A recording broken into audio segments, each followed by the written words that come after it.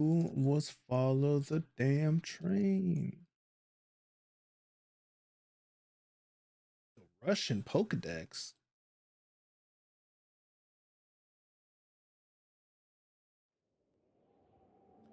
Belushki.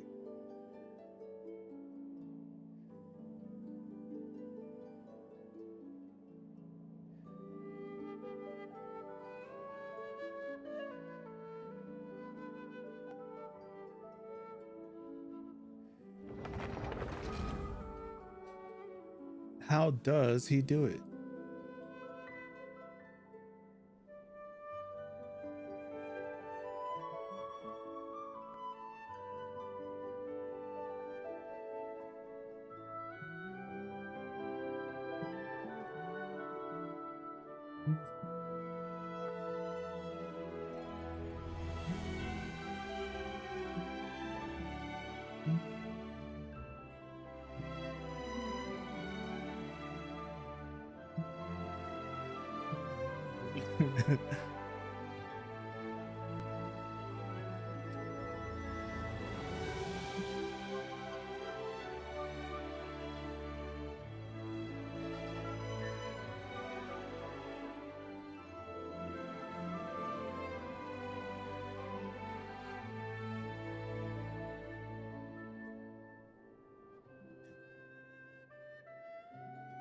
All right, let's get Nod Cry over with. Season 3, Nod Cry Season 3, is that what we can call it now?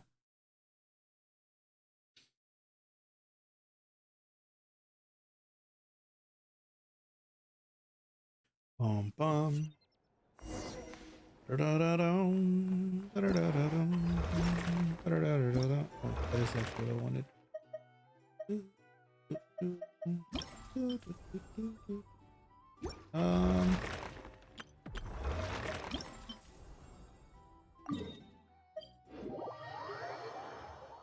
I should unironically do one of each because I almost never do any of the weapons ever, and it ends up biting me in the ass because I don't do any of the weapons.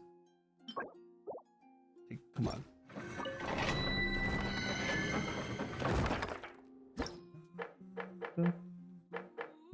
Alright, we'll do Radiant Splendor first, and then we'll move on to the other one, and then we'll move on to the other one. Bloom, Hyper Bloom, Bergen reactions that characters triggers increased by 150%. Lunar Bloom reaction damage is only increased by 50%.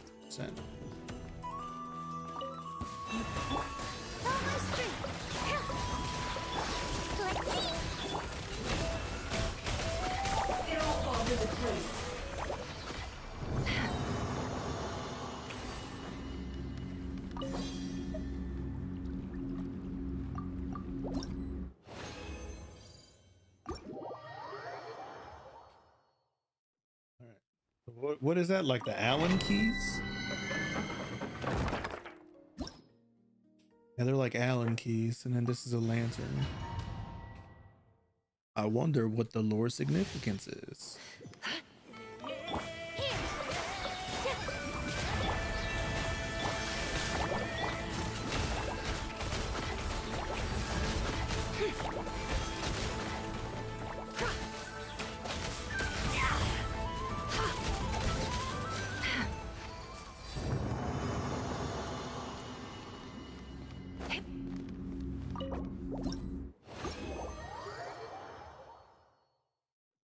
Wait, no, we still have tomorrow. Today's Saturday. Oh, it's so nice.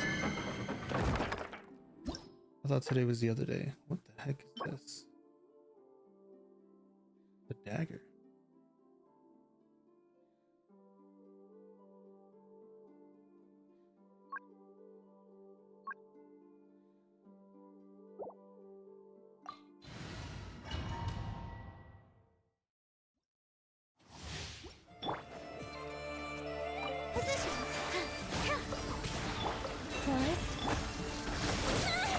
No more lies.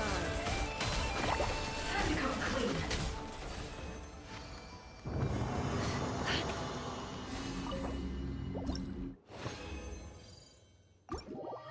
And that's all 3. I mean, it's fine. It's not as perfect, but you take what you can get.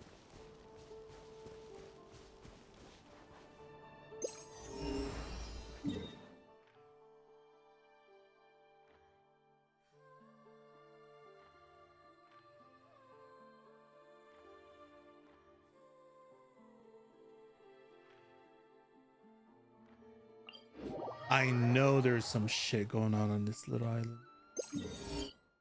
Brother.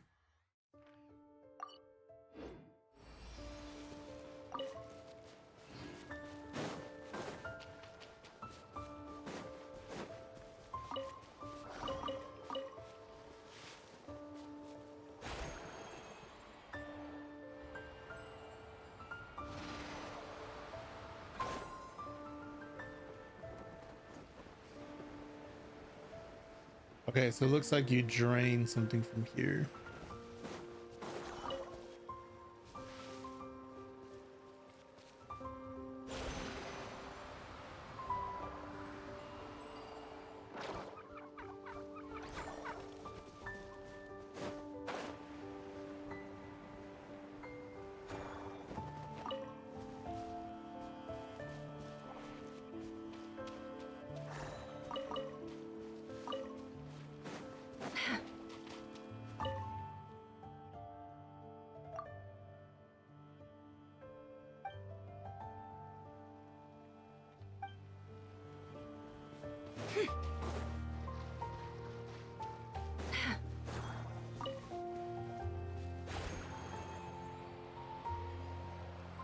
What do I need? Red Kuvaki?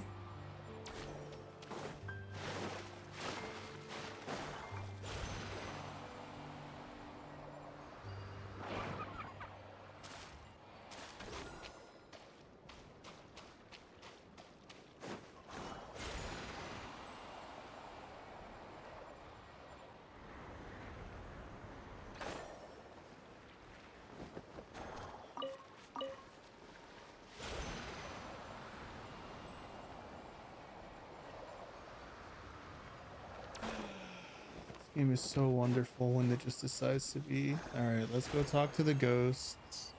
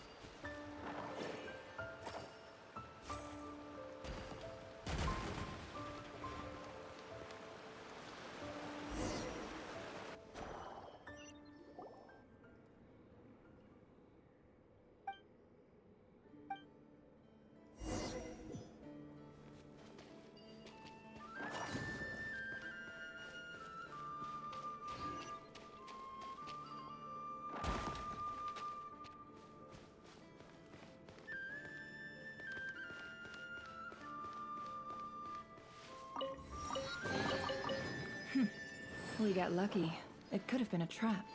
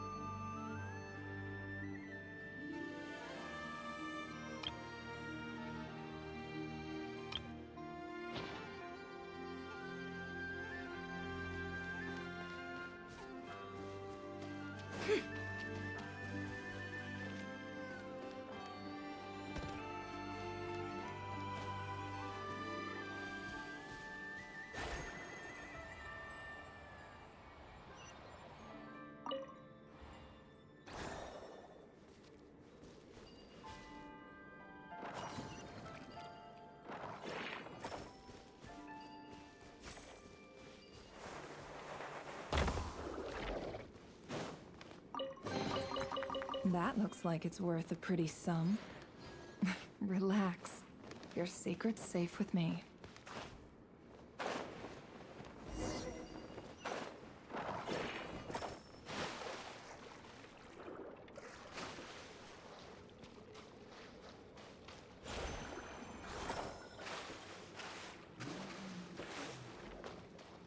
Who the hell?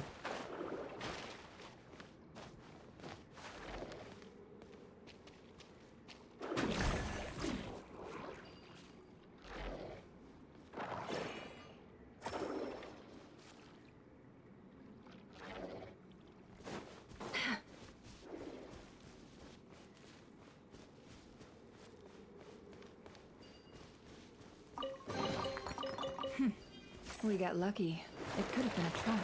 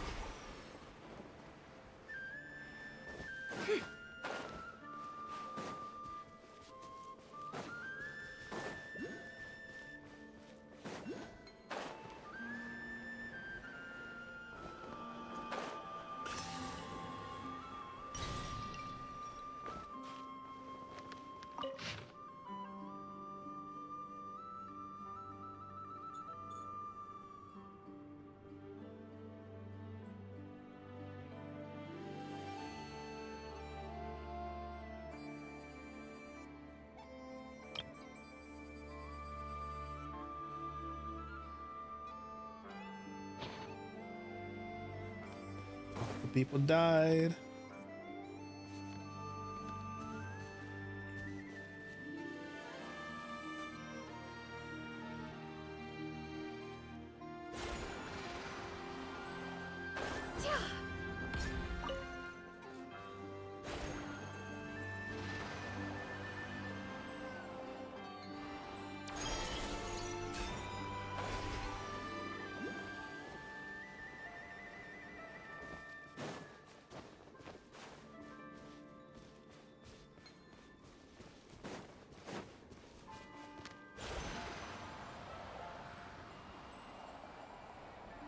Needs to find the flowers.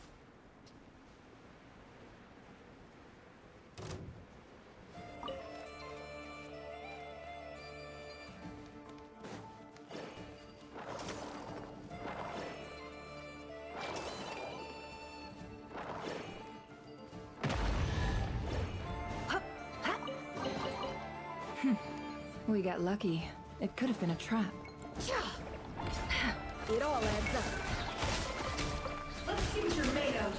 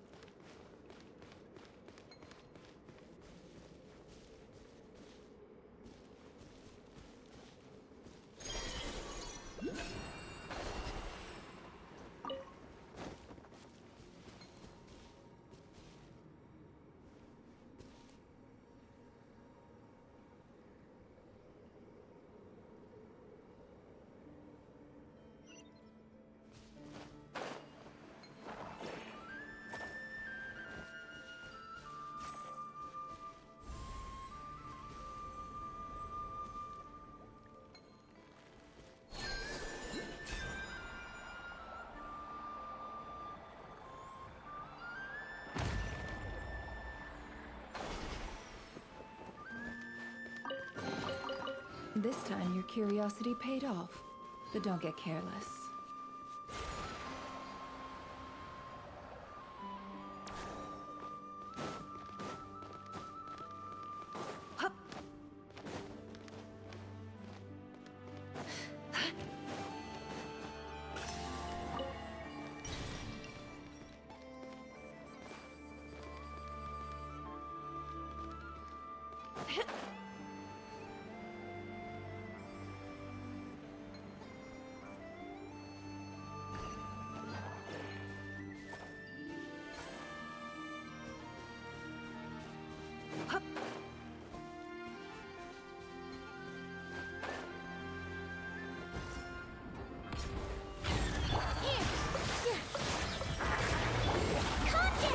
Leave this place. No more lies.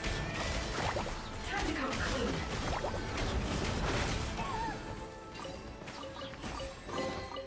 This time your curiosity paid off. But don't get careless.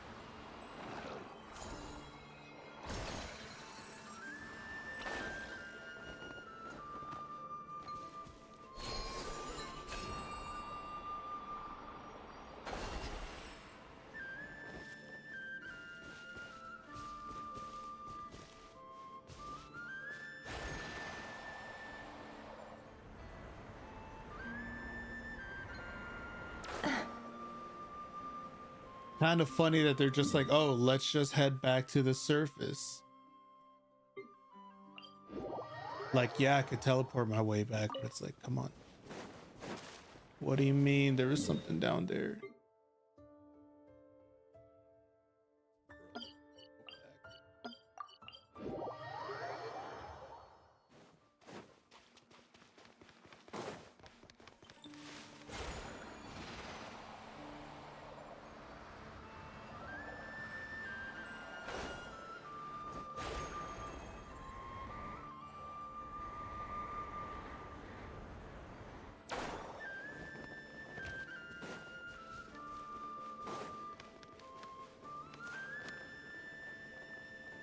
I saw this coming.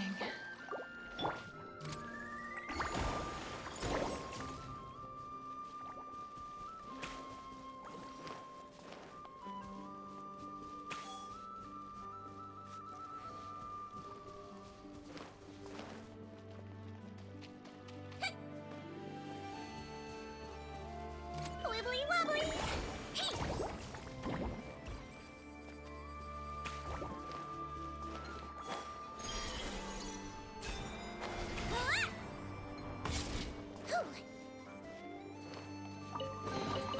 Don't smile too much, or your face will get tired.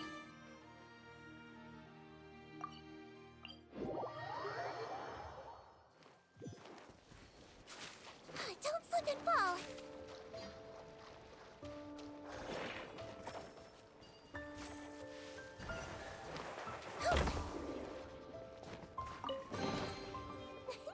A very nice treasure for a very lovely person.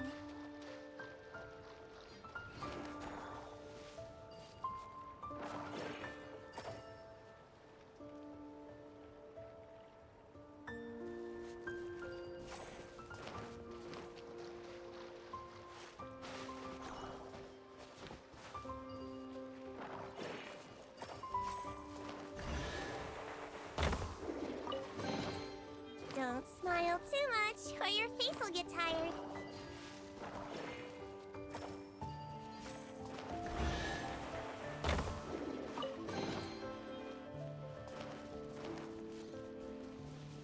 Don't slip and fall.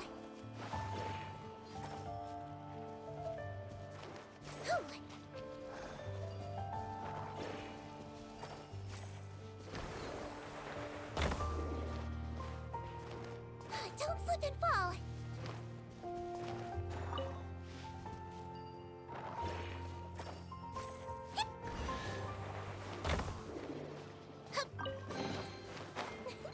A very nice treasure, a very lovely person.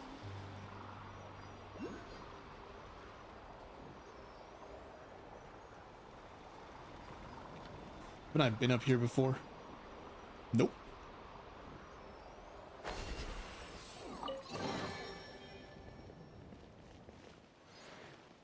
Something down there.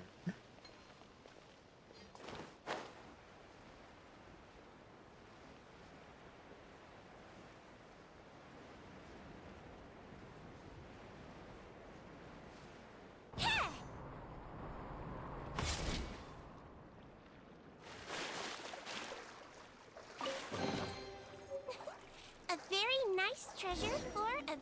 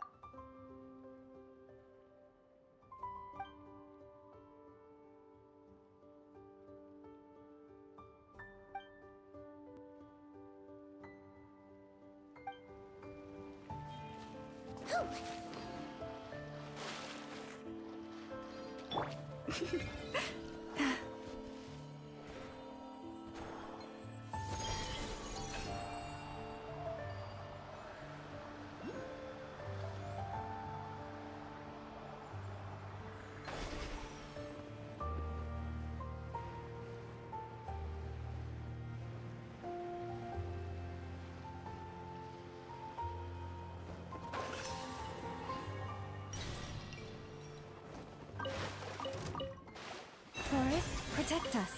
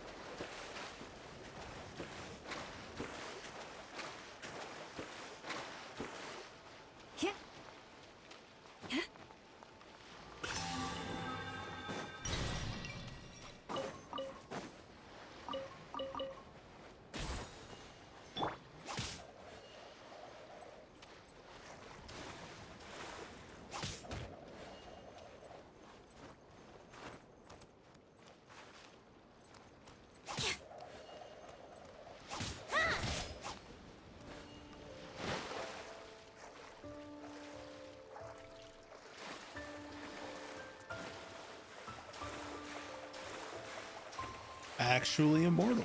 Ooh.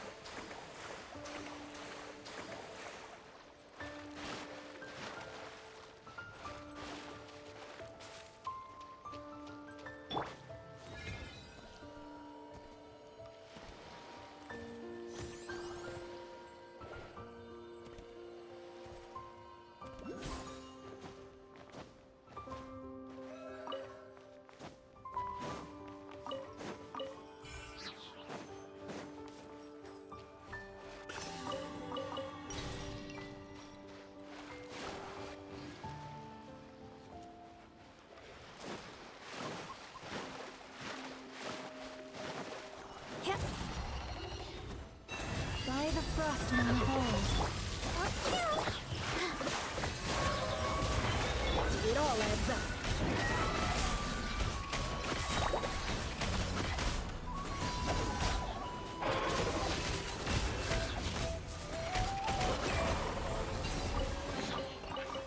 looks like it's worth a pretty sum. Relax. Your secret's safe with me.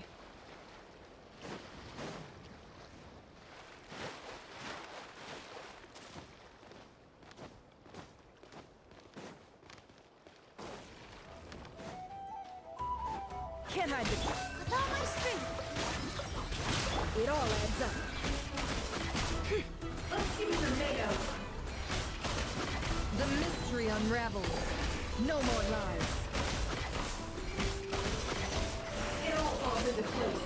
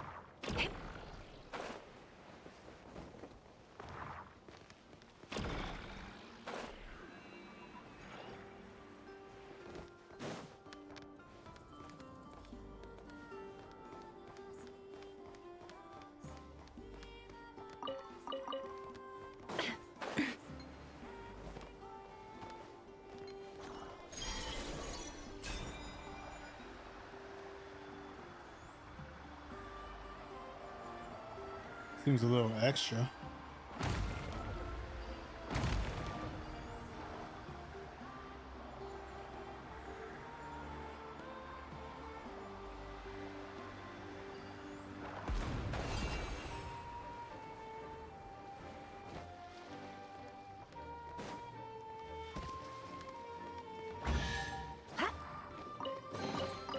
This time your curiosity paid off, but don't get careless.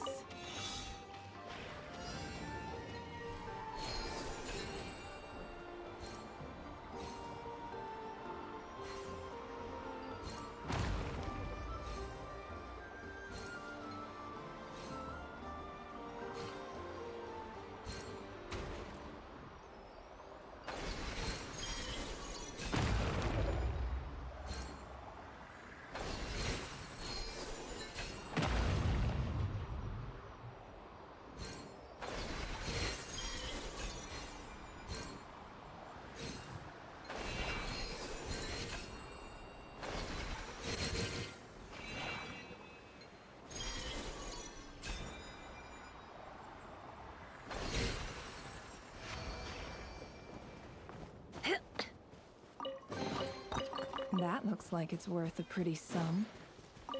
Relax. Your secret's safe with me.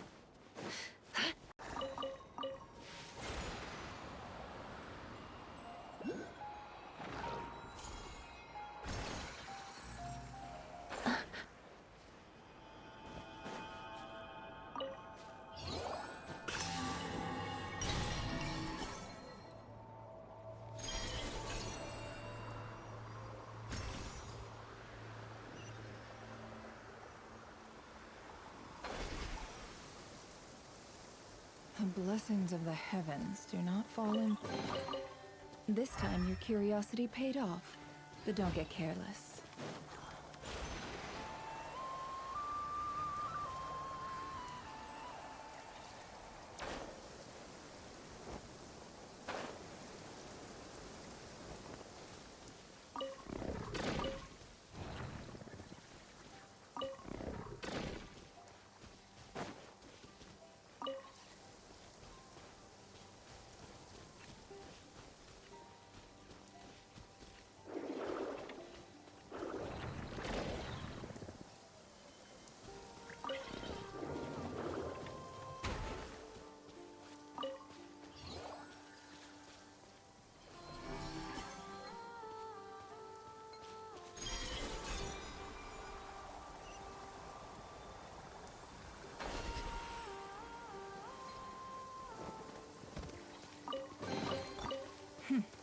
We got lucky. It could have been a trap.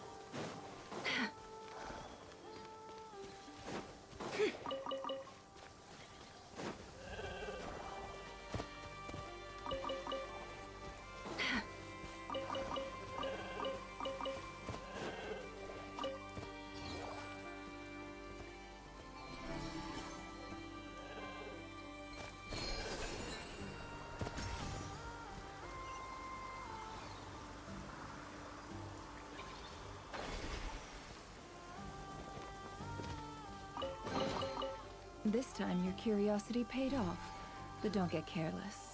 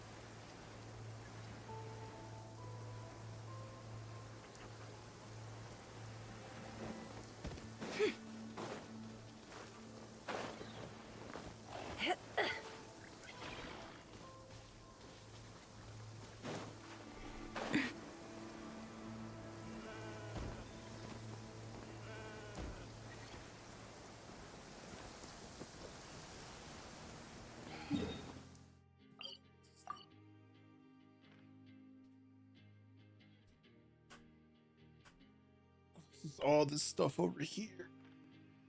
Man, how is it at 100% if we still got... Man, I'm not gonna deal with it. Back.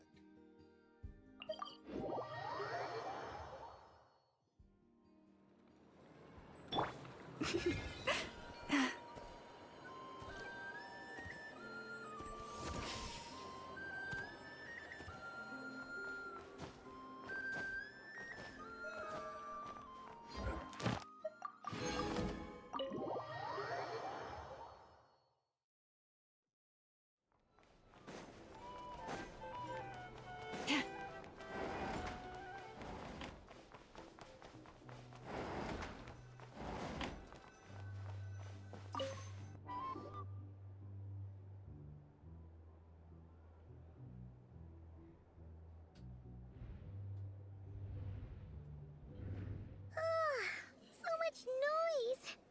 What's going on this time?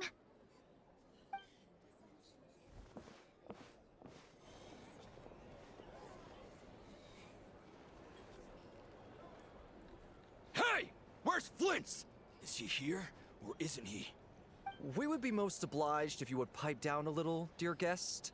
Our other guests are resting. Resting?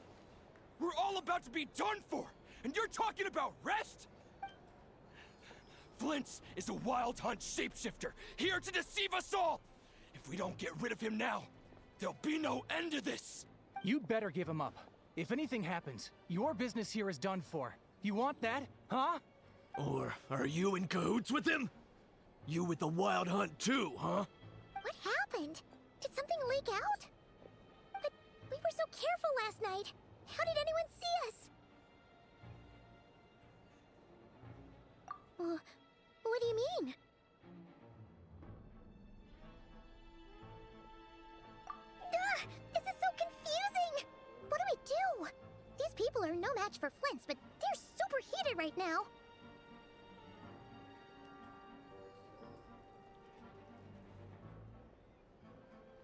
It's not like all the unusual stuff about him will make it any easier to explain either. Okay!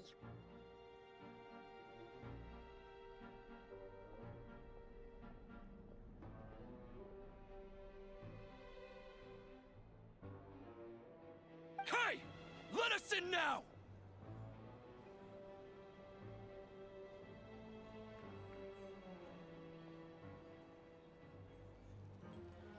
My apologies. My apologies.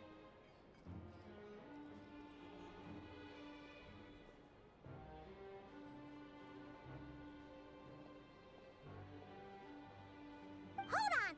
Calm down, What in Tevat is the meaning of this racket? Are you intent on depriving both the Voynich Guild and the Curatorium of Secrets of even a moment's rest? Boss, do we really have to entertain people who don't respect the rules? Call a few of your boys and have them thrown out. And what hole did you crawl out of? A watering hole, of course. The one you've just disturbed. A place to get a moment's respite from all the recent unhappiness, and to escape from all this talk of the wild hunt, or strange ghosts and phantoms. Who'd have guessed people like you would come bursting in, shrieking louder than any ghoul? This is a matter of utmost importance. We've got solid evidence. All we need now is to confront Flint's face to face. Exactly. And you sure don't look like an impartial party either, Nefer. Oh, don't I now? How about this then, boss? Let them do their search. If they find their man, they can have their little chat. But if they don't, then they owe everyone here an apology, as well as compensation for all the racket they've caused. Wait, it's... All right. I suppose that's the only way. If we don't let them in now, they'll be back sooner or later. What a mess. Oh, alright then. Well, I'd say that sounds like an impartial proposal. What say you? Or are you suddenly unsure of yourselves? Come on, everyone! Move it!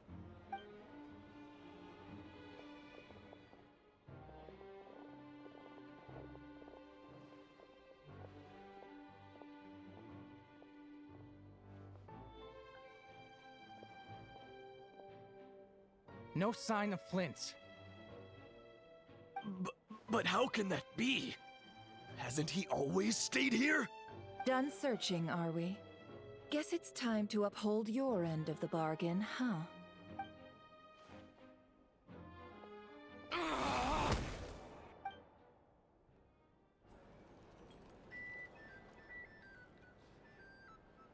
So, Paimon, you've been waiting to ask me something, haven't you? Yeah, how did they even find us here? My inside man with the Lightkeepers informed me that you paid the crime scene a late-night visit. I surmise that you must have rendezvoused with Flint's and obtained some new information. Then, early this morning, a group of people gathered at the town gates, news spreading amongst them that the wild hunt could disguise itself by taking on familiar faces. Everyone started throwing out the names of possible suspects. No one seemingly was exempt. And amidst it all, Flint's name started gaining more and more traction. I'm sure his solitary lifestyle may have played a part, but I wouldn't discount Rerir throwing fuel on the fire in secret. So, did Flint's make his escape after hearing about this? And that's where I, Yehoda, the quick-witted, fleet-footed backbone of the Curatorium, got my chance to shine. While everyone was super focused on the argument in the main hall, I, alone, noticed an opening. I got her to climb up to a window to help Flint's out, only for her to return with nothing but a lantern. Aw, come on, boss. I was just getting started. We initially intended to bring Flint's back to the Curatorium and wait those people out, but I never expected this to be all that was left. I imagine, though, that he wouldn't have left something that was so seemingly important to him behind. Might he intend to come back and get it later? Maybe. I'm not sure. Well, he's out of harm's way now, so that's not super important, right? Oh? What Paimon means to say is, we got lots of new intel to share. All right then. Yehoda, contact the others. We're going to need all hands on deck. Let's have this discussion over at my place.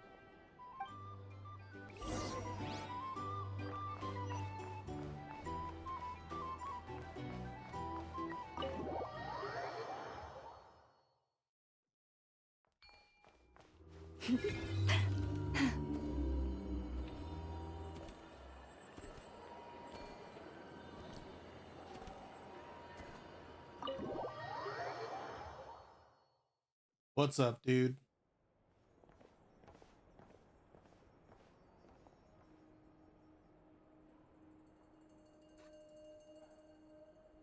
I see.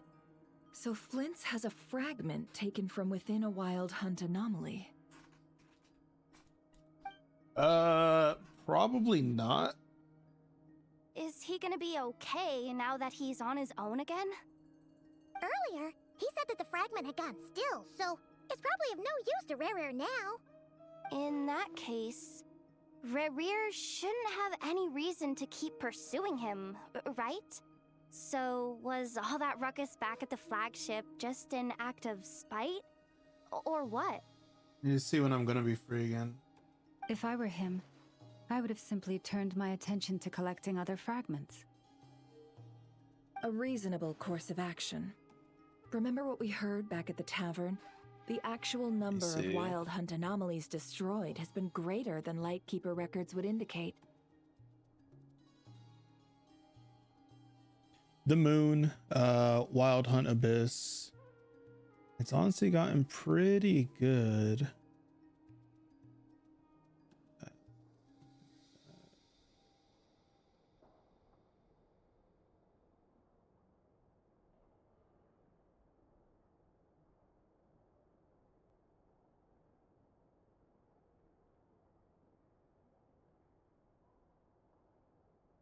Some of these must have been Rare's doing. He must have been seeking more fragments. Huh.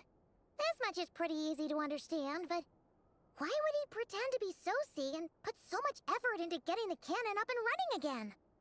Maybe 'cause that'd be more efficient than having to clear anomalies himself? Yeah, I'm confident that the ammo we're packing has the oomph to do that. But I am a mechanic after all. For me, test data and their conclusions speak loudest. Oh, why don't we find a few of those fragments ourselves and use Kuvaki to carry out a little experiment? Our lab could certainly accommodate such a test. In other words, we gotta destroy a couple of anomalies and collect fragments from them, right? Lightkeeper operations have just about ceased following the Sergeant Major's passing. Meanwhile, the Wild Hunt continues to grow in scale by the day. I fear only we can keep the situation under control now. Then we best act fast. Paimon's got a bad feeling about this. A feeling we all share, I'm afraid.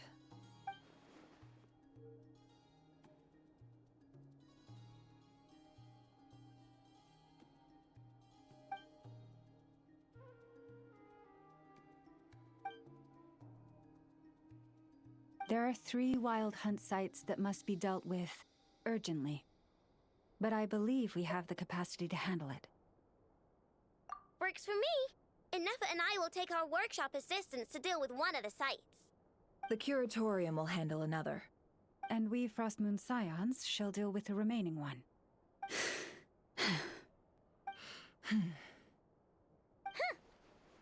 didn't think she'd ever get to see everyone here carrying out a plan together like this.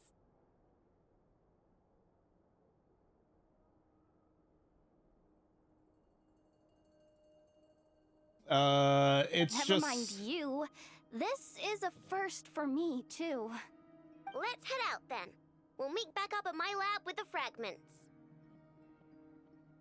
Let me try and condense this down as fast as I can. Krai is Nordic. Green-haired girl with the Egyptian motif is is an information broker that can read minds. The pink-haired girl and the robot girl are mechanics that built a giant super weapon that runs off of moon energy that can blast away the Wild Hunt, which is this region's form of the Abyss.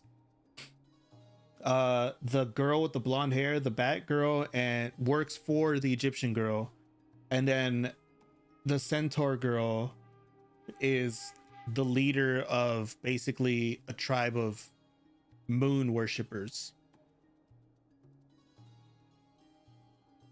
Understood. Time is of the essence now. Our foe could make his next move at any moment. Yes. So we must stay in contact with one another. Gotcha. Stay safe, everyone. It's very Paimon adjacent. It's not bad. A lot of people have been recast. Kuchin got replaced. Kaylee Mills is replaced by someone else. A lot of the new voice actors are just going by anonymous. Anyone seen the lantern? Has Flint's dropped by already? Well, considering what you said earlier, you know where we're going next, right? Yes. Not Krai, it's Snezhnaya. It's the southern tip of Snezhnaya that basically encompasses a whole tribal area. So this is all Snezhnaya, all the way up to here, which is supposed to connect with Fontaine around here or some shit like that. And then somewhere around here is supposed to be the Light Keepers or something like that. I don't know. So we got to go meet up with Flynn's. Flynn's is a fae. Let me I have to try and condense this down. So it's all Nordic, right? So it's all like, you know, moon and Nordic and the moon and Nordic and everything like that. It's honestly the best the Genshin story has been so far, only because they're getting the twins more actively involved, and it's more centralized plot instead of the one of the archons either being in trouble or dying or what have you. It's just the moon, the story, because what is unequivocally more relatable to all cultures than the moon? And the answer is nothing. The moon is the strongest presence in every culture.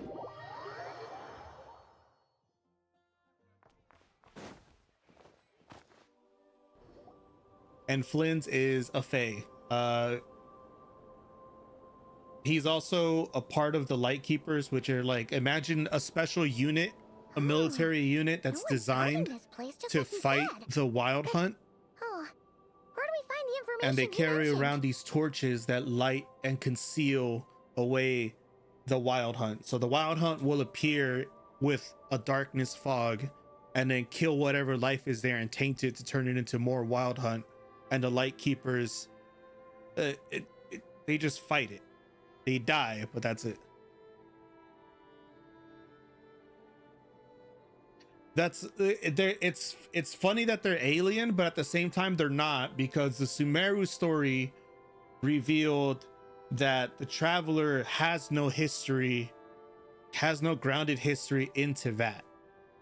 When the climax of the Sumeru story happened, they revealed he has no grounded history in Teyvat, but for whatever reason his sister does have grounded history. The world remembers his sister before the events of everything that happened. Like, she was supposed to be born in Teyvat.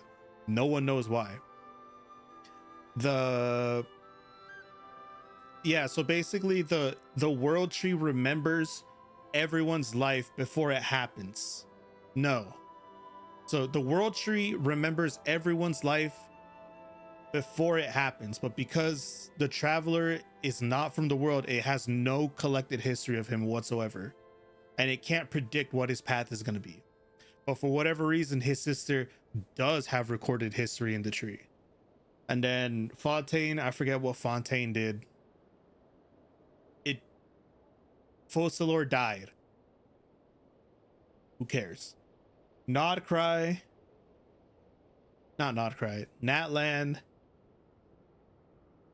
revealed that Il Capitano fought in the Abyss, Natlan invasion. He's dead.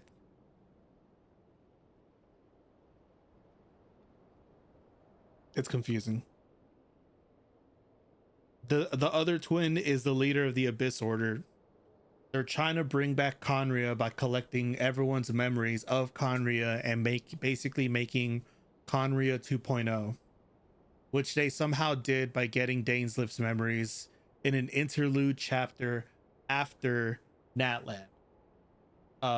There was also a weird incident. They also started bringing up some concept about a spaceship, which wasn't familiar.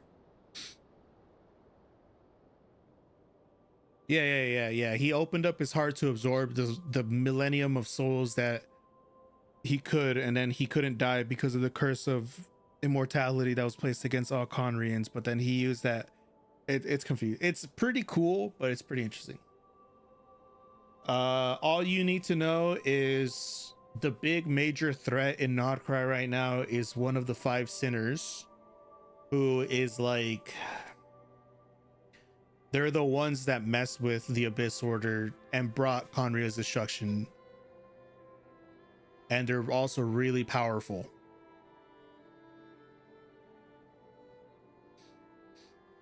No, only Lumine is Conrian. They come from a different universe altogether.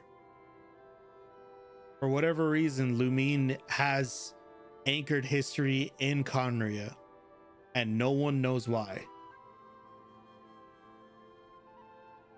Quote unquote, no one knows why.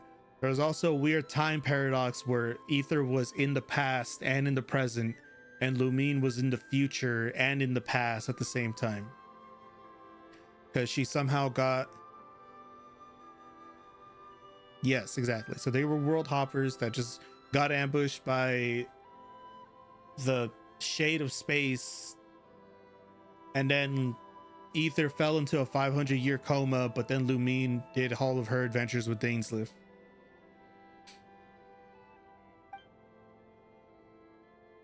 And this is way. Flynn's, Let's aka move. We're the running out of Kakashi. time.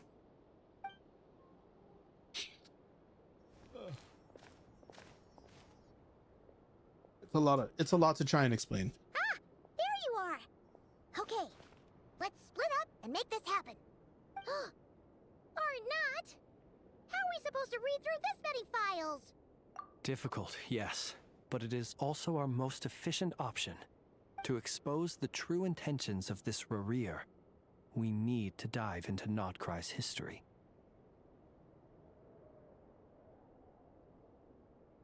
No. Hope we don't land on our heads then. Ah! Ghost! That file suddenly moved by itself. This is a graveyard, right, Flint's? Do these things just gotta happen? Many strange things happen here, but this is not one of them. But that file really did move by itself. Hey, come out! Don't scare Paimon like that!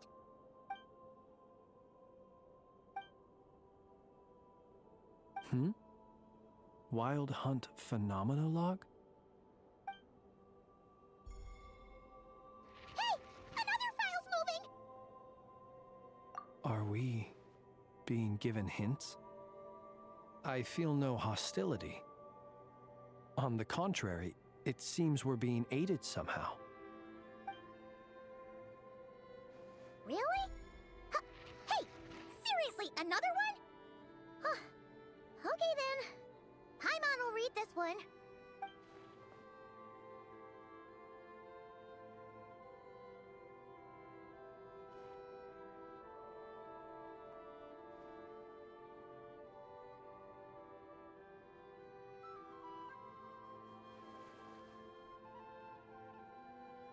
Phew!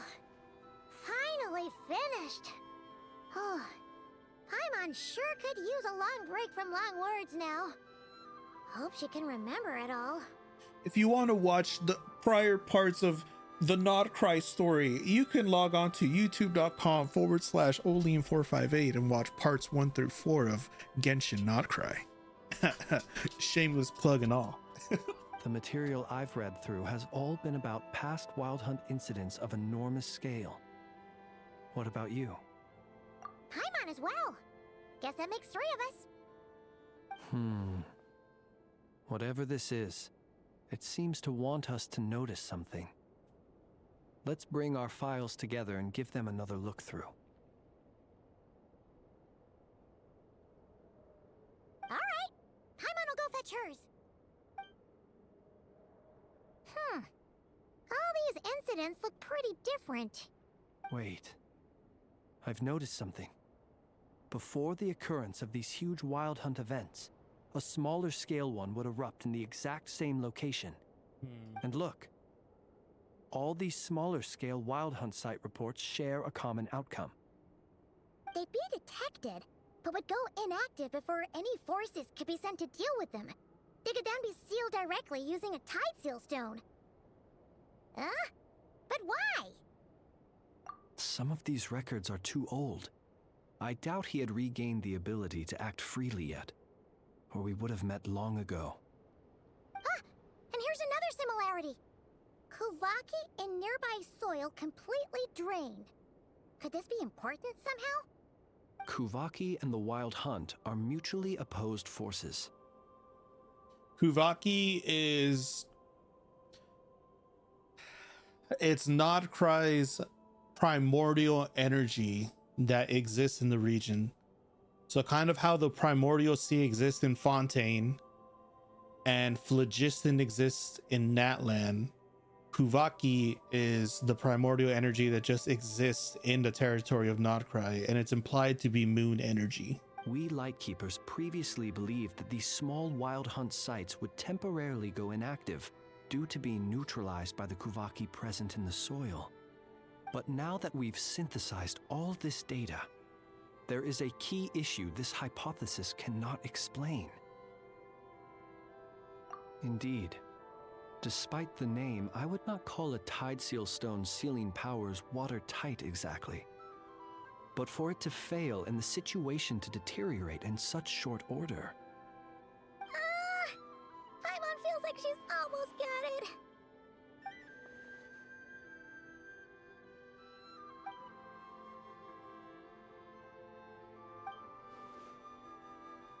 Yes, that might be it.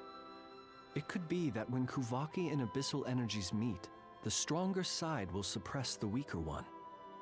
And while Kuvaki can indeed destroy small-scale Wild Hunt anomalies, should Rerir be strong enough, the Kuvaki might be his for the taking instead. Paimon kinda gets where we're going with this. What are you referring to? The ancient dragons, Flynn. Oh, we had a real close encounter with the Abyss in Netland. It's a force that tries to taint everything. It's hard to explain in detail, but basically, your reasoning makes sense. Was there a gap between him pretending to be Sergeant Major Sosi and the cannon being fired? There was. Aino needed to make some adjustments after we finished those repairs. Rerir, disguised as Sosi, left at that point, leaving him more than enough time to shapeshift into you, return to the Lightkeeper's office and set up the crime scene, before heading over to the cannon's target area and absorbing the Kuvaki. It all makes sense. And all that just for the fragment I had with me. It begs the question, what makes it so special that he needs it so badly? That's odd. We shouldn't have any guests. I'll go take a look.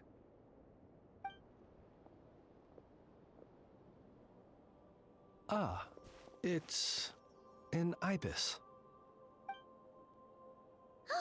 It's carrying a letter! Oh, Lauma must have sent it. She can speak to little animals. Let's see here. Situation urgent.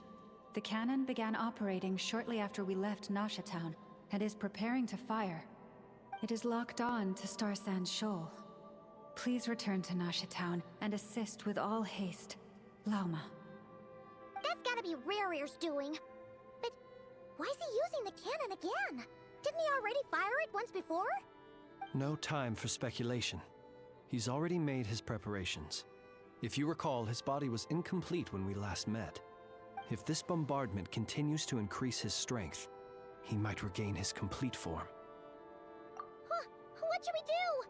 There's no way we're getting back to Nasha Town in time. Let's go to the cannon's target site. That's where we should find Rerir, and that's where we'll stop him. One moment.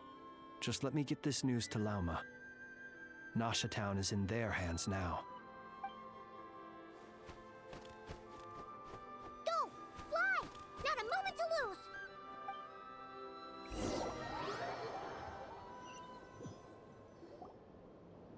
You're here, as expected. Humans, you never change. Always trying to use powers you neither comprehend nor control. But it is also thanks to you that I found a way to return. You've messed with the cannon again, huh? Sorry, but this round's not gonna go your way. Such faith in your companions. But will the inhabitants of Nasha Town understand why they wish to stop the cannon? I think not. When all they see is the wild hunt surging up everywhere they look, the cannon must seem like their only lifeline.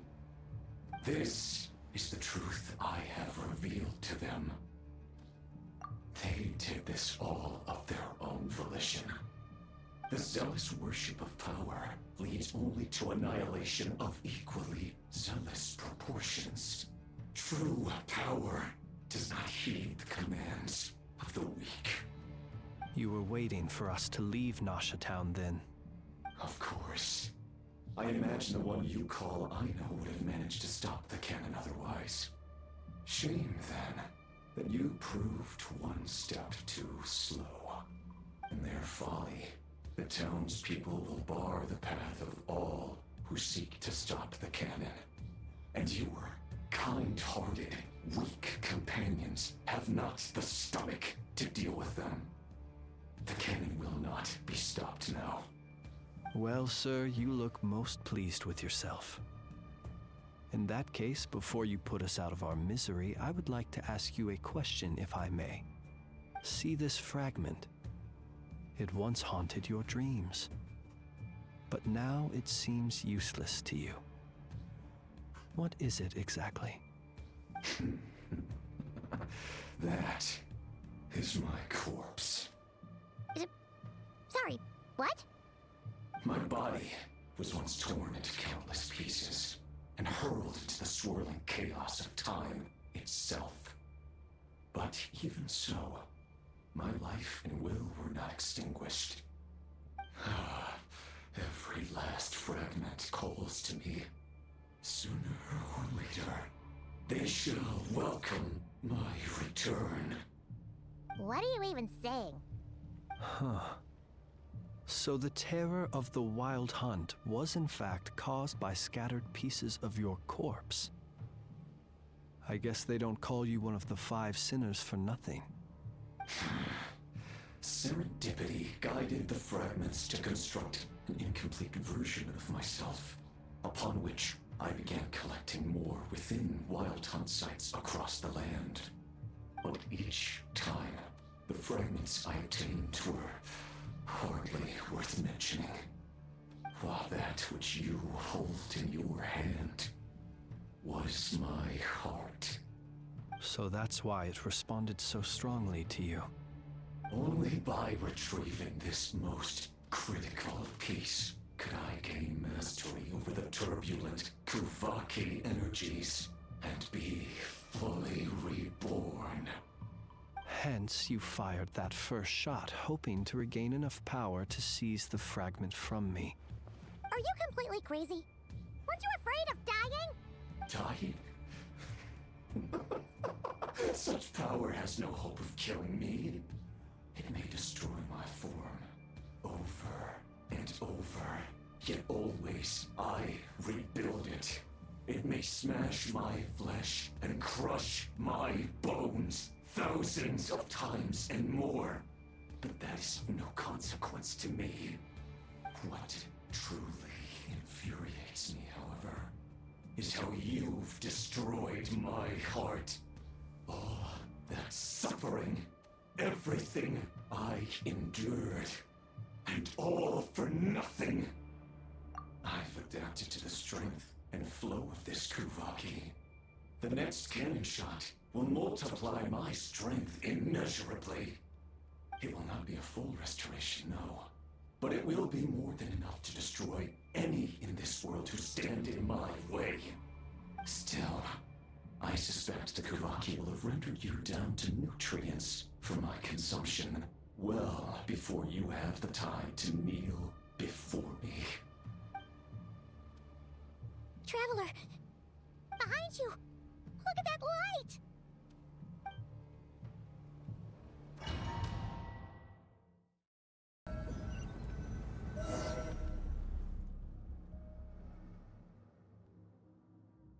Dang it! Who fired up the cannon without my say-so? Its defensive barrier has also been activated, likely in anticipation of interference by malicious actors. The air is thick with fear and anxiety. It's spooking the birds and beasts. What exactly is going on? You're here. Looks like this was all part of Rarir's plan. Not only did he plant seeds of suspicion in people's hearts, seems he's now igniting them.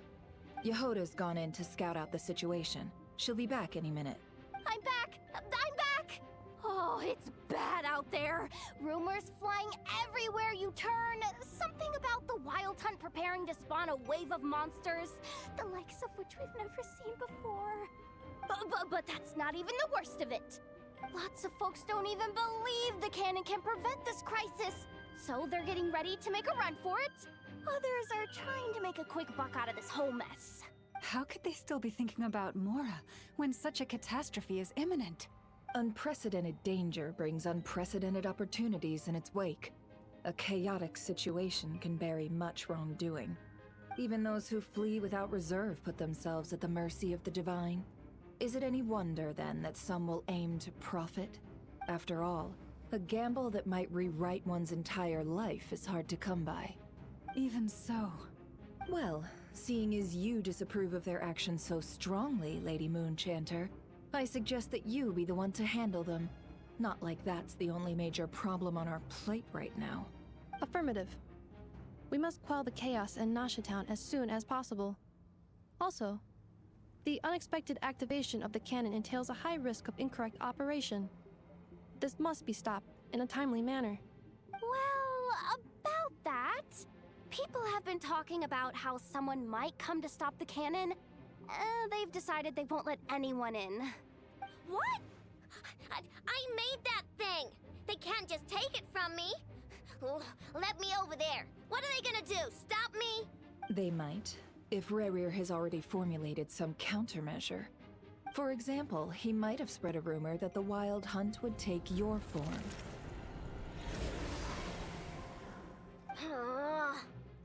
Possibility high. If they view the cannon as Nasha Town's only hope, they are likely to conclude that anyone who tries to stop it must be with the Wild Hunt. We will face strong resistance, but they're just ordinary people. Brute force must be avoided, if possible. There's no time. Let's go into the town. I'll find some way to calm the townspeople. You find a way to stop the cannon. Oh, you're back. And you have a letter? The Traveler won't make it back in time. So they're heading straight over to Star Sand Shoal instead. Wait, what? Isn't that the cannon's target? Why would he go there? Assessing risk level. Maximum.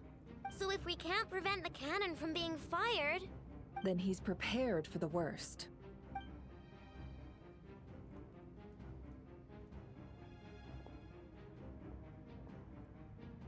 And we must ensure that his trust in us is not misplaced. Let's go.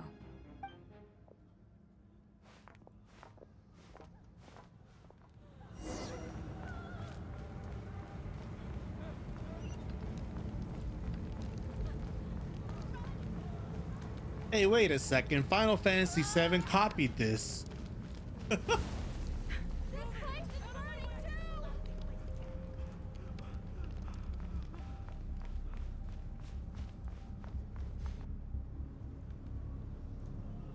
Most of those we've met so far have been attempting to escape, so they haven't gotten in our way.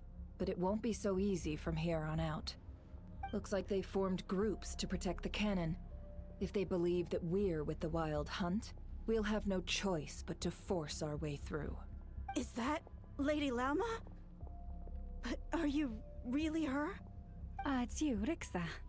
I believe you recognize this power, having lived on Hisi Island for so long. It is not something that anyone else could imitate. I do, yes.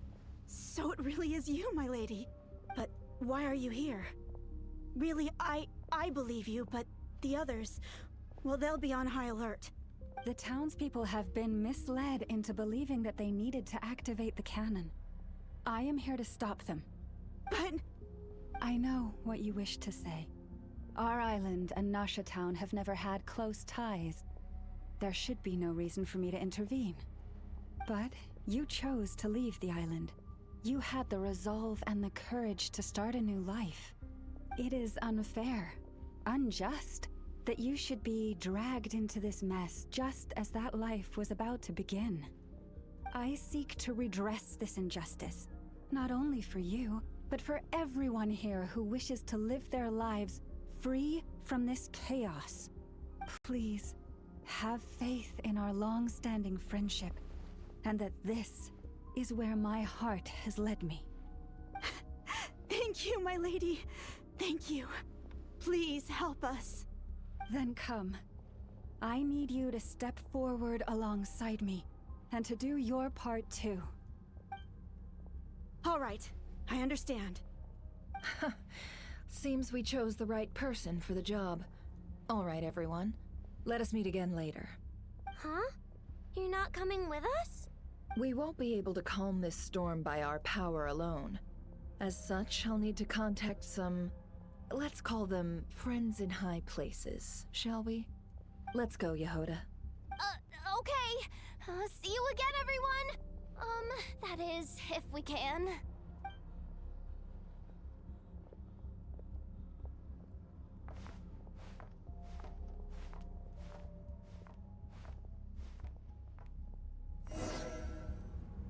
Remember these words. The road shall be paved with truth, and we shall pave it ourselves. We'll grab this. It's you, Lady Moonchanter. It's her. Everyone, it's her. You're right, my lady. At times like these, we must rely on ourselves. You know, Genshin's use of acids has always been incredibly strong ever since, I don't know, I want to say Natlan, because they're using the custom model of Ascended Gleam Lauma and then forcibly using her burst so you can get the whole spectacle out.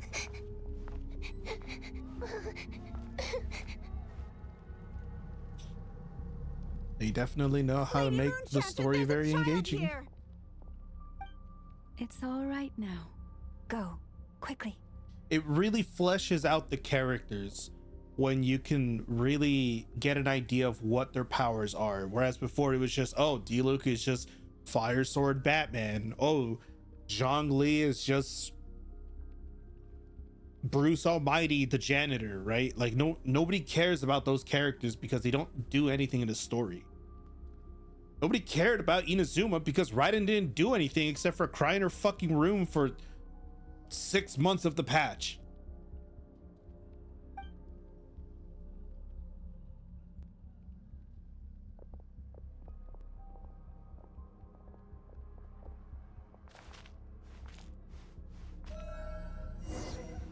You wretched monsters!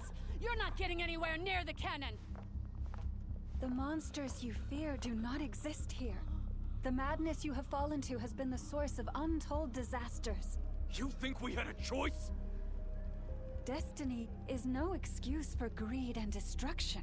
The choice has always been yours to make, and it remains so, even now.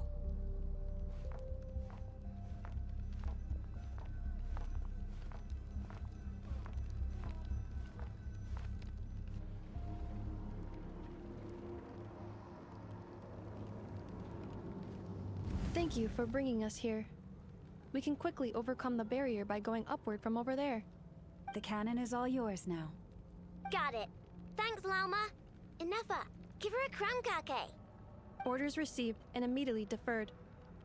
Departure takes priority. Please, everyone, listen to me.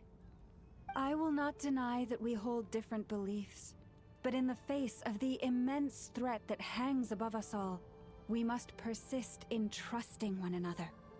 Otherwise, rifts will surely form, prized open by those who harbor ulterior motives.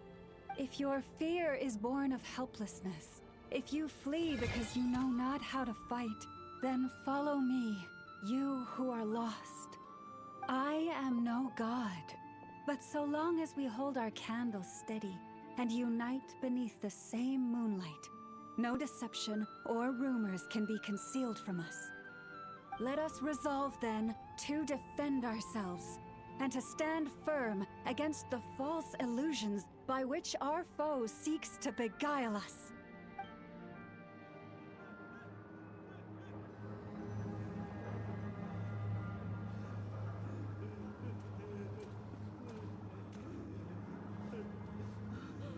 Let's go, Anafa. This way up. This is making me dizzier than I expected. They got a custom grind model? Are you serious? Adjusting route. Make ready. They've got a custom grind model? Are you serious? Genshin, not Krai. What are you doing? Out of the way, small fry.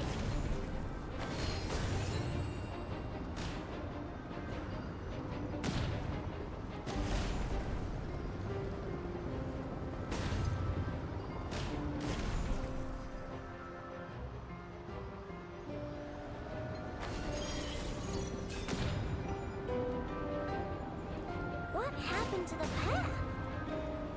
Track missing. Fall imminent. Come on, come on, come on! Get out of there! Whoa, nice! Preparing barrier breakthrough. Brace for impact.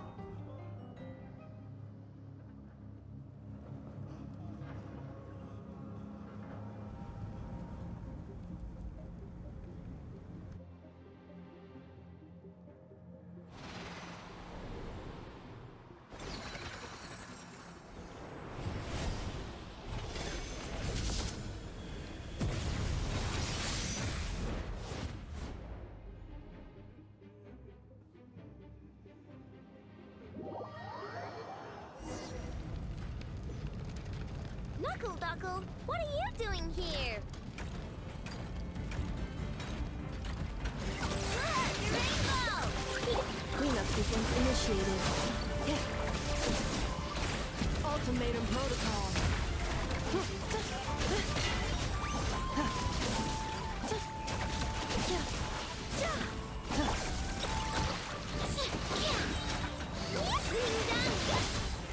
Insulation chamber deployed.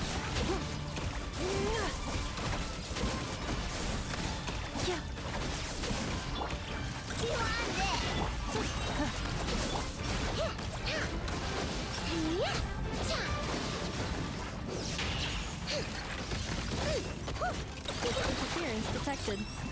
Entering countermeasure mode.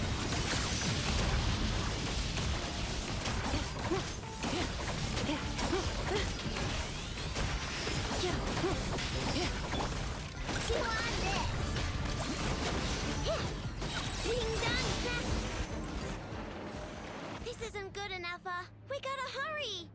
Scanning. Kuvaki ammunition fully loaded. Preheating complete. The cannon is going through its final pre-fire checks. Aw, alright, let's hit the emergency brake. Assessment. Not enough time. Emergency brake will cause internal explosion of stored Kuvaki. Damage assessment. Incalculable.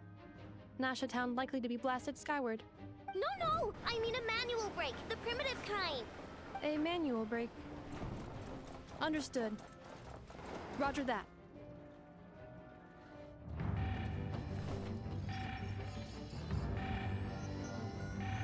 We are out of time.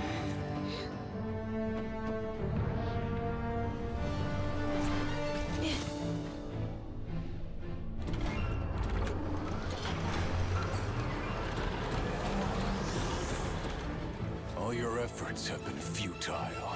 It is too late now. Perhaps you're right. Why aren't you running?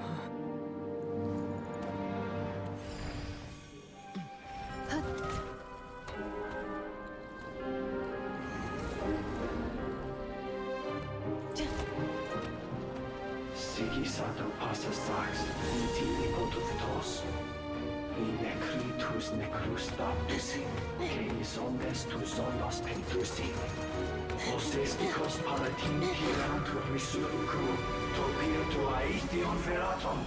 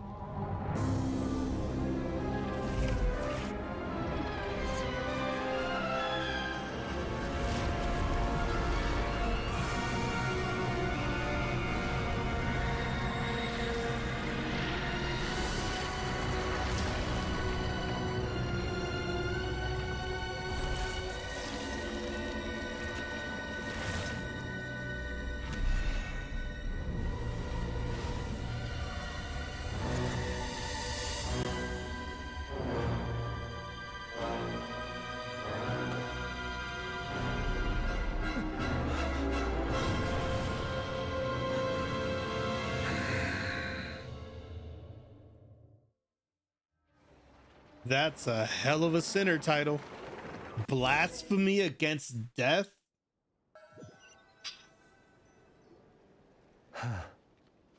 Well, that's not good. Sluggish, torpid. This body is a disappointment. I can barely muster 10% of my original strength.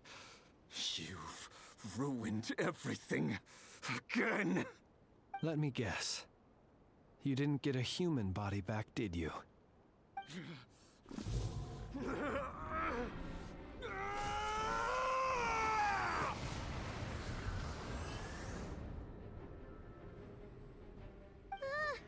What's with him?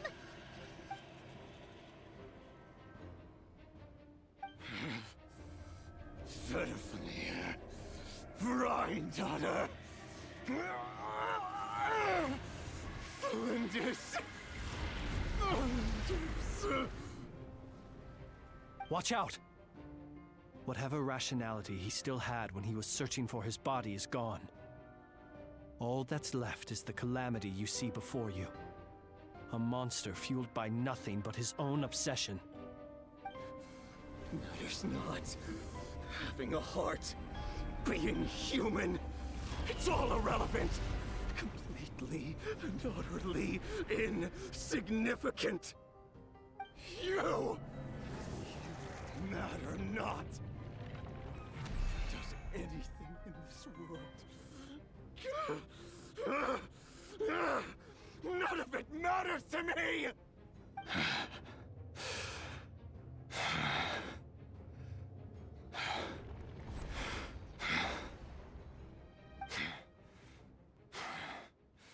Fools. Time to die!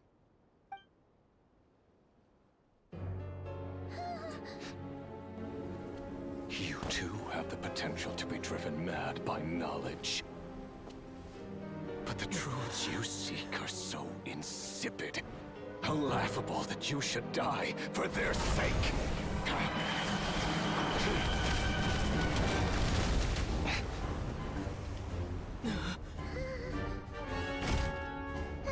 You're wrong. The unknown is but a fog to be dispersed. Knowledge is the true pillar of the world.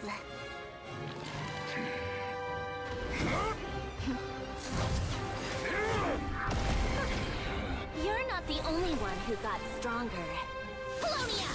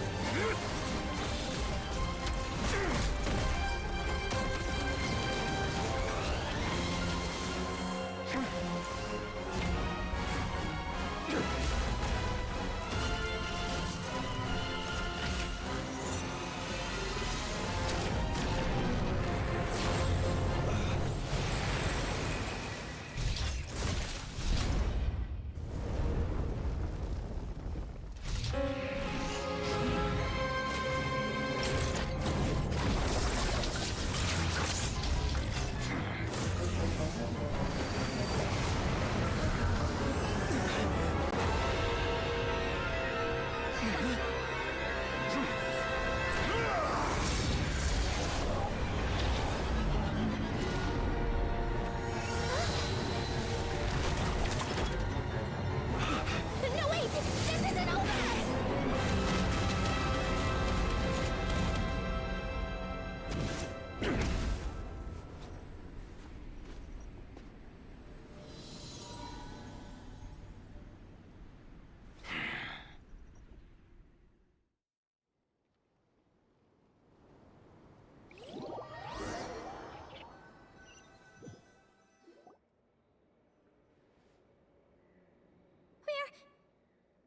We're safe? It seems this young lady aided in our escape. You have my sincere gratitude, dear madam. The flowers here bloom in such peaceful silence. I imagine you would not have invited anyone here were it not an emergency. Oh? I take it that means you've been here before then. In that case, I count myself fortunate to be your associate. Columbina! What did you do that for? I studied his abilities inside out, equipped Polonia with comprehensive countermeasures. We were going to settle the score! But he still broke through, did he not? What? You expect a battle to be completely one-sided? I just didn't expect him to have no sense of honor whatsoever. Polonia would have been fine in a head-on clash, but battles just get chaotic. Oh, so you actually thought you could win. Have you been taking care of yourself lately? Your calculations seem to have deviated quite seriously. Perhaps you could try sleeping and rising earlier. Or you could adopt my previous recommendation and... Hey, listen here, Columbina. I tolerated your nonsense previously because we were colleagues. There's a Fatui warrant out on your head, and don't you forget that. Don't make me fight you right here and now. Oh, I was just a little concerned about you, that's all. Just like that time when you weren't making any progress with your research. So you went and cooped yourself up all alone. That was none of your business! And don't you ever drag me out to one of your freaky hovels again! Come on, Polonia! We're leaving!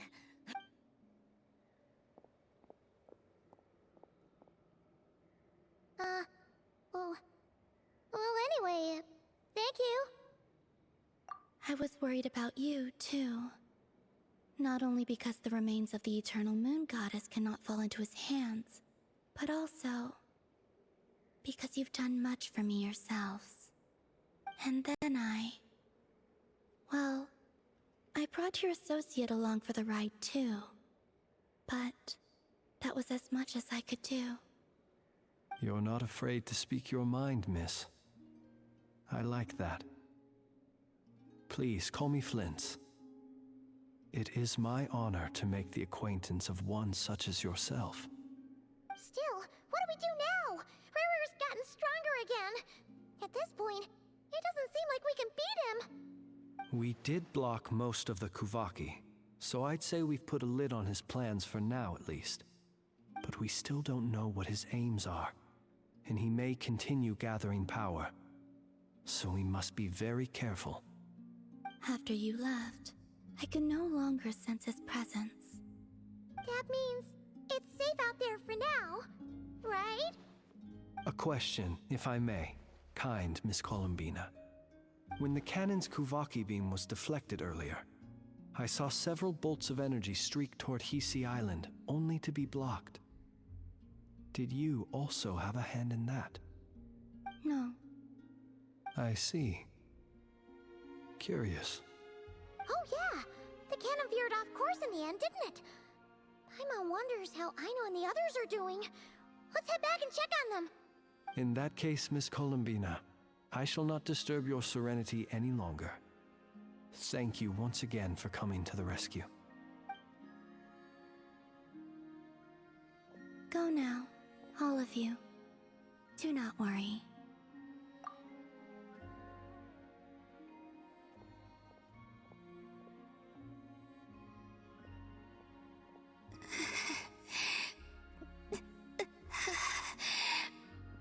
My strength still isn't returning. It seems my time is running out. Uh-oh. Well, that's not good.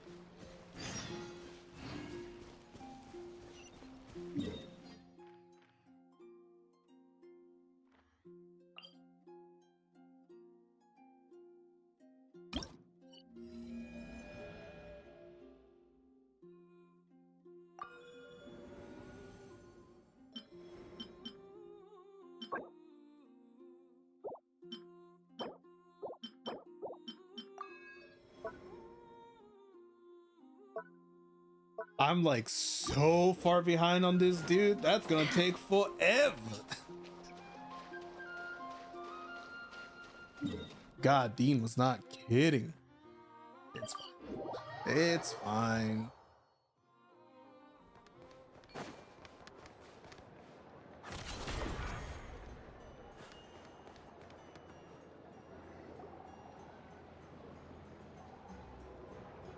Fortunately, we were able to minimize the harm. Only a few townspeople were hurt. But the Reikir of Solnari has now gained a complete form, while we still know nothing about his goals. It seems we have done something akin to releasing a vicious Kukusaur into the wild.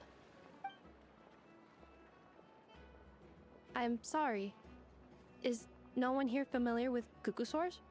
Paimon knows what you mean, but that analogy seems more than slightly understated. He said that this world means nothing to him, so it is possible that he doesn't have a reason to fight us at the moment. If his objective had been revenge alone, we would likely have no recourse. Is there, still time for me to tender my resignation? Just kidding, just kidding. Don't worry, boss. I know there's no running now. So my cannon, my pride and joy was a hindrance rather than a help. You know what?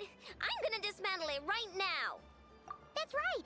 And it still works on normal Wild Hunt anomalies. Don't let this get you down, I know. Flints, we'll need you to attend to the aftermath with the Lightkeepers. Don't worry, I've explained everything to them. You're in the clear. My thanks. For that and for everything else I hear you did to help us arrive at the truth. Had you been willing to show yourself in public more often, you would not have been so easy to isolate, you know. Point taken. I will give that some thought. I suppose that's one way I'd benefit from replacing Sergeant Major Sosi. You mean you're being promoted? Was Paimon the only one who didn't get that? Well, if you've got a moment, would you like to come with me?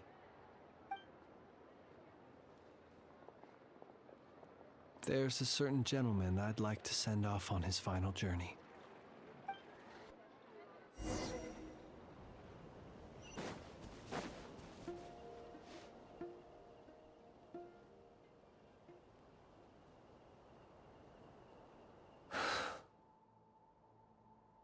This man was like a lighthouse. Here he lived as if it were a mere matter of course, and brought light and grace to those around him. But people, once used to illumination, are apt to ignore the lantern's presence. Slowly, gradually, he came to think as such himself. I have achieved too little. I must do better. There is more work to be done. Perhaps his end was tragic. But I remain proud of the way in which he illuminated the path for others. Every shadow born of the light shall remember it. Oh, poor guy. I've heard that one too.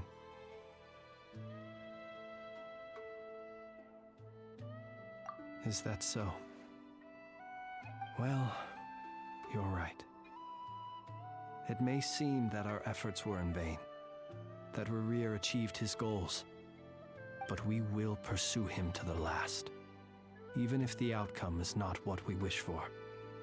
It is not dissimilar to the role of a graveyard keeper. We do not seek to bring the dead back to life, only to grant them peace. Oh, what are you two talking about? Care to explain? Okay. Either way, the Lantern Fae is not playing the leading role in these final rites. Lightbearer, with your blood you have paved the road to glory and justice. Even as we hurry on, bruised and battered though we may be, stay a while and look back upon the world and all its love and hatred, until it closes its eyes in the depths of night, and a lantern lit for you alone flickers softly into life. Thank you for everything, Sergeant Major Sosi.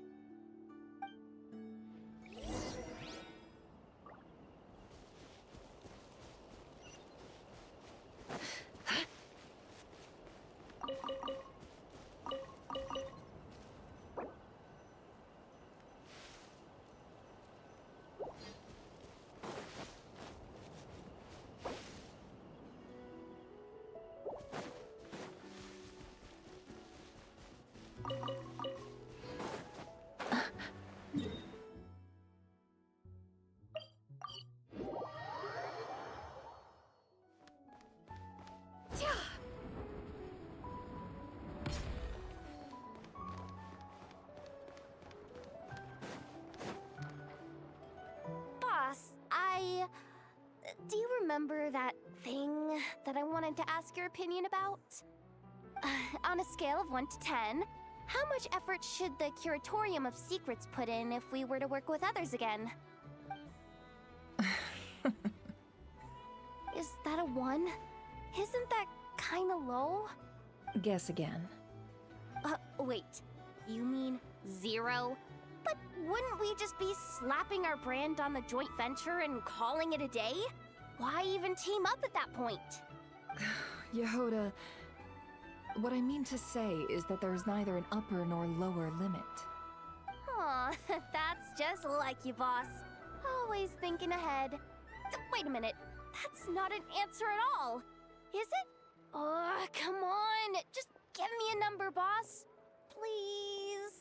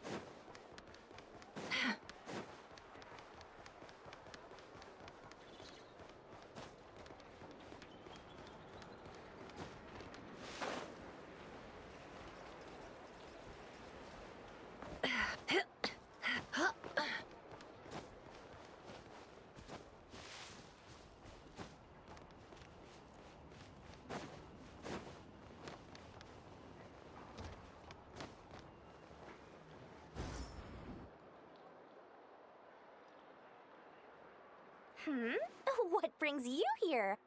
expect to see you around again. And where have you been, huh? Didn't run away or anything, did ya? Oh, of course not. I was simply elsewhere discussing business deals. Indeed, it was all thanks to you that my little store was saved. I am grateful, so grateful. What? Why, I wasn't acting in the slightest. And didn't I tell you that my prices were reasonable? Oh, but you still turn to that curatorium of secrets, or whatever it is they call it. If even regulars such as you abandon ship like this, what can a businesswoman do but take her wares elsewhere? And how should I not be, Running small overseas enterprises is no mean feat.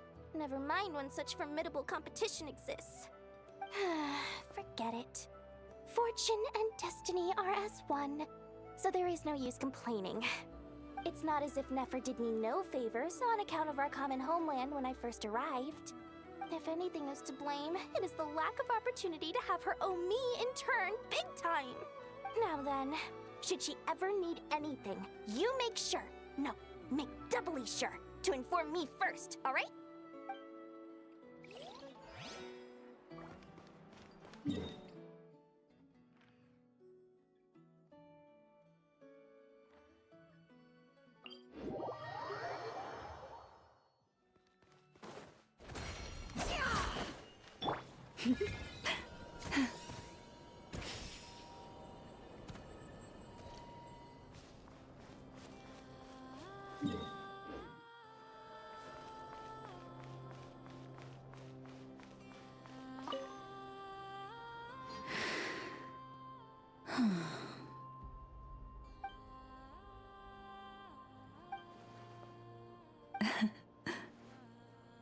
There's no need to apologize.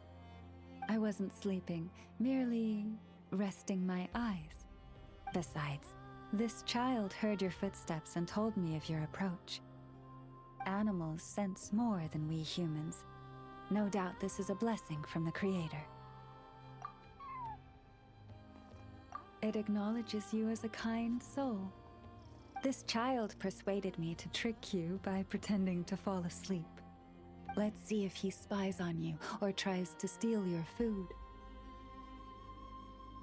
Though I have faith in your noble character, even I couldn't help but be a little bit curious about what you would do. Besides, it seemed harmless enough. Can you forgive us?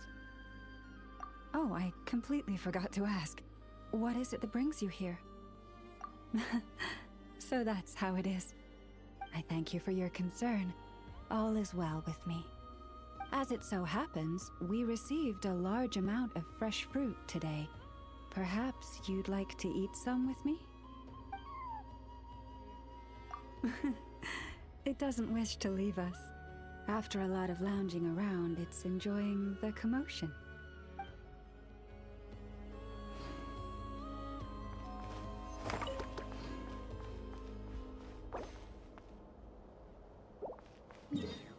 I thought that was the llama one. No, she's outside of Nasha Town. I thought that seemed a little not having to do with anything. Krumkake creation complete. Please, enjoy while it's hot. Thank you for going to the trouble of remembering that, Miss Anefa. May this taste bear witness to a friendship that will endure forever and a day. Understood. However, I fear that krumkakes do not keep for that long. A week at most may pass before their taste deteriorates. That's not quite what I meant by... Huh? We appeared to have some guests. They must have followed the aroma of the krumkake. It's all right. Come closer. Enough as a friend. Affirmative. In fact, I can devise a cereal omelet based on individual preferences before crushing it into servings to share around. Huh? What are they saying? They are discussing your address. They wish to go home with you.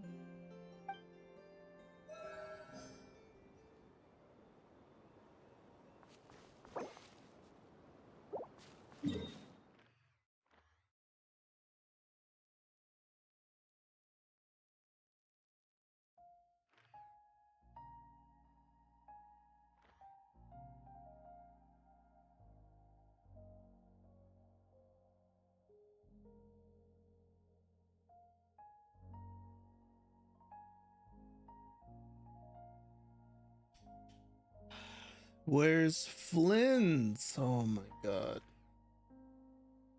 Right there. Just casually overlapping with the other icon. Don't see you coming around here often. Just feel free to take a look. I'm busy right now. Well, I've come to visit you, Miss Aino. Here, I've brought some snacks from town in their traditional butter flavor. So, where should I leave them? Shh, Inefa might hear you. So, what's the occasion? Are you gonna say that the Rat Niki will be taking over all Wild Hunt incidents after that hiccup with the cannon? And criticize a genius like yourself on account of results that none of us could anticipate? We would not be that crass. If we really did do that, I dare say we shall never again see technological breakthroughs. Sweet talker.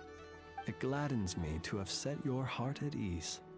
Anyway, what's the matter exactly? Well, could you help me repair this lantern?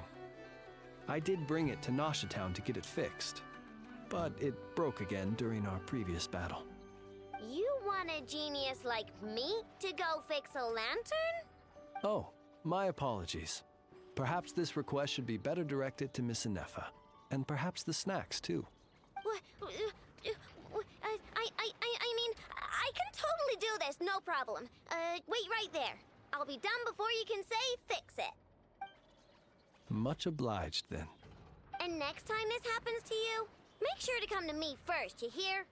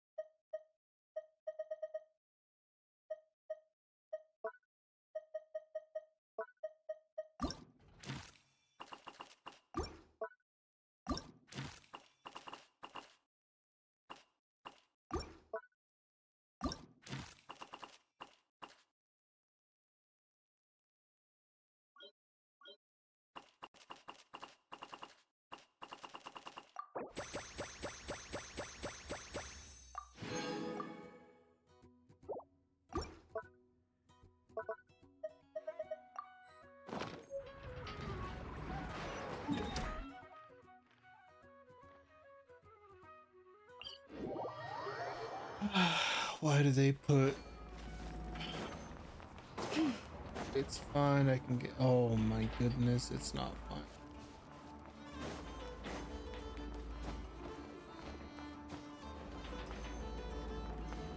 No, where's the light trail?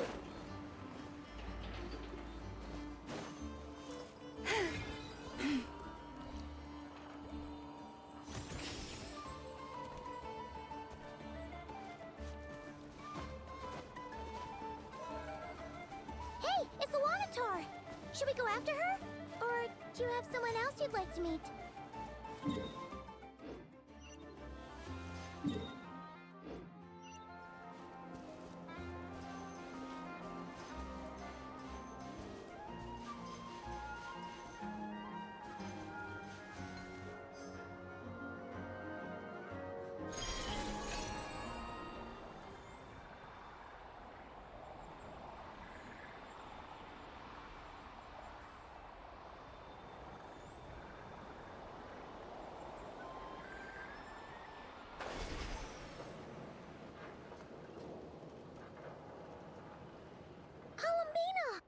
What are you doing here? Was it not you who recommended such walkabouts to me?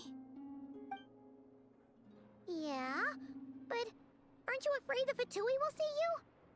Zandrone seems uninterested in my capture, and the others are unlikely to risk making contact at all. They have more troublesome affairs to deal with. Well, it's good to come out for a walk either way. So, how do you feel? Is Nasha Town to your liking? The flow of Kuvaki is somewhat turbulent, and the people are ill at ease. However, However... Is this where you purchased the dishes you treated me to? Are you serious? That's what she's concerned about? Berries and fried meat? Well, we can take you to grab a bite if you'd like to. There's all sorts of delicious stuff out here that you won't get to try at home. You've been quite subdued. Thorny questions on your mind, perhaps? I could not gain any insight into his schemes, I fear. Now that he has donned a shape and form, selling his power short would prove a fatal error. But that power of his plays host to an obsession that borders on mania. I cannot say if that fixation is directed at the moons or at something else. Perhaps understanding the subject of his fixation shall prove key to repelling him in the future. Well, Sandrone's daily routine is highly irregular, while the doctor often orders people around. As for Arlecchino...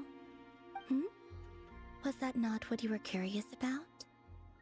Well then, have you been to that experimental design bureau of theirs? That weapon will play a key role in the Tsaritsa's plan. That's what I've heard, anyway. And what plan is that precisely? Well, I cannot say I care. I could look into the Eternal Moon's marrow for you if you wish it so. But after our previous attempt, I suspect your spaceship has been intentionally hidden away. Perhaps someone has certain truths they wish to hide from you, or from others. And I doubt there are many who could accomplish such a feat. I still wish to return to the moon that belongs to me. That is where the answers lie buried. That is my true home.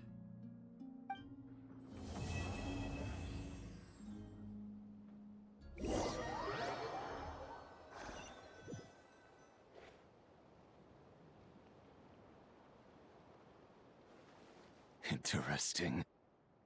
You followed me this far. Why not show your face?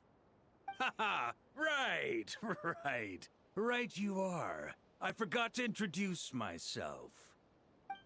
The name's Varka, Knight of Boreas, and Grand Master of the Knights of Favonius.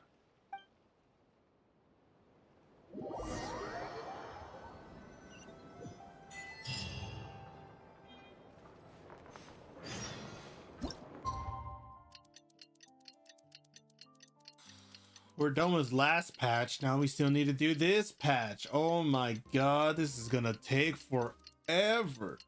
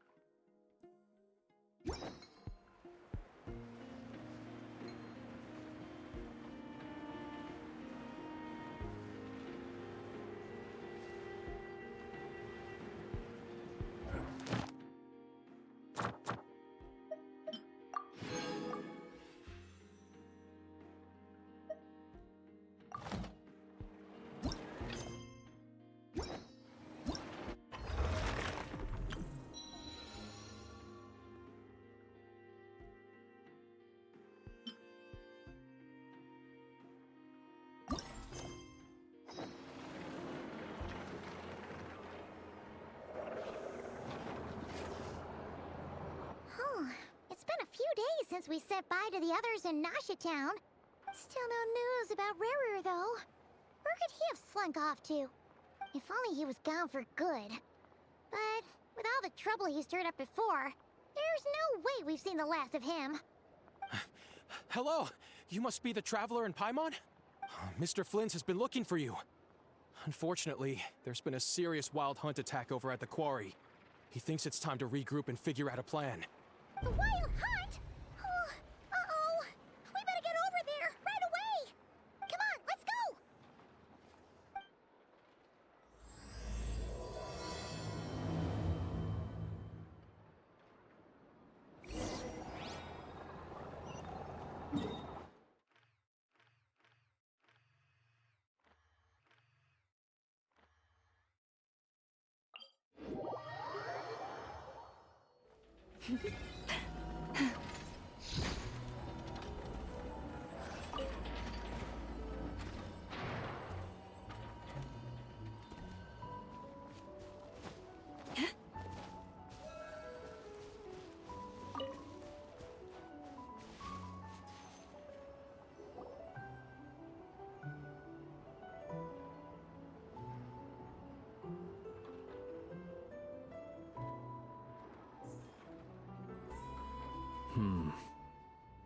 I can barely sense any Kuvaki at all. This whole area feels like a soulless husk. Looks like his appetite truly is insatiable. As if the power of that energy cannon wasn't enough. He's not seriously still getting stronger? What's his endgame here? Ah, everyone's here already. Hey, we made it! So, what's going on? We've all been on high alert since we split up a few days back, expecting Rerir to strike again. But it's like he just vanished into thin air. No one has seen him nor found any trace of his presence. That is, until this morning, when a ratnik found signs of wild hunt activity while out here on patrol. As you can see, the Crystonite itself is physically intact, but the Kuvaki it contained is all but completely diminished. And we're sure that Rerir did this. Who else? He's the only one who could pull off a stunt like this. Kuvaki loss has reached critical levels. Reikir of Solnari set to maximum threat level. Warning, unless de-escalation measures are taken soon, he will pose a threat beyond our ability to contain. The consequences could be catastrophic. Traveler, do you remember when we encountered Rerir just after regaining his body? There wasn't a shred of sanity left. Nothing but madness and rage. Yeah, didn't he shout out a bunch of names? Then he started raving about how nothing in this world mattered to him. Oh, Paimon gets chills just thinking about it. Oh, but the thought that he's still out there, lurking somewhere in Not Krai, waiting for his chance to strike? Oh, even chillier. Last time we fought, we were already at a disadvantage.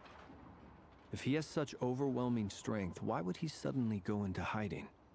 Yeah, if I were him and I wanted more Kuvaki, I'd just take it by force. No point staying in the shadows. Unless something went wrong. His whole resurrection thing didn't exactly go smoothly.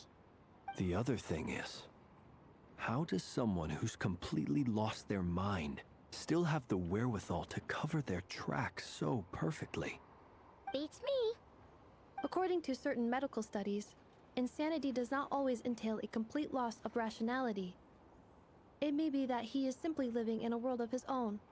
That actually sounds about right. He was ranting away to himself the whole time, like he had zero interest in talking to us. There are many unanswered questions here. He could be right under our noses, and we'd still be in the dark. Besides his name and title, we know little about him. Certainly nothing about his past, or what he might be hoping to achieve. Exactly. And we wouldn't even know where to begin looking. Even Boss hadn't heard of the Reikir of Solnari before all this. I'd be willing to bet that even if we gathered together every scrap of intel in Nodkrai, we still wouldn't find more than, like, 3 useful facts about him. So, if we do nothing, he'll just keep getting stronger. But if we want to investigate him, we have no idea where to look. Last time we had Marionette and her big robo-buddy to help us, and we still barely held our ground. If we had to face him alone... Oh, Paimon's head hurts just thinking about it. What are we supposed to do against a threat this big?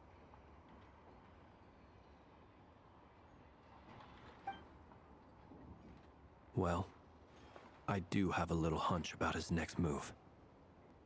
Given that he attacked the quarry, I'd say it's likely he'll target other places rich in Kuvaki. Somewhere like the Eye of Krai, or the Pillar of Embla. One thing's for sure. If we just sit back and let him keep absorbing Kuvaki, we really won't stand a chance against him. A perfectly reasonable hypothesis. However, it is worth noting that these two locations are quite far apart. To investigate them both, we'll need to split up. I agree, we should split up. Right now, Rarir's goal seems to be gathering Kuvaki, not fighting us directly. Once we're done, let's regroup on Hisi Island. Wait, why Hisi Island? If I recall correctly, your largest goddess statue was carved from Kuvaki-rich ore, was it not? That's right. Yes, it could well be a potential target of his. I should head back and start evacuating the pilgrims.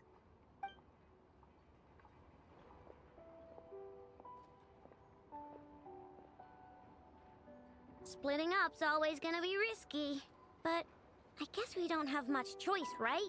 We're in a race against time here. And if we do run into Ririr, what then? That's when you follow the third rule of treasure hunting. Run like the wind. Didn't you say the third rule was go with the flow? I don't know. Did I? Anyway, whatever. In this situation, go with the flow means go find backup. Agreed. If anyone finds so much as a trace of Rarir, do not pursue him. Get out of the area and alert the rest of us as soon as possible. We need to put safety first. All right, we'd better get moving. Come on, Anefa, let's go.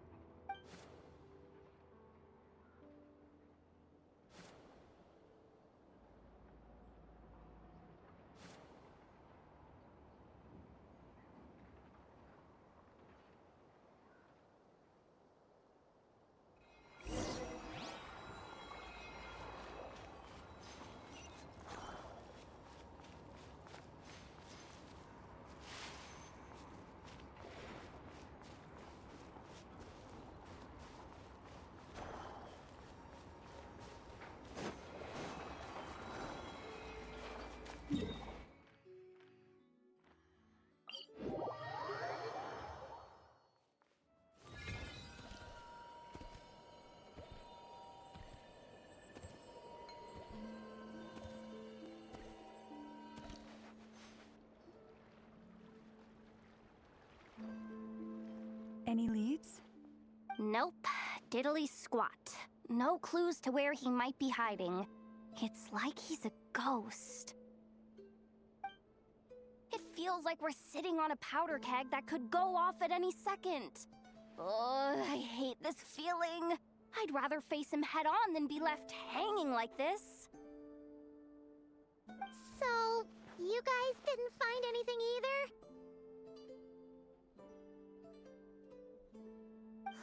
Not loving the word either. How about you, Flints? I questioned a few Ratniki and eventually narrowed my investigation down to one suspicious individual. But by the time I got to his place, he was already gone. Almost as if he knew someone was on to him. Either that or he's just extremely cautious and doesn't stay in one place for long. He's been biding his time for a while now. The question is, where or what is his next target? No idea. Since regaining his body, he seems to have lost all interest in the fragment in my possession. If he did still want it, he's had plenty of chances to take it. All we can do now is hope that Aino and Anefa turn up some leads. Darn it, Rarir! If you've got the guts, come face me one-on-one! Wait, he's actually here? I didn't mean it! I swear! No, it's coming from Silver Moon Hall. The Lady Kutar might be in danger. Let's get over there, quick!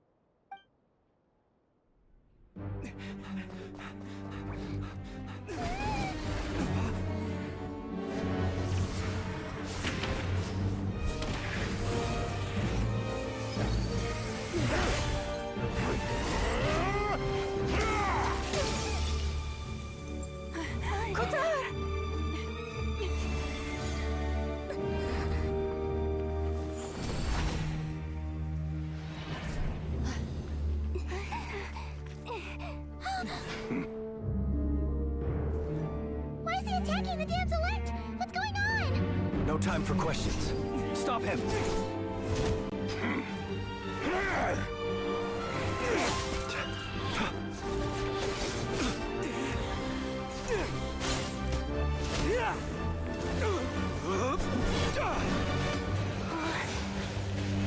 This is insane. Yehuda, get Kutar out of here! On it.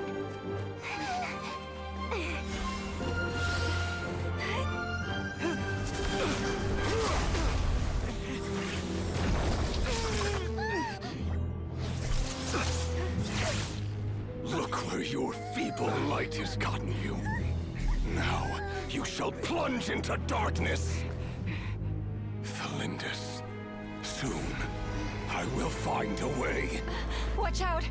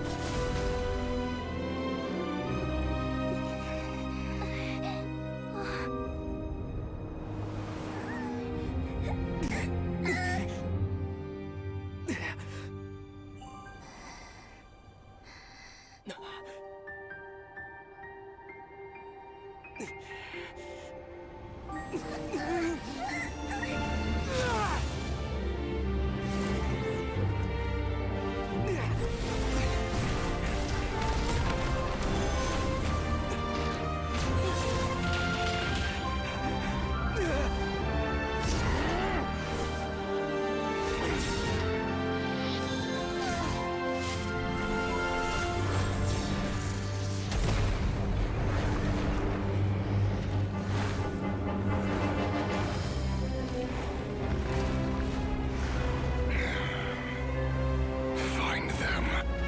Even if it means turning this place to ashes.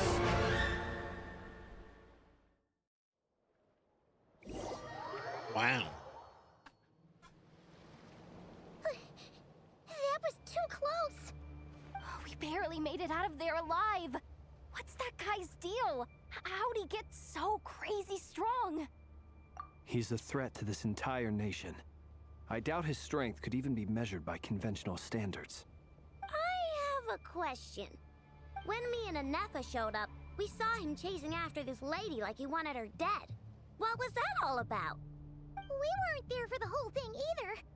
They were already duking it out by the time we arrived. Yeah, we didn't see how it all started. It all escalated so quickly, we had no choice but to step in. Kutar, can you shed any light on the situation? Kutar. Cross-checking database. I see. So you're the one that the Frost Moon Scions refer to as the Moon Goddess? Wait, she's the moon goddess? Oh, no wonder she looks just like all those statues. There are many reasons why people might worship the moon, and just as many why they might despise it. I've never met that person before, but there was no mistaking his deep-seated hostility towards me. Why he holds me in such contempt, I cannot say. But since he hunts the power of the moon, it's no surprise that I am a target. Kutar. There are many potential motives. For instance, you help the Traveler escape his grasp. This could be his way of taking revenge. It is also possible that he covets the Kuvaki inside you, and seeks to take it for his own. The list goes on. But, right now, devising a counter-strategy should be our #1 priority. The likelihood of this location being discovered is close to 100%. A counter-strategy? But we don't stand a chance against an enemy like this. Surely our only option is to run. He's not gonna chase us to the end of the world, right? So as long as we can sneak out of Krai undetected... No, I can't say that. Come on, Yehuda. This is serious stuff. You can't suggest we all just chicken out. Running is our only option. Huh? You seem surprised. But what other choice do we have? We are facing an enemy we cannot possibly defeat in battle. Well, I mean, yeah, but still. It's not too late. I can distract him, So you have plenty of time to make your escape. Wait, what? You're gonna act as bait? Doesn't that make sense? I'm the one he's after. There's no need for you to risk your necks on my behalf. A coyote doesn't stop for bypassers while it's howling at the moon. What is it, Loma? The Frost Moon Scions have already grown accustomed to life without their goddess. My presence here is no longer essential, and this is not my home, so you needn't ask me to stay. We can't just roll over and let him get away with this. That's not our style. Yeah, we can't just call it quits after everything we've been through together.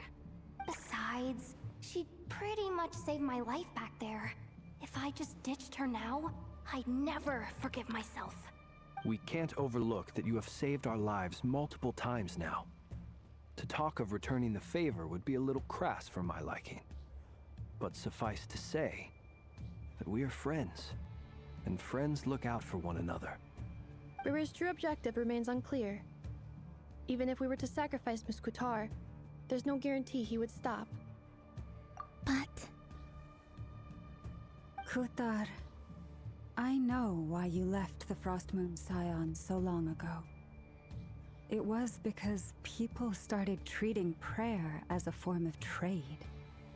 They would make self-centered wishes, force you to accept meaningless offerings in return, and then expect you to perform miracles for them, as if that were their entitlement.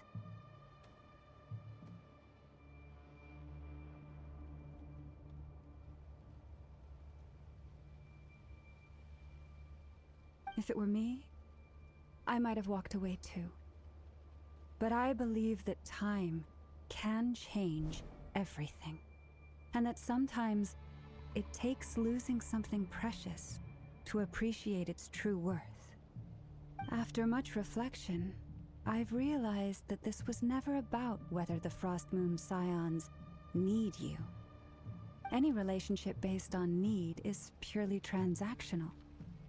What I truly hope is that you'll choose to stay, not out of obligation, but as part of our family. You were born here, and now you've returned. Who knows? Perhaps it was the moonlight that guided you home. Thank you, Lauma. But my power is on the wane. I'm afraid I will be of little use to you now. Very well then. I'll do as you say. Both times you saved us, we were transported across great distances in an instant. Is that one of your powers as the Moon Goddess? It is, but I find it very draining. I barely managed to pull it off just now, and it will be some time before I'm strong enough to do so again. Rejected by the world, my power is dwindling. Like a lake cut off from its source, slowly shrinking away. Now, it has almost run dry. What do you mean, rejected by the world? The three moons belonged to the ancient bygone era in which they came into being. From the moment I was born, the world itself has been steadily sapping away at my strength. The three moons are not one and the same. As the goddess of the Frost Moon, I cannot wield the powers of the other two. Yet moonlight has a way of blending together. Each can reflect the other's glow. So when our fingers touched, I was able to restore my strength by drawing Kuvaki from the eternal moon's marrow. But this method of recovery is painfully slow. If only we could find the... It's the Wild Hunt! Even faster than we expected. We'll have to finish this conversation later. See how those Wild Hunt creatures are running away from us. They're likely just a scouting party, which means Rerir won't be far behind. Then what are we waiting for? Let's get the heck out of here!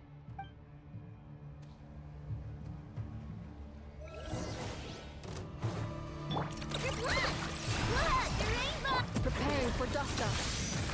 Installation chamber deployed. They just keep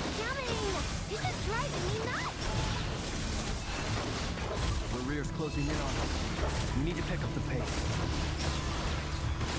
There's too many of them! And this time, we can't fall back on Kutar's house to escape. If this goes on much longer.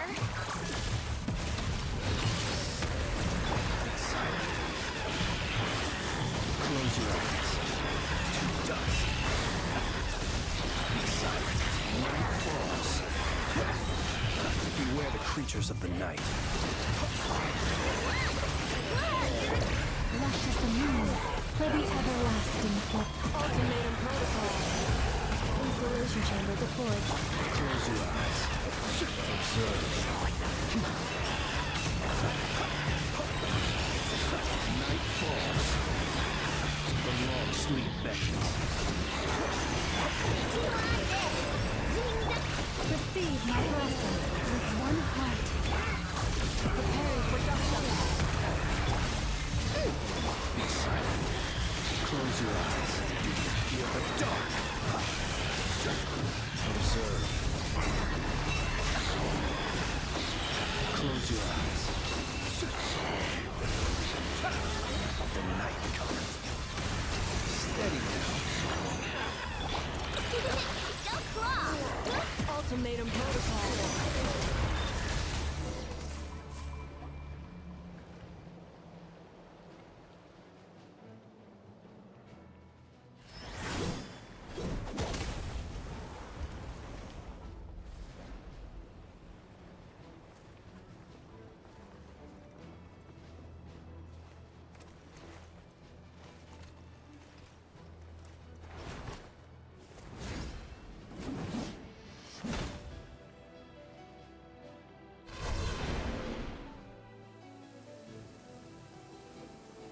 What's the matter? Bit off more than you could chew?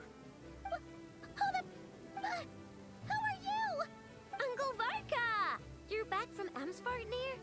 Whoa! You're a Varka? Grand Master of the Knights of Favonius? We could save the intros for later. Right now, let's get you all out of this hellhole. Follow me. I know somewhere you'll be safe. Oh, is that where I think it is? That's the one. Come on, move! There's no time to waste.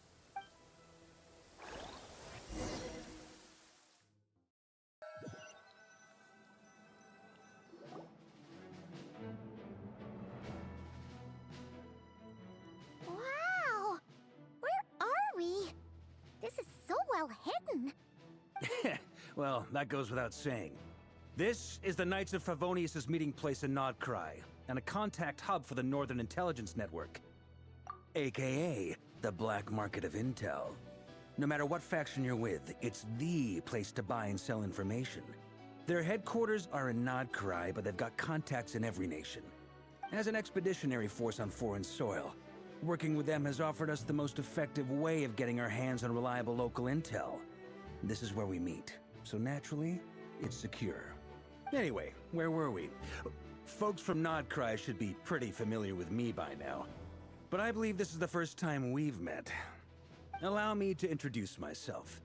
I am Varka, Knight of Boreas, and Grand Master of the Knights of Favonius. We've heard all about you. This meeting's been a long time coming. You look way younger than Paimon expected. But you definitely have that Grand Master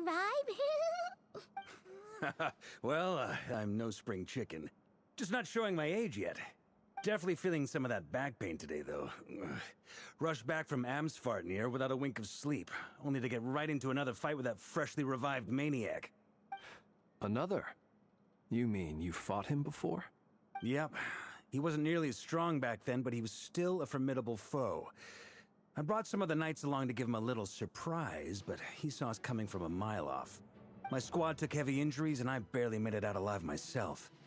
We knew it might have been our last chance, so we staked everything on it. But still, it wasn't enough to stop him. I tried tracking him down afterwards, but he didn't leave a trace. Even in his unhinged mental state, he's as cautious as any trained operative. So, I decided to come find you. And as luck would have it, turned up to find you being ambushed by the Wild Hunt. The rest, you already know. Is that why he's been frantically absorbing Kuvaki these past few days? Because he sees you as a threat. Maybe I'm part of the equation, but even if I weren't, I'm sure he'd still be gathering power. He's clearly working up towards something. Note to self, Uncle Varka's strength rating officially upgraded. Guess it's my turn to ask questions now. So, what exactly has been happening in Nodkrai? Why has the Wild Hunt returned in humanoid form? And why is it after you? That's a long story, but I'll try to make it quick.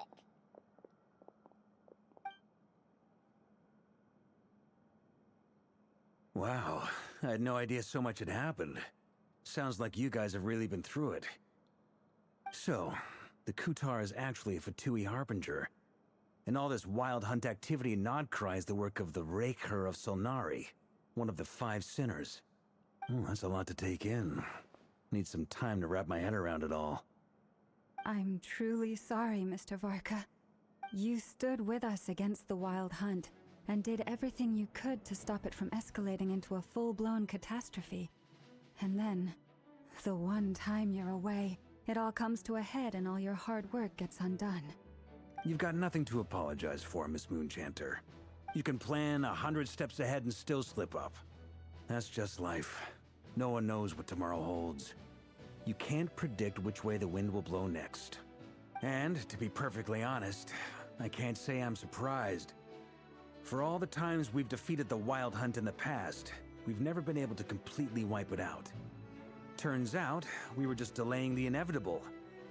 But now that a new variable has come into play, fate may well take a different course. A new variable? You mean us? Who else? And in a strange way, I think his resurgence might not be an entirely bad thing. The Wild Hunt is like an unrelenting force of nature, but Rerir is an individual with an agenda. He's gotta have a weak spot somewhere. That said, while I was explaining everything just now, some of the points that Mr. Flint's added caught my attention. You mean about our mystery ally? That's right. From what you've said, not only did they lead you straight to some key files, they also shielded Hisi Island from a lethal Kuvaki blast. I don't know who or what could pull something like that off. Heck, even Miss Columbina doesn't have a clue. I hadn't heard the story about those files. Would you mind repeating their titles for me? Wild Hunt Phenomena Log, a Nodkrayan Ratnik's Field Journal, and Kuvaki Survey Log. Oh. No. Still doesn't ring a bell. Another dead end. Guess all we can do now is hope that our mystery ally keeps showing up when we most need them. Still, it's safest to assume they won't be intervening again. From here on out, we'll have to resolve this crisis by ourselves. Your intel also explains something else I've been wondering about. The reason I led my team to Amsfarnir was because we'd had reports about a possible source of the Wild Hunt showing up there. But once we looked into it, it turned out to be a red herring. I don't know who was behind it, but clearly, it served its purpose. I doubt it's by chance that he happened to make his comeback while my attention was diverted. And from everything you told me, it sounds like his scheming began well before his return. So maybe luring me away was all a part of his plan. But is it even possible that he orchestrated all of this by himself? The Moon Maiden and the Raker of Solnari, in Nodkrai of all places. The way everything is unfolding, it can't be a coincidence. So, what do we do now? Got any ideas? Right now, we've got at least 3 things to consider. Let's go through them one by one. First, we need to figure out how to take down Rerir. If we can't beat him in a straight-up fight, the rest won't even matter. To my knowledge, the bulk of Nodkrai's fighting force is already gathered here. But even with everyone united, we're still no match for Rerir in his current state, let alone with his power still growing. What if there was a way to tap into a new power of our own? How so? Have you thought of something, Columbina? 3 moons once watched over this world. The Eternal Moon was the largest. The Frost Moon was the brightest. And the Iridescent Moon was the most mysterious. They say that back then, the 3 moon goddesses wielded immense power. enough to shape the workings of the world itself. I now bear the Frost Moon's power, and the Eternal Moon's marrow resides within the Traveler. Hold on. Are you suggesting... The iridescent moon, the last piece in the puzzle. That's right. If we can find the iridescent moon's marrow, I will be able to regain my strength much more quickly. The 3 moons are said to stir the tides and illuminate all things. Perhaps they hold further secrets beyond our understanding. According to my analysis, the solution is feasible. However, it is subject to one major condition. How do we locate the iridescent moon's marrow? I know a way, but we will need to visit the Fatui's Experimental Design Bureau. The Experimental Design Bureau? Are you saying we need to involve Marionette? Yes. I must speak with Sandrone. It's a long way from here to the Experimental Design Bureau. There's a high chance you'll be spotted. You shouldn't go alone. Then that's settled. Next up, our second priority. Somehow, we need to figure out Rarir's end goal. As you saw for yourselves, when he was still in his wild hunt form, everything he did was for the sake of recovering his body and resurrecting himself. His first act since then, after laying low for a while, was to try and assassinate this young lady. People's obsessions often reveal their greatest vulnerabilities. There must be a reason why he despises the moon so deeply. Perhaps it sheds some light on his title, the Raker of Solnari. The Wild Hunt has plagued Krai for centuries now. If we want to stop it for good, we have to get to the root cause of what's driving it. It's true. We still know very little about him.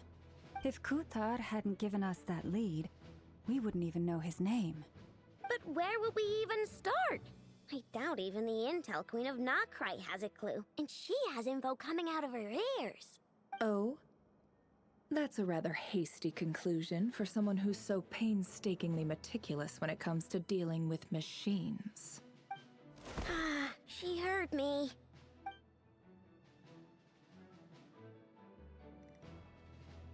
Boss! What are you doing here? I'm now asking myself the same question.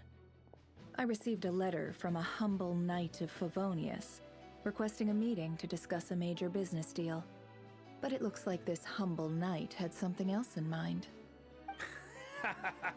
Details, details. Miss Sneffer, the important thing is that you've arrived at the perfect time. Since his failed ambush, I've been racking my brains trying to come up with a plan to fight Rarir. Given the severity of the situation, I think it's fair to say that our only chance lies in uniting as one. And I'm talking all the factions in Krai. We can't do this without the Curatorium. But I knew it'd be a tough job to win you over. So, I took the liberty of reaching out for a little chat. Wait a sec. How did you even hear about this place, Nefer? Didn't you say this is meant to be the Knights of Favonius' meeting spot? And a contact hub for the Northern Intelligence Network? And isn't it supposed to be super hidden? You really think he could have gotten settled in Krai without my help? Besides, I'm the one running this gig. Of course I know where the meeting place is. Allow me to introduce the current head of the Northern Intelligence Network. If it's intel you're after, she's your woman.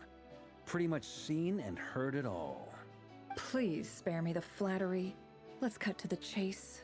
Seems like you've run into some trouble, huh? Well, this certainly qualifies as an unforeseen crisis. On behalf of the Curatorium of Secrets, I wish you all the best of luck. So you're just going to sit this one out? Why should I get involved? What could possibly be in it for me? What if we told you we can't do this without you? Oh? Then I'd say you'd better make it worth my while. I don't work for free. I can't put a price on something like this.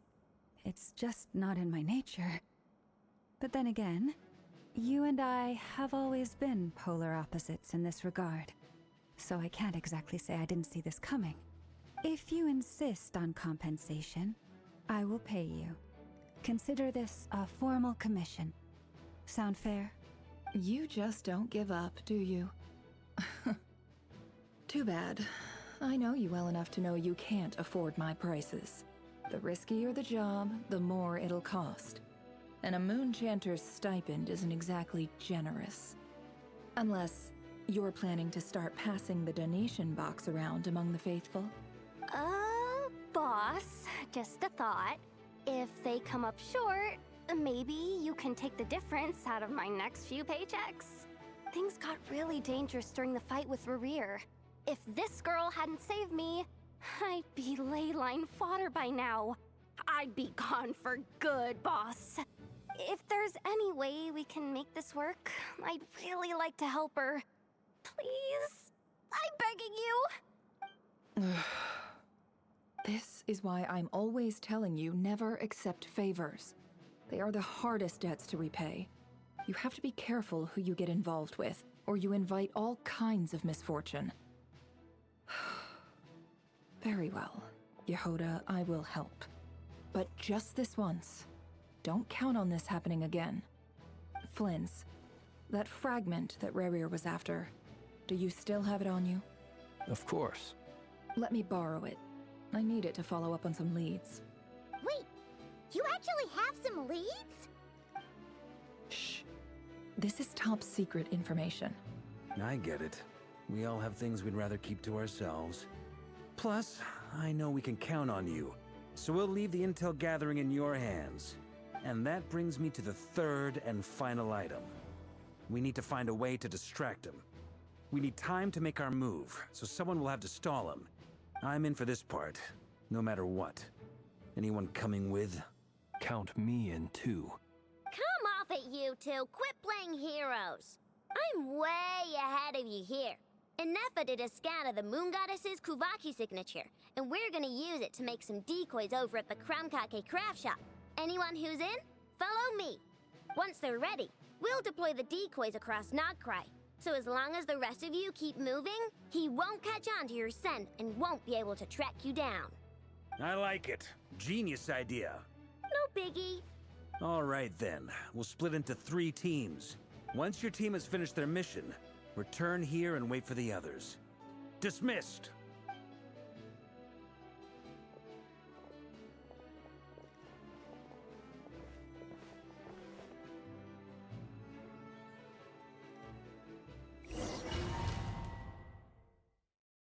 There's actually 3 missions. Oh, brother.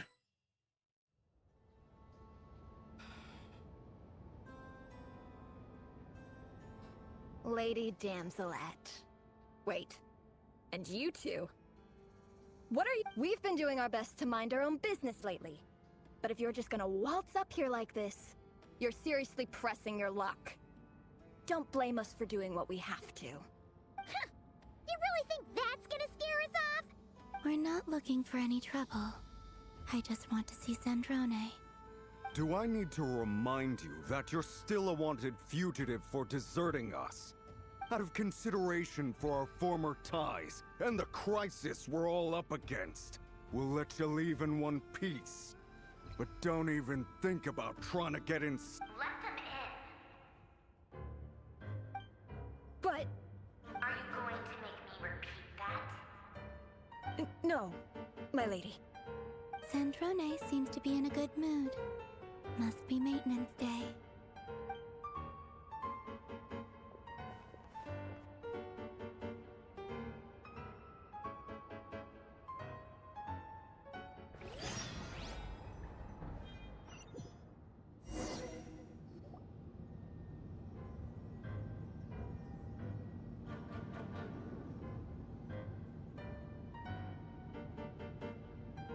So tell me, to what do I owe the honor this time?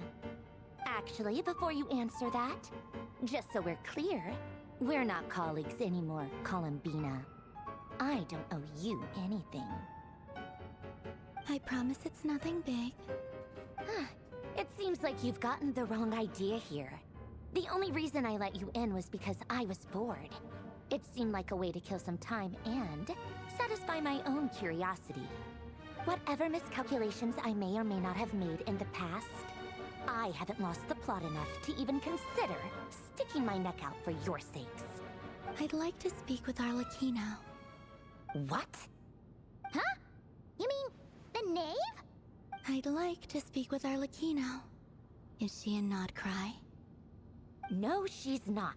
Once the work on this facility was completed, she went back with the Rooster and Regrator. The only ones in Nodcry are me and...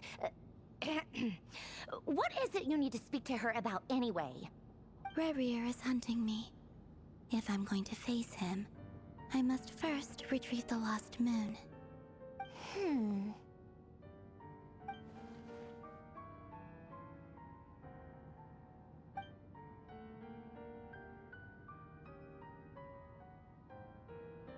Is that a no, then? As if I need reminding.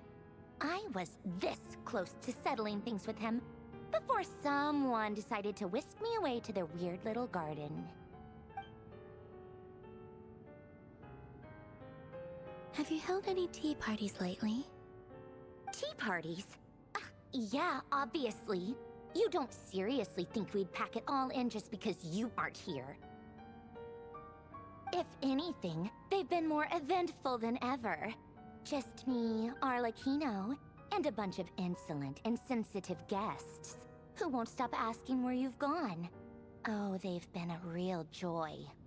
I bet you served them the worst tea you have. Just like you used to do to me when I upset you. Who cares about how good the tea is when there's no one around to drink it? I keep losing people. First Rosaline, now you. I'm running out of people who can make me laugh. Honestly, what could be more ridiculous than a multi-centenarian goddess who's only ever had the plain herbal tea she received as offerings? You'd always brew a different type of tea for me each time. Was it really just to see how I'd react?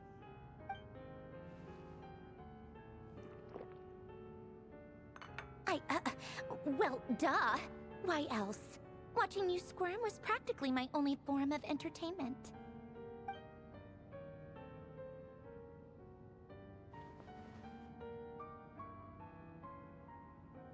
Oh, yeah. And Capitano sometimes used to bring Tartaglia around, too. But I guess we won't be seeing him again. Well, I guess we are overdue for a get-together. Polonia! Have Favronia pass a message to Arlecchino for me. It's time for tea. Will suffice. Pass along a message for me, too, if you would. My body cannot contain the marrow of 2 moons, so I'll be leaving one of them in her care. Excuse me? Who said you were on the guest list? If my tea meant that much to you, maybe quitting the Fatui wasn't your brightest move. Back when you were under the Tsaritsa's protection, no one would have dared come at you so openly. But that protection didn't come for free. In fact, I paid dearly for it. At the end of the day, it was just another transaction. I just got tired, that's all. I never wanted any part in their grand ambitions, and I've had enough of being treated like a bottomless supply of power. It brings back memories from the old days, when I was still worshipped as the moon goddess. Centuries on, it may be a different group of people, but I see the same greed in their eyes.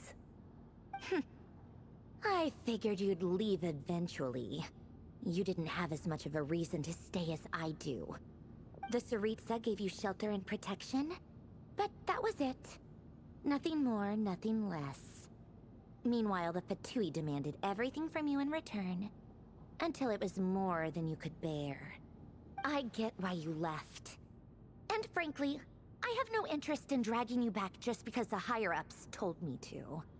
But if you keep hanging around with this riffraff, the next time we cross paths, we might be enemies for real.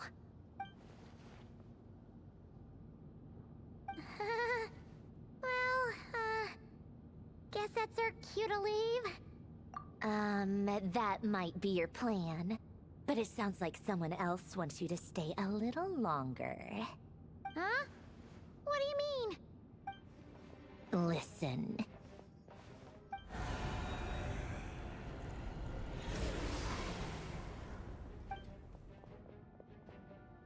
My lady, it's the Wild Hunt. A horde of monsters is headed straight for the facility. Another uninvited guest trying to crash my tea party. Clear the area. I'll handle this. Wait, what? You want us to leave you here by yourself? Huh. You'll be lucky to make it out of this alive. You really think you can afford to worry about me? Go on, get out of here. You may have stopped Polonia from crushing him last time, but I've made sure that won't happen again. The entire Experimental Design Bureau is rigged for war. Stay and watch if you want, but it'll be at your own risk. You're not flagged as friendlies in the weapons system. Don't tell me what to do! Look, if you're leaving, make it quick. Or you'll just get in my way. There's a secret passage on the second floor. It'll take you right to the plains out back. Stare all you want, Columbina. You're not getting another invitation to my tea party. I know. But thank you anyway, Sandrone. This is exactly why you shouldn't hang around with those people. All their melodrama and sentimental nonsense is rubbing off on you.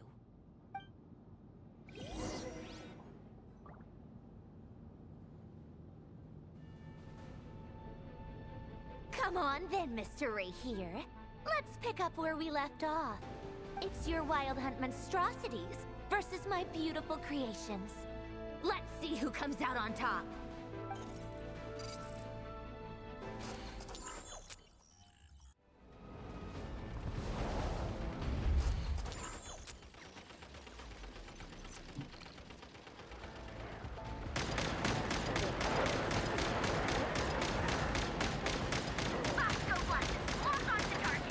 What do you mean it's a wave shooter?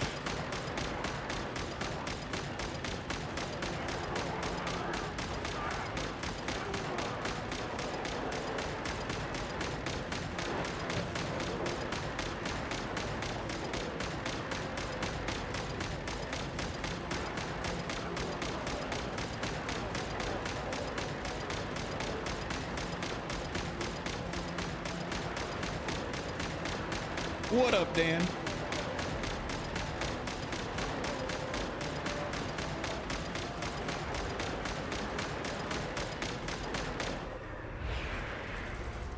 I know, bro. We're trying to get through this.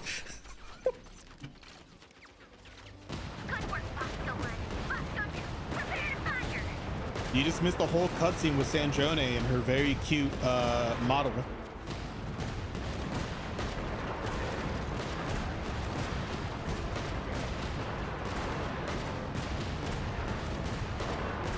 Do you need to be caught up to speed or no?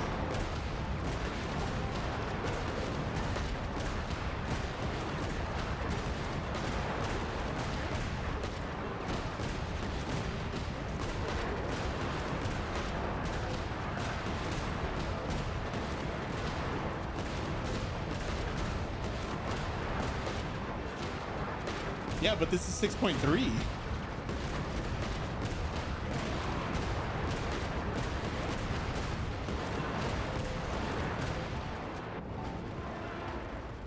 Or 6.2, I don't know what it is. That's it. Oh, sniper! Don't let them get near.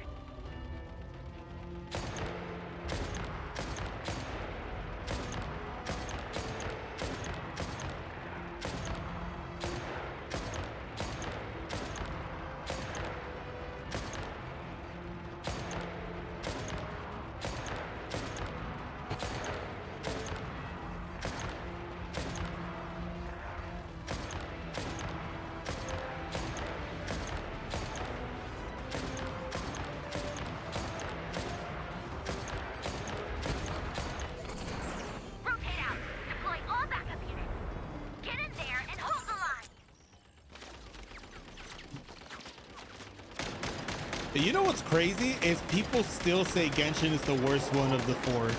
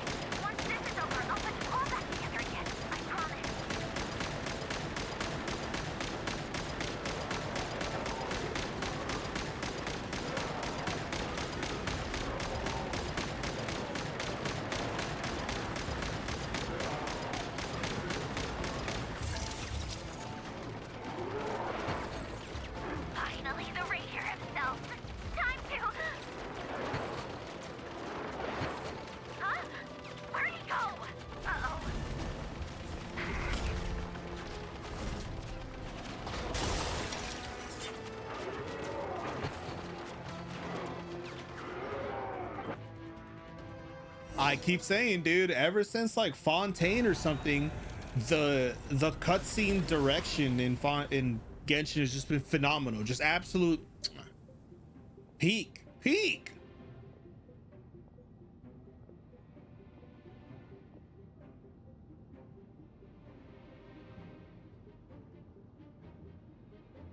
Polonia, get him! I've upgraded Polonia again since our last encounter, and uploaded every last scrap of your data. So let's finish this once and for... She's not here. Where did she go? Hey! Over here, you big... Curse it. Moon. Go. Keep searching. She cannot have gotten far.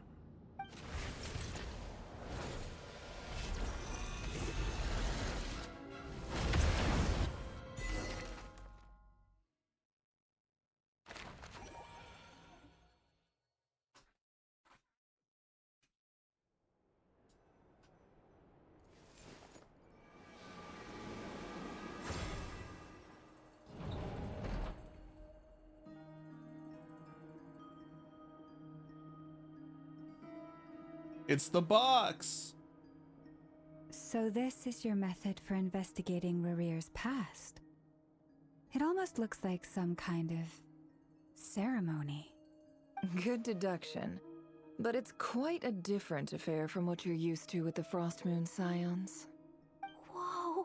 First time I've ever been in here. Boss always said it was off limits, so I pictured some kind of creepy dungeon. But it's actually kinda nice. Oh, I guess this must be Sumero. Oh yeah, bro, I know. That's where Boss 6 is hours? from. Don't even get me And started. that nice shopkeeper who sold me my treasure compass. I'm not sure exactly what you've got planned, but it looks like you're all set. When do we begin? Whenever we wish. But for some reason, I've got a feeling this isn't going to end well. I've never faced I don't know. Rarir myself, but from what you've told me, his power is beyond anything I could imagine. I, on the other hand, am just an ordinary businesswoman.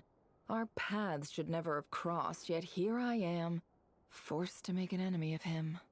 If you ask me, you're about as far from ordinary as it gets. So what are you saying? You're getting cold feet? Once I take a job, there's no backing out. Still, I have to ask myself if the power I'm relying on will even work on an opponent of this caliber. And also how to make sure I come out of this alive if things spiral out of control. Death is the one thing we can take for granted.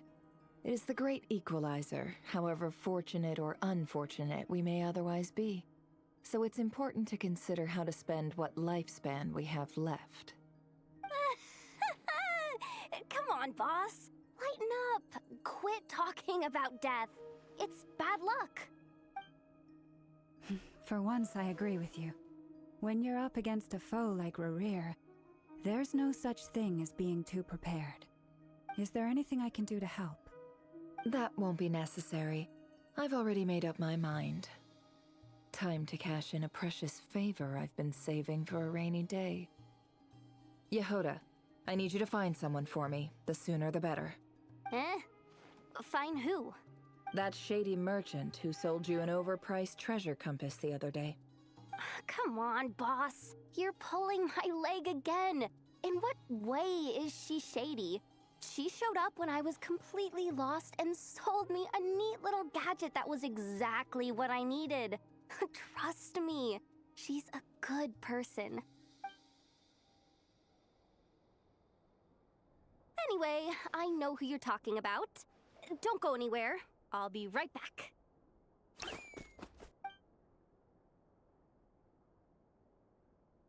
Quit grabbing me. I genuinely can't run any further.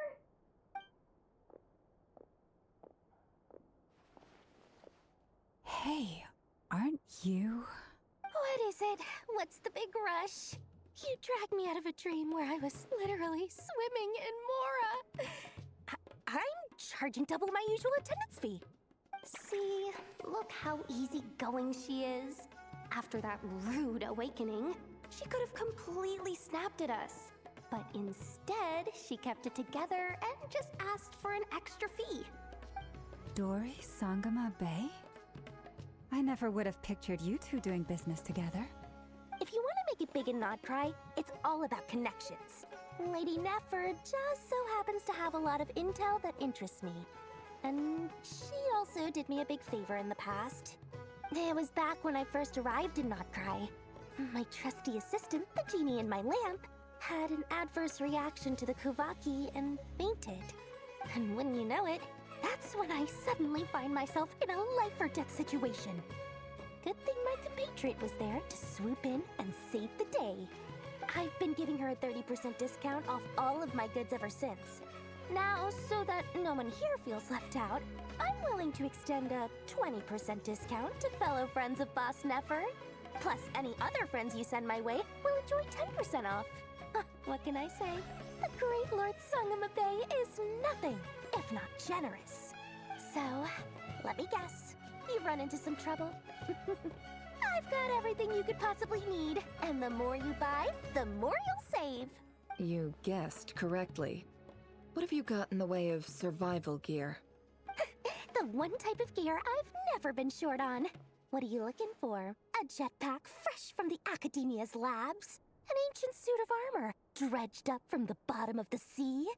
At the very least, I need to know what kind of opponent you're dealing with here.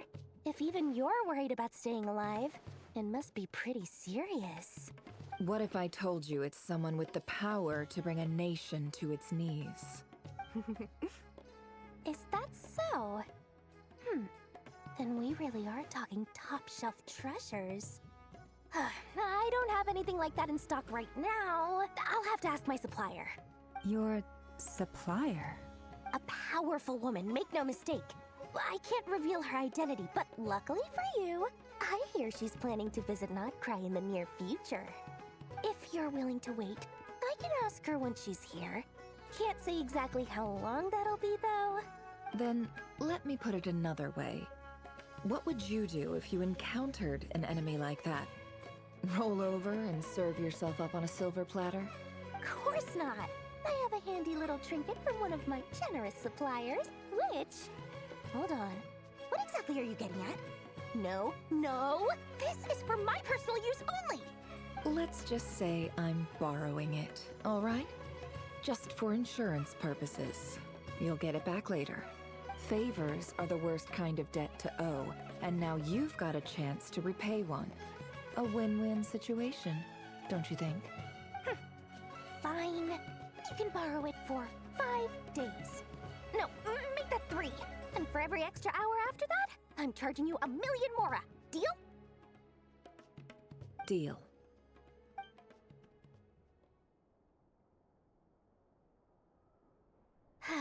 What a way to start the day. Now, was there anything else you wanted? Or can I go back to bed now?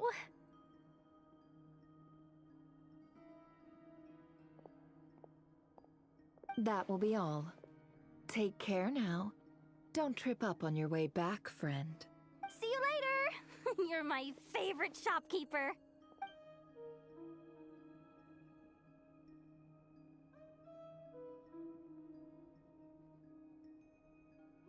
Excellent. Everything is well and truly ready. The ceremony can now begin. After initiating the ceremony, your minds will follow me wherever I go. You will see many strange things in your mind's eye. So remember, don't be frightened, and don't make a sound. Now then, let us peer into the Raker of Solnari's past.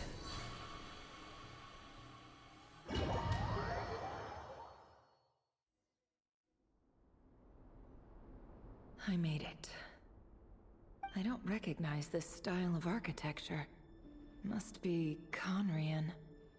Simple furnishings, table and chairs. It's a more ordinary house than I might have expected. Looks like the fearsome Raker of Solnari came from surprisingly humble beginnings. Unless this passed for luxury in Conria. Unlikely. It was said to be a very prosperous nation in its heyday. Anyway, I'll keep exploring.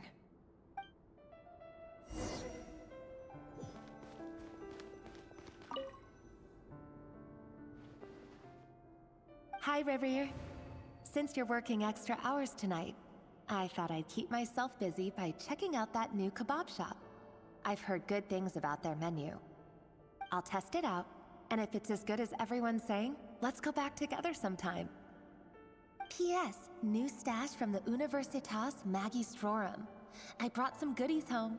A few teacups and a pin rack. Hope you like them. They didn't sign their name, but they must have been close. Sounds like they were living together.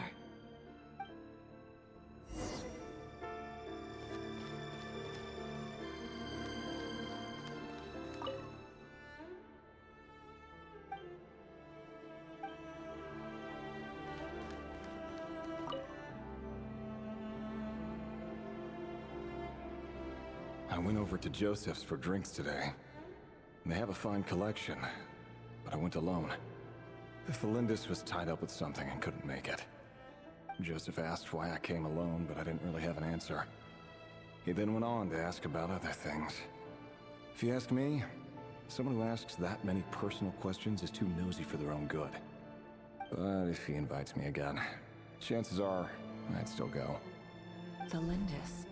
That's the same name Rerir mentioned. Crane imports keep falling. If things don't pick up, we'll soon be back to meat and mushrooms only. Honestly, I'm not a huge fan of that new type of mushroom everyone's been into lately. Didn't it start out as a lab-grown variety? I heard it's even mildly corrosive. Seriously, why would you even eat something like that? I don't care if it's an impressive feat of alchemy. That just isn't the kind of thing I like to eat. Grain has to be imported, and they're eating a diet of mostly meat and mushrooms.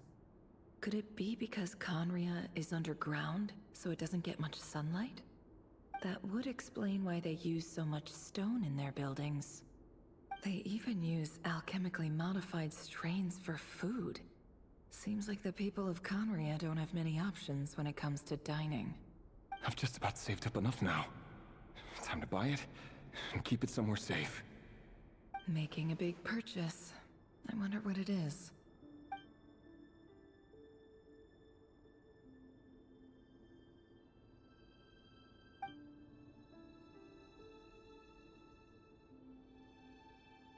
He really is a professional. No wonder he's so good at covering his tracks. Despite what he's become, it seems like he's retained certain habits, at least in this regard.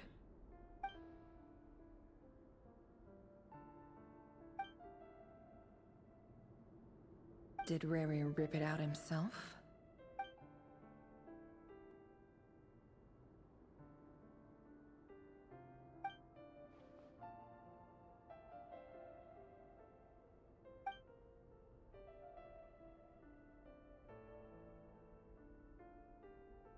Before I met you, I was convinced that my heart was nothing more than a stagnant pool. The burial place of a fallen moon. A withered, windless grove where the waters rested forever unrippled. It was you who helped me see that my heart hadn't entirely withered away. That it could still beat to the rhythm of love. This is just trivial sentimentality from the looks of it. Why would he go to the trouble of hiding that? The burial place of a fallen moon.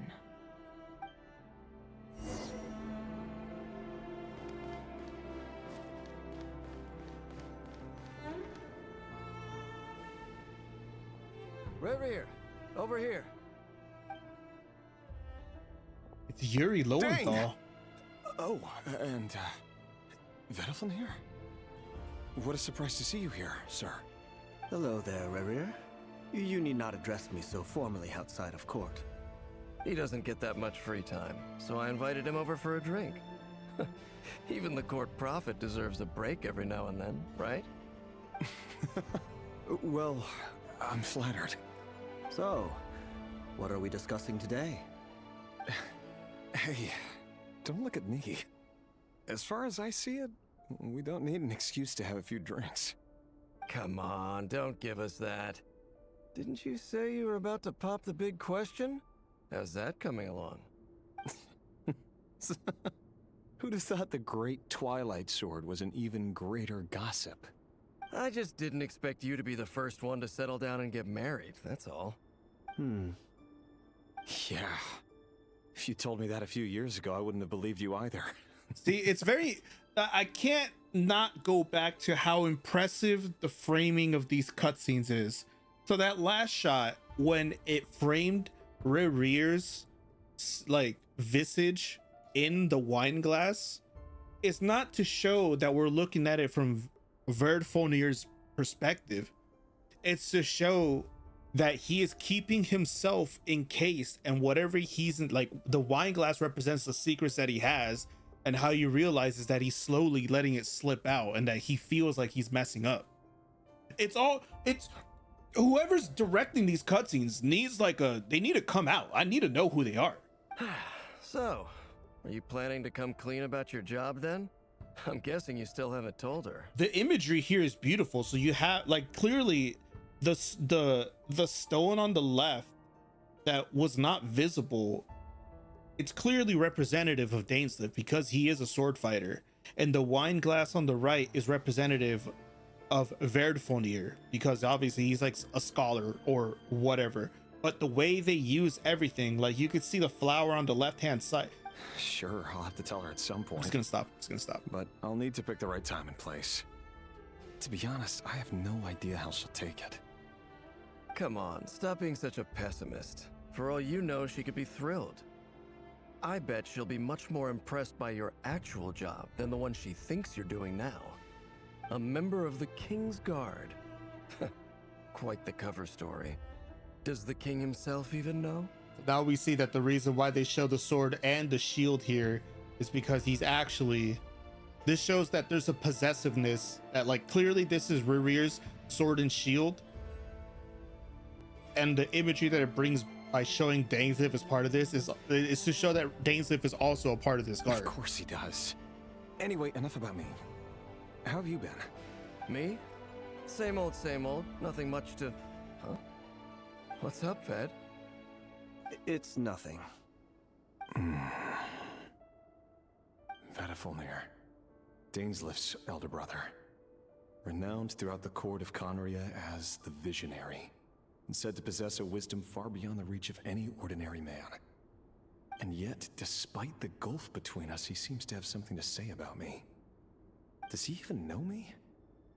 Does he see me as a friend of his brother, or just another of the Vinster King's blades? Why did he react so strongly? Was it really to do with what we were talking about? Brown, curly hair and brooding blue eyes. So this is what Rerear looked like back in the day. Perfectly normal. No different from anyone else. As frightening as this monster is in the present, there's something even more unsettling about seeing the human he used to be.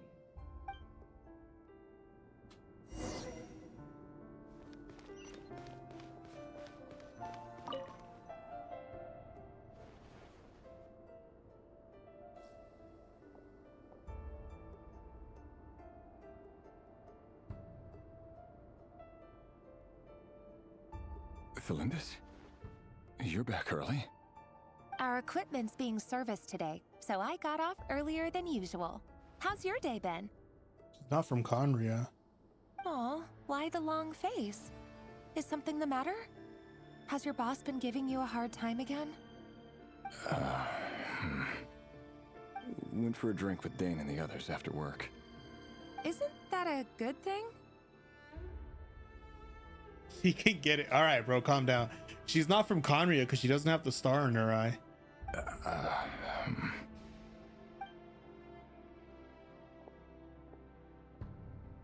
Vedafulnir showed up today too.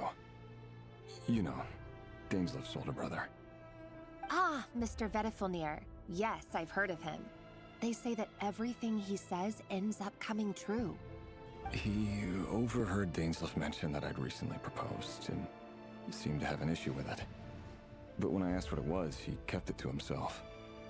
So, you're worried? You can be such a child sometimes, Rebrier. We're nobodies. Why would the Visionary be concerned about us?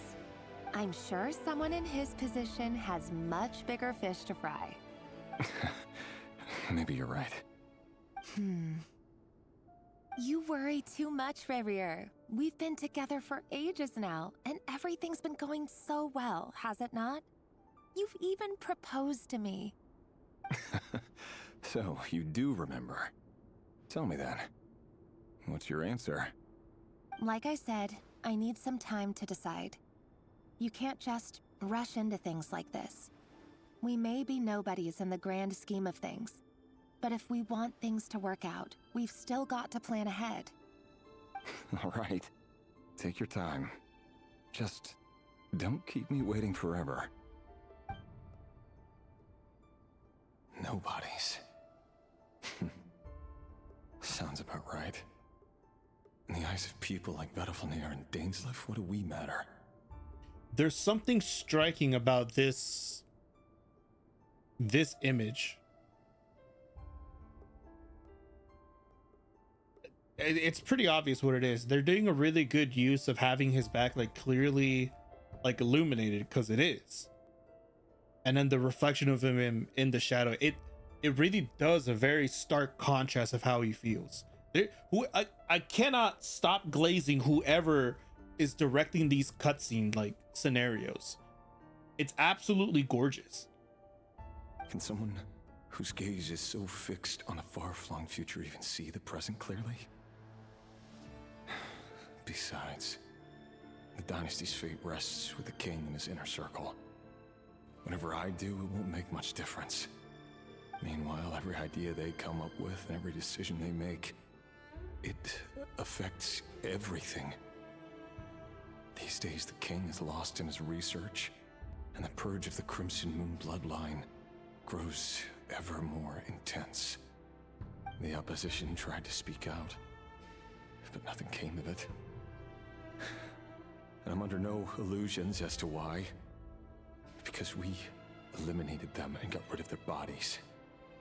A man can have 1,000 reasons to carry a sword, but there are few good excuses to use it.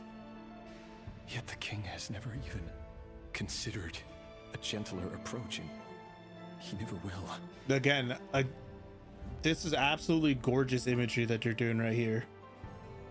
What becomes of someone who kills on another's behalf? Can he ever find true peace?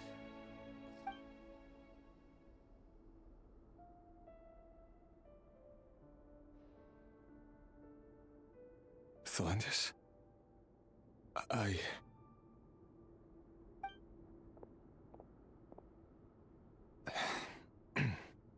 It's nothing. You were right. Fate has never smiled upon nobodies like us.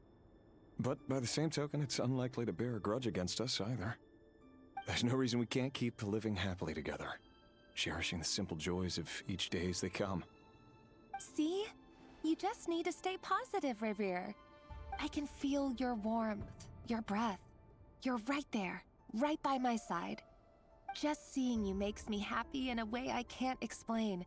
And that's something that no one could ever take away from me. So smile, my love. Let go of that frown. You're right, Thelendis. I've just been overthinking things. That's better. Getting caught up about things like this will only ruin our evening. Speaking of which, all set for the ball tonight? I need to go get ready. You go ahead. I just have a few things to take care of, then I'll come join you. Even busier than the big shots, huh? Fine, I'll go get started. But don't be late. If you keep me waiting too long, I won't be a happy bunny. Relax. I'll be there. Seriously, though, you drive a hard bargain. You're really gonna leave my proposal hanging and still expect me to take you to the ball? Well, that goes without saying. I already told everyone I'd be coming with a dance partner. Besides, they're two completely different things. Let's take it one thing at a time, all right? All right. White outfit it is. It's seems like Rerir was deliberately hiding his ties to the intelligence services by giving the impression that he was just an ordinary member of the Vinster King's Guard. He clearly doesn't want his would-be fiancée to know about his other life. Then again, that's hardly surprising. People in the intelligence trade rarely do. Who'd have thought we were in the same line of work? Let's dig a little deeper.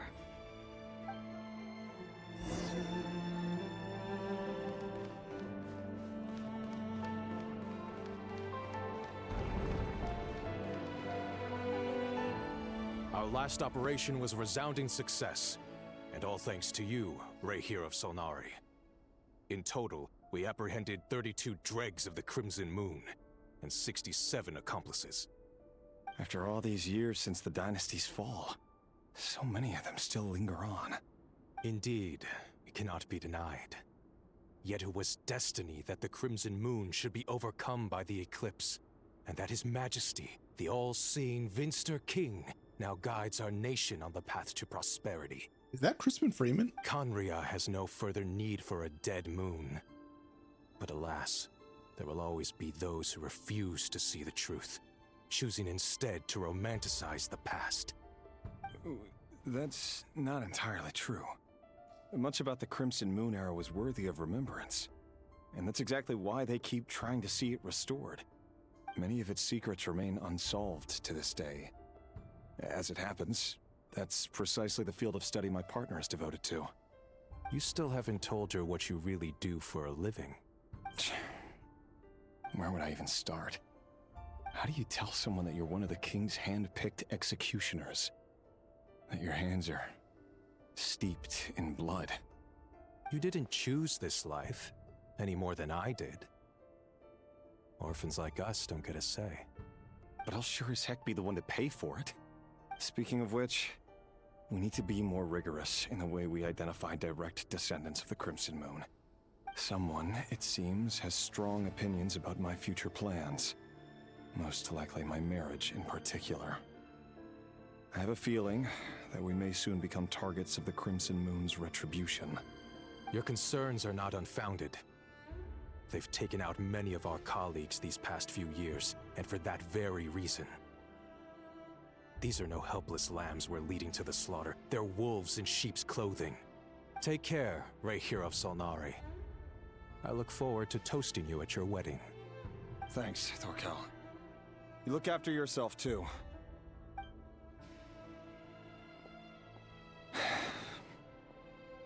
Thelindis, I never wanted to keep this from you. You're the last person I would ever want to lie to. But that's exactly why I can't tell you everything. There are things you shouldn't know. Things you cannot know. The moonlit dynasties are a thing of the past. Yet even now, with the sun shining high in the sky, there are those who would call forth a dead moon's ghost. Could that be why Vedalfnir held back? Or was it because of some court secret he's not at liberty to share? I have to get a clear answer from him. No matter what happens, I will protect Thelindis. Rerir seems to be very concerned by Vedalfnir's reaction. Vedalfnir and Dainsleif, the Visionary and Twilight Sword. So that's what they were really like. I've investigated this whole area now. There doesn't seem to be any other memories here. Should I try somewhere else? Wait a second. What's this black smoke?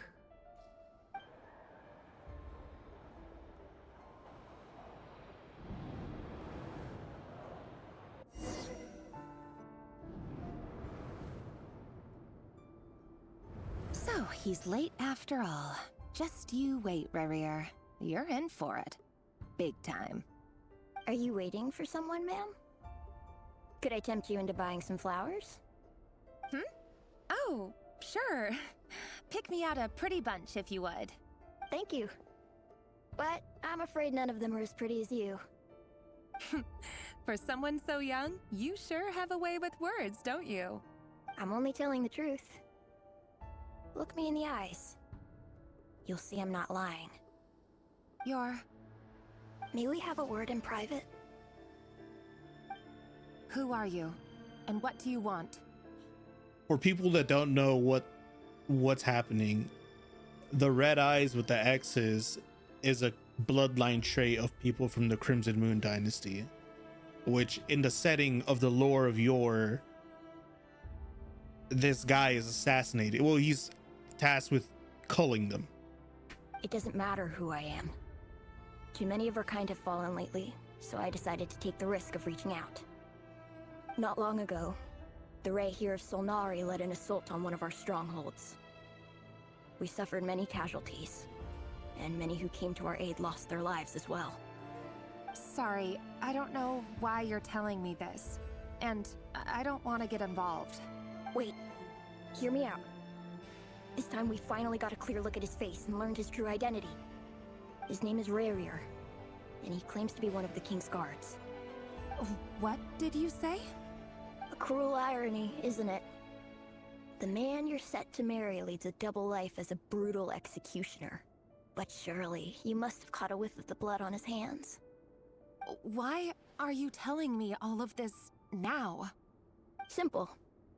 It's because... How strange. Rarier was nowhere to be seen in that memory. It clearly belonged to the Lindis. Rarier couldn't possibly know what happened if he wasn't even there. Why would her memories appear in his fragment? The ceremony won't last much longer. I think it's time to call it a day.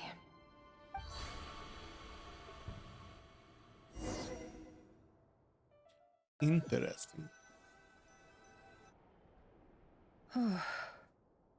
So that was your doing?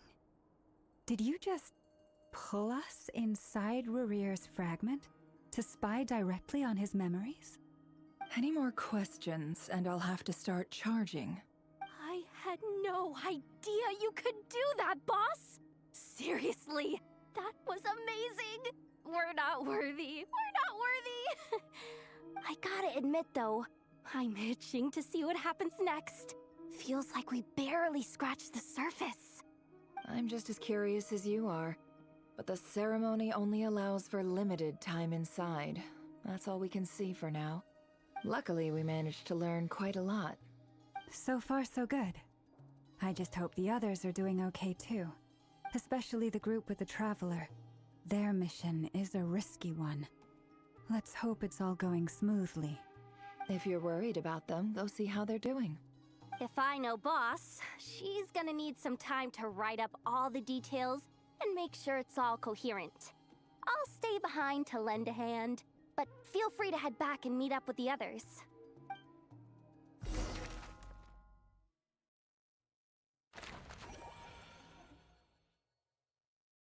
Oh, brother, this is gonna take another 4 hours, isn't it? Oh, they've been prowling around for nearly 2 days now. These things just won't quit. Oh, they might not have seen us yet, but them constantly sweeping the area, our way out is completely blocked. Oh, that's never gonna work. One little slip up and it's game over. If they spot us, they'll run straight back to Rarier. And once he knows we're here, it won't be long before he's breathing down our necks again. Oh, guess you're right. All right, time to zip it.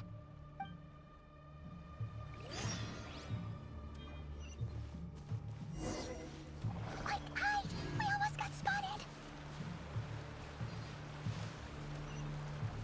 Help!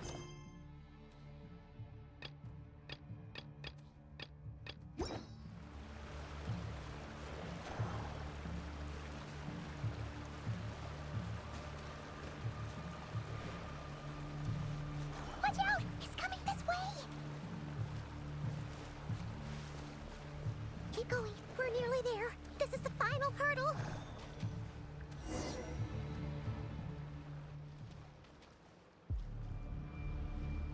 Oh, there's no end to these things!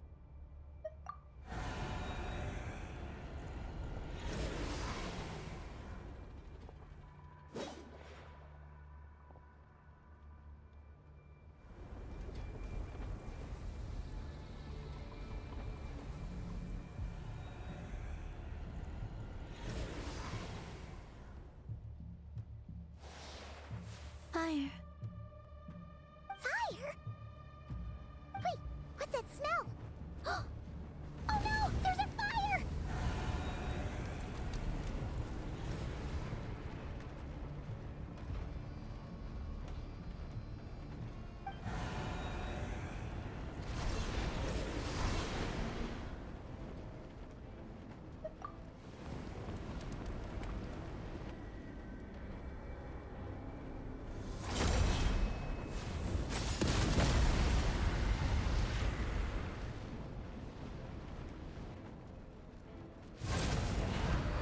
Sandrone was right.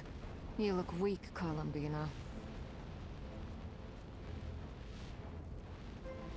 The old you would never have let such lowly creatures bar your way. Word has it that you did something for the Tsaritsa, and that's why you've lost most of your power. Freedom comes at a heavy price, doesn't it? It's Arlecchino! You came! Hello again, Columbina. And greetings, guests of the House of the Hearth. It's been a while, Arlecchino. Man, they really got everyone back for this one.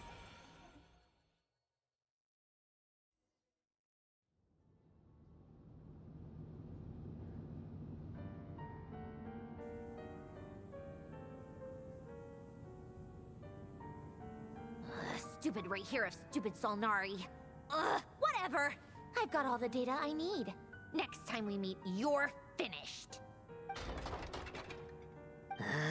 He sure doesn't pull his punches. Excuse me, do you need a hand? You can do me a favor by staying out of my way. Can't you see I'm busy? Is that Mika? Wait a minute. I recognize that voice. Hello, Miss Sandrone. No, never Father mind. sent us over to help. How considerate of her. Hey, Fremine, get over here and help me fix this. Lenny, you do your thing. Just keep your sister away from my machines. Nearly every machine that cat girl touches ends up going haywire. Go put her on cleaning duty or something. Get this stinky girl out of here. Then let's start downstairs. Fremine, we'll leave this place to you. You've got it. Wait a second. Pretty sure there's still some tea in the cupboard. If you want some, you'll have to make it yourselves.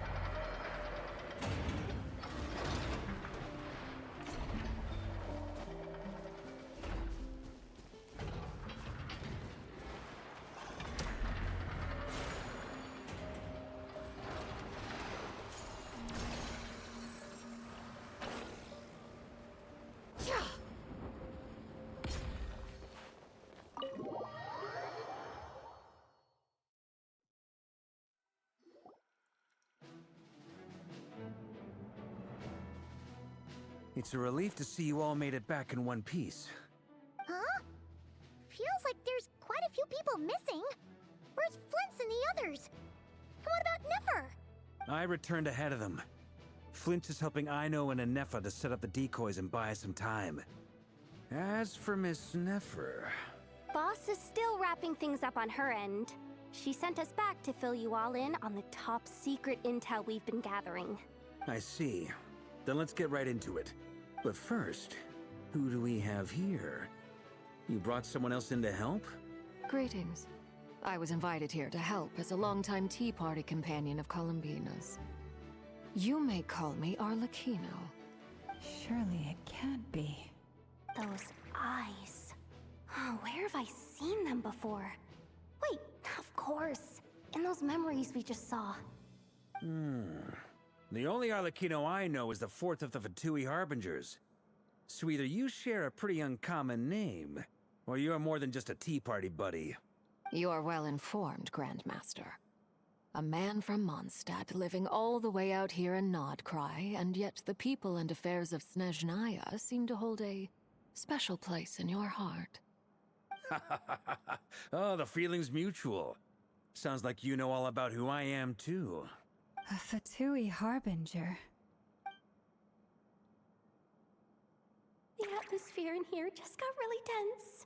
Guess we can't just start trusting Fatui harbingers, even at a time like this. I must admit, though, I'm a little curious. Seeing as the moon goddess no longer belongs to the Fatui, what makes you so willing to put your neck on the line here? Nor does Nordkrai belong to Mondstadt, Mr. Varka. Yet still, you're fighting for it all the same. Things don't always have to have a tangible payoff. Sometimes, stopping things from spiraling out of control is a higher priority than chasing the spoils of victory. Of course, I can't say there's nothing in it for me at all. But that's between Columbina and myself. Forgive me. I don't mean to doubt you. It's just that the Fatui really have been the source of many of our troubles. We have our own way of doing things here in Nordkrai. But ever since they arrived, the Fatui have treated us with nothing but hostility. I know there's been a lot of bad blood between us in the past. I've done my utmost to avoid friction whenever I could. But sometimes fundamental conflicts of interest simply can't be settled amicably. That's why I'm here solely in a personal capacity. This has nothing to do with the Fatui. As a gesture of good faith, I'll be frank. I can help Columbina track down the iridescent moon's marrow, which will help her restore more of her power. Anyway, what else is on the agenda? Let's begin. She says she'll be frank, then completely skips over the details. Looks like she doesn't want to give away too many secrets after all. But she clearly wants to change the subject. It'd be awkward if I tried to bring it up again now. I guess we'll just have to go along with it. She's the fourth of the Fatui harbingers after all. One look and you can tell she's not someone you'd want to mess with.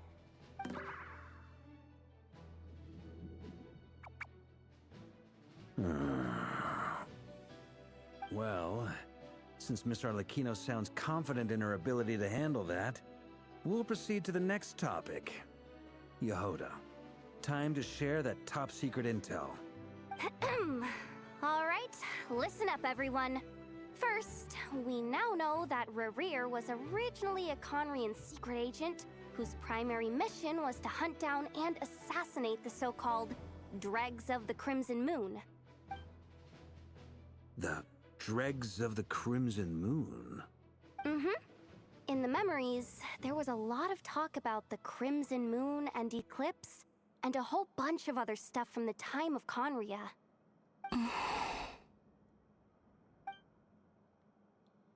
To my knowledge, those were the names of two different Conrian dynasties.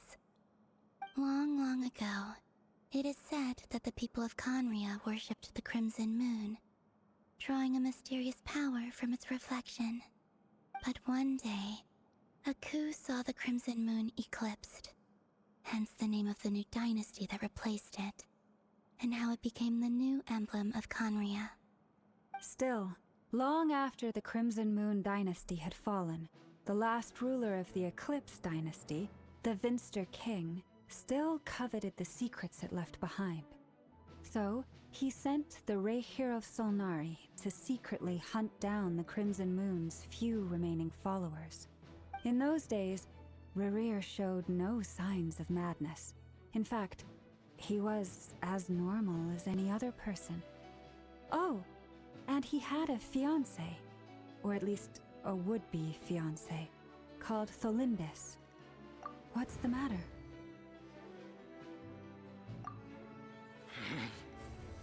Verfnir, Granddaughter, Flinders.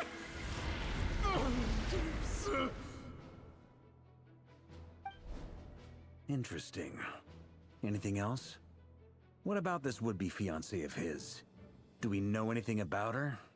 Well, she was a researcher at the Universitas Magistrorum, but it felt like she was hiding some kind of secret. Oh, and one more thing. For some reason, Rerear's fragment also contains some of Thelindis' memories. Though... Well, no shortage of potential leads, I'll give you that. In any case, it sounds like we can conclude that while Thelindis was still around, Rerear appeared to be lucid and quite normal. Thelindis, it seems, must have been the one thing in this world that he couldn't let go of.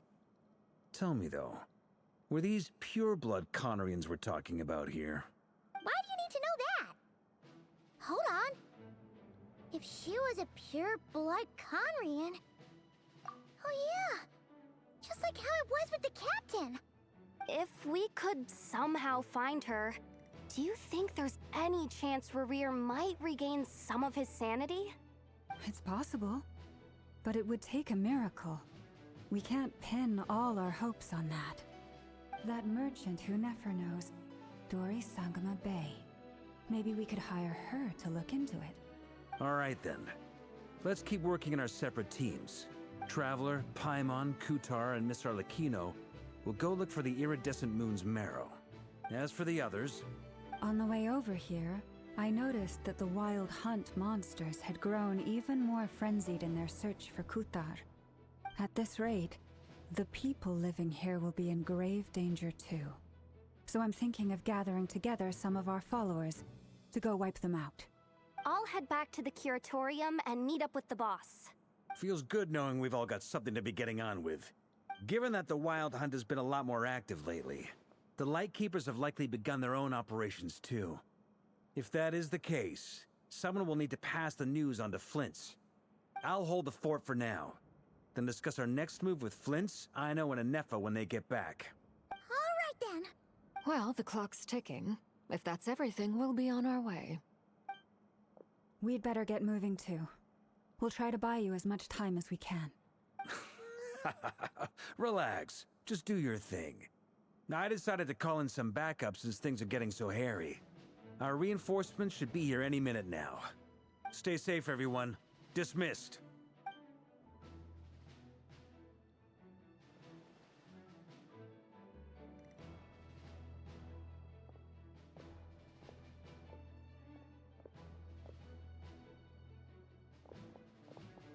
We're back. Did we get here a little early? Or a little late? A tad late. The others have already set off. To summarize, our resident moon goddess has found us a new ally, and Boss Nefer has uncovered some promising info. Everything going smoothly on your end? Not great. I don't know how long we can stall them for. The decoys are getting taken out way faster than we imagined. I'm gonna make some more later, but I need a timeout first. I'm so tired right now. Oh, right! Inefa, could you fill in Uncle Varka on what we just discussed with Flint's? Sure. Uncle Varka, you previously told us about how when you went to investigate a source of the Wild Hunt in Amsvartnir, you discovered that it was just a diversion. But according to Flint's intel, several outbreaks of the Wild Hunt had already occurred in Nodkrai in the period leading up to that. That was before Rerear had regained his body, when he was far from regaining his full strength. In other words, in theory at least, he still lacked the means to act in two places at once. Flint's, with everything that's been happening, the Lightkeepers across Nodkrai are rallying to fight back against the Wild Hunt. They're gonna need your help. I know, I'm sure you're capable of coming up with something far more effective than decoys. But for now, you should stay here and get some rest. Anefa and I will head back over to Amsvartnir to see if there's anything I missed. I told you Uncle Varka would say that, didn't I? A deal's a deal. Not a word about my snack intake for the next week. Database updated. Reliability of Aino's predictions increased. What does that mean? They were betting on how you'd respond after hearing their intel. It's the obvious choice, isn't it? That's hardly worth betting on. We already decided that Anefa should go investigate the situation over at Amsvartnir on her own. You might as well stay here and keep watch. Someone needs to hang back and oversee our strategy meetings. And besides, you still haven't fully recovered from ambushing Rerir. So I've ended up with the easiest assignment. Well, I appreciate it, everyone. See you when you get back.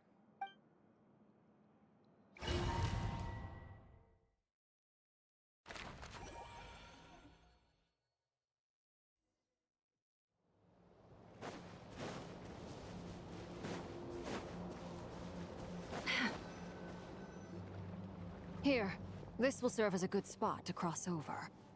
Arlecchino, hold up a second. Since you brought us all this way, would you mind telling us what you've got planned? We still haven't got the slightest idea what's going on here.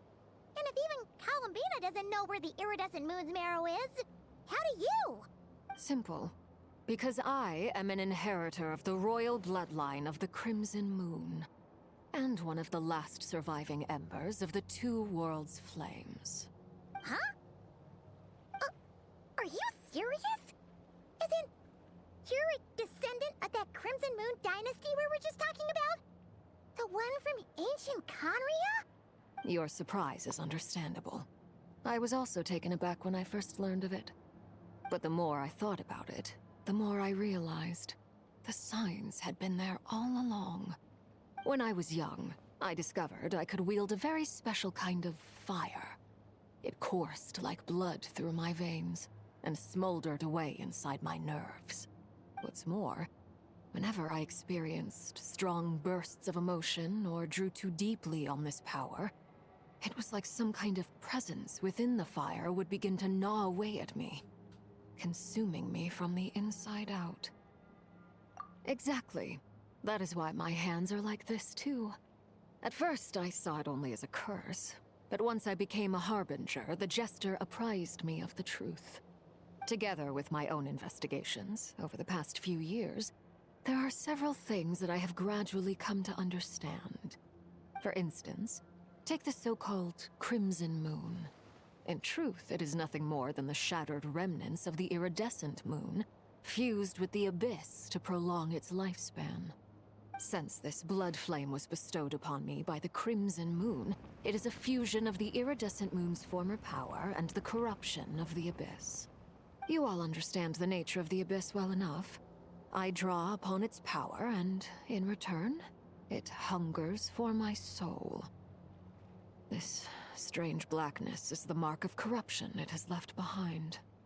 If I recall correctly, you once told me that if the corruption ever made it to your heart, you'd become a completely different person. Yes, and that's the reason I'm always careful not to push my power too far. It's essentially a never-ending tug of war. Oh, sounds intense. Anyway, the rest of my story can wait. Is there anything else about the Crimson Moon or the iridescent moon that you're unclear about? Paimon has a question. So, the Crimson Moon that the Carians used to worship was actually the iridescent moon, right? Which was one of the three moon sisters. Does that mean that the Carians were to the Crimson Moon as the Frost Moon Scions are to the Frost Moon? So much of that history has been lost. We have no way of knowing exactly what they were like. But I would suspect that the Conrians weren't as devout in their moon worship as it might appear. The iridescent moon's remains simply served as their link to the abyss. Later on, perhaps someone discovered a way to make direct contact with the abyss. Or maybe there was some kind of ideological divide. Either way, a dissenting faction staged a coup and drove out the royal heirs of the Crimson Moon dynasty. Still, even with the dark sun looming high overhead, the Crimson Moon's glow never truly faded. If you want living proof, it's standing right before you.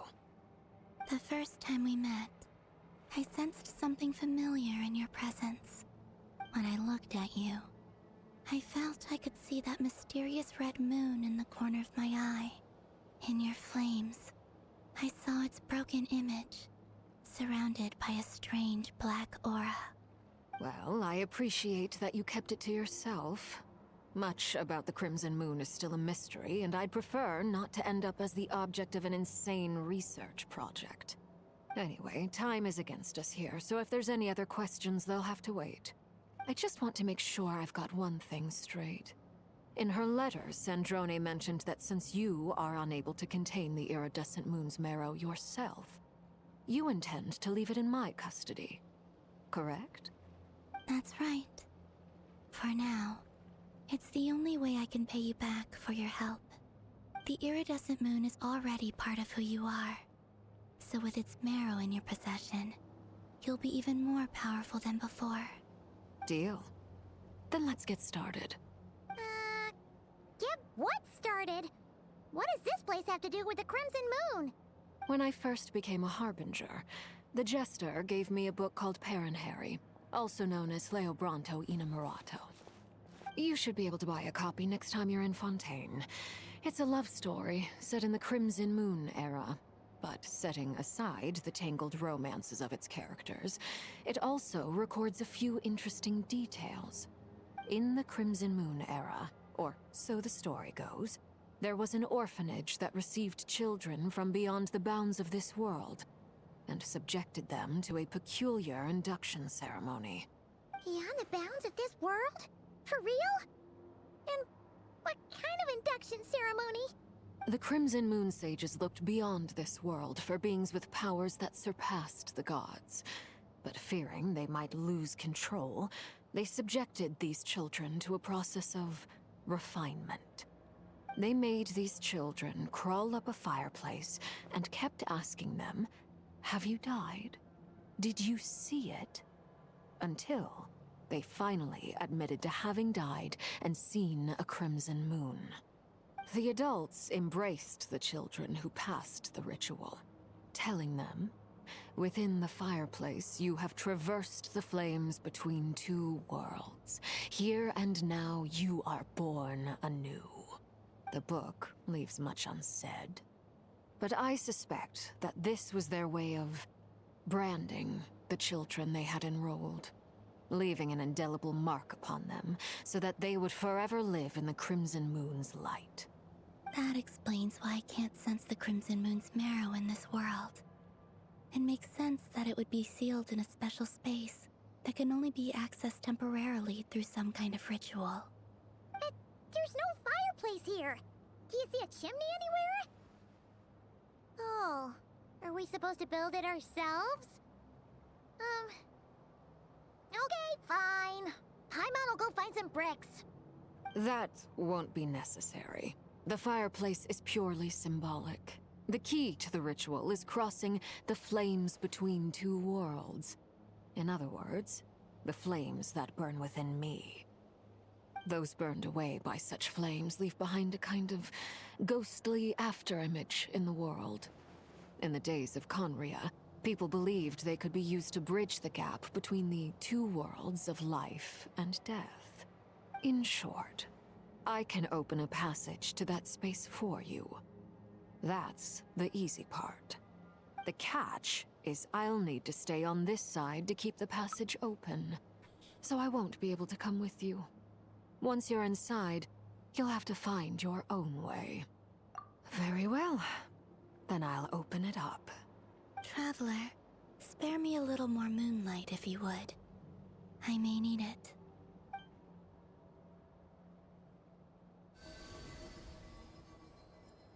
Thank you. I feel like I've recovered some of my strength now. It should be enough to move us across short distances and confront whatever dangers might await.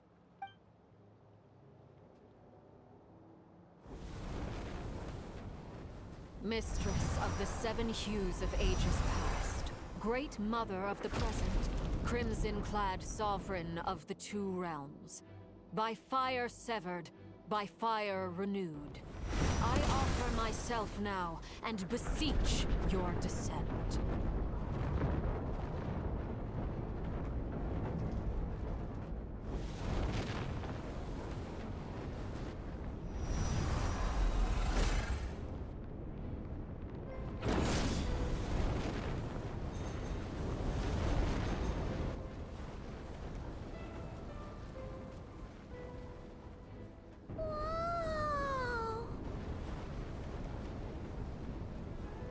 One word of advice as you're crossing over.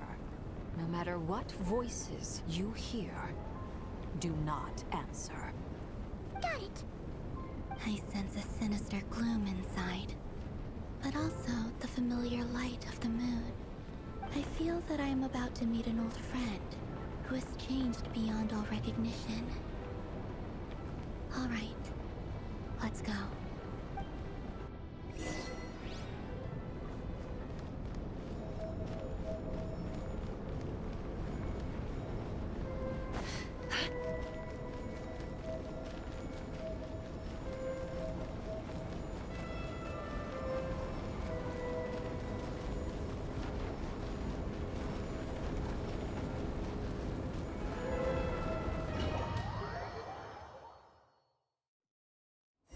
I sense your presence and crave you death and rebirth.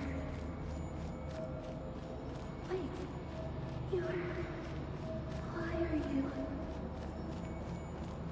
You have crossed over from another world, transcended fate itself.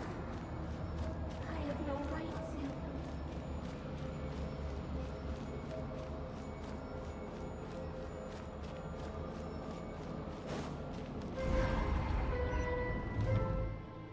Hey, look up at the sky! A red moon! This must be the spot, right? Is that the abyss? It's practically filled the entire place. What now? What a tragic sight. Fragments of your broken body, seized by the abyss, and hung up aloft like mummified remains. Iridescent moon, was this truly what you wished for? Careful! There's something spooky about this place. Feels like something is lurking in the fog. Haimon's right behind you. Whatever you do, don't run off without her. By the way, Kalamina, didn't you tell us that the iridescent moon had shattered into pieces? The moon up there looks pretty whole to Paimon. How is that possible?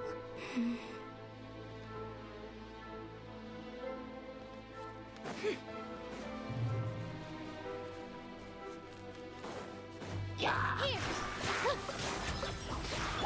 Calm down! It all adds up.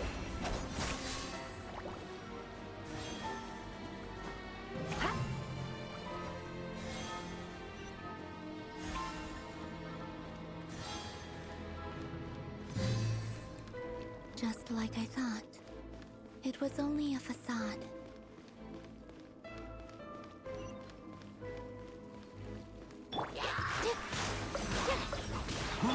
Hold still! Krai, protect us.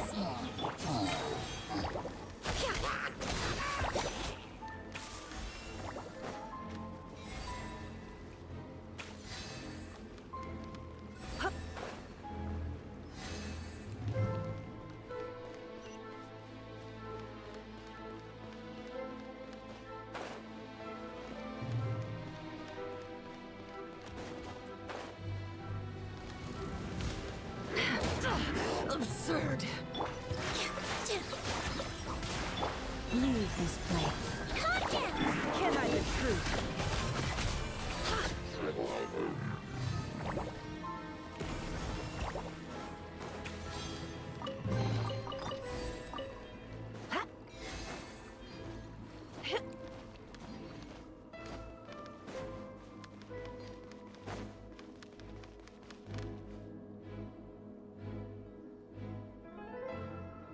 Huh? Huh? For real? That's way too high! There's no way we'll be able to reach it! No. I'm not sensing anything up there. It's coming from under the mountain. Let's see... Ah! There's some kind of weird shadow over the water! Wait, see that? Looks like a mechanism of some sort. Let's check it out!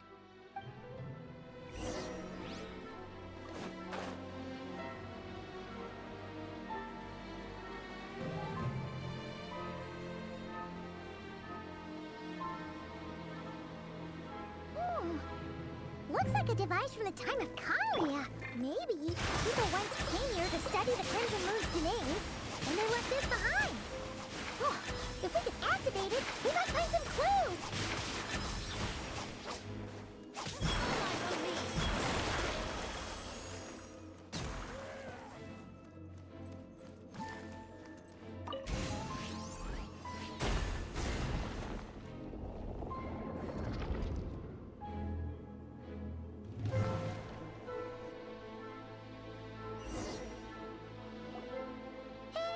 Look at that! Now that the mechanism's running, the shadow in the water looks different. Do you think these mechanisms might be the key to unlocking the secret? Let's try to find more of them! Thalindus, we'll leave the rest of the research in your hands. We'll be heading back now. I hope this isn't ruining date night. Ugh.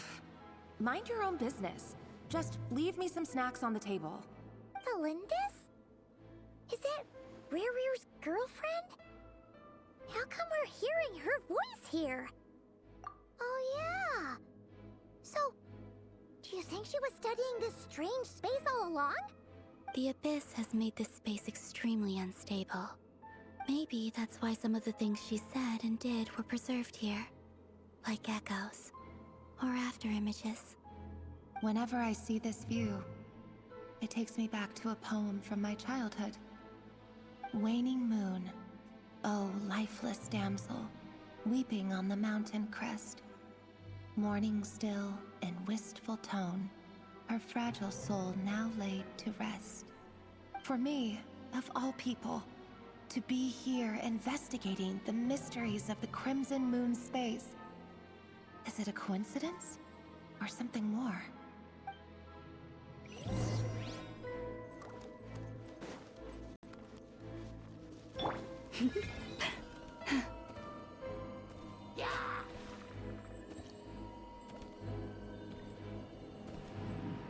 Oh, looks like the Abyss has messed up this mechanism.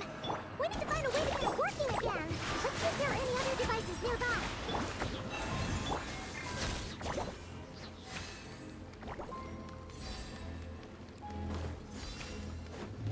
No more lies. Time to come clean. It all adds up. With all my strength. Leave this. No more lies.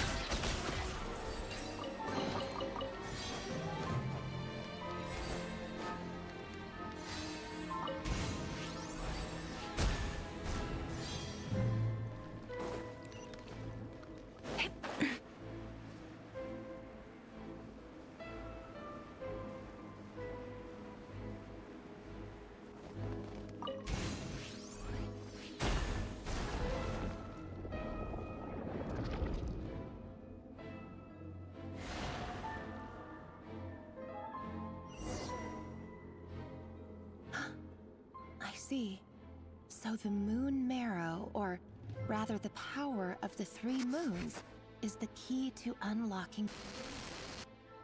If it really does exist, then maybe this madness can finally be put to an end.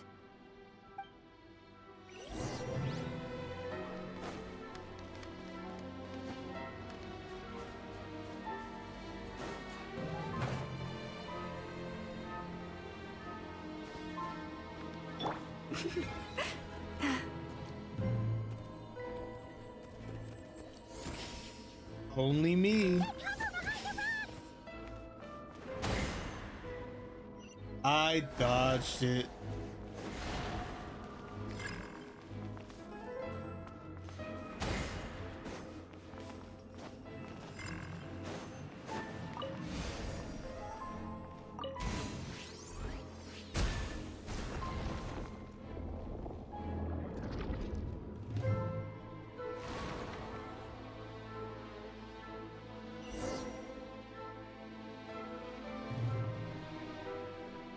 With the Abyss inhibitors in place, I should be able to access the chamber with the moon marrow.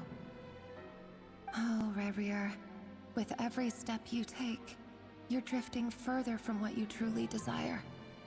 But you're not the root of the problem. Ever since that outsider set foot in Conria, the Vinster King has sunken deeper into madness. If only I could get my hands on that outsider.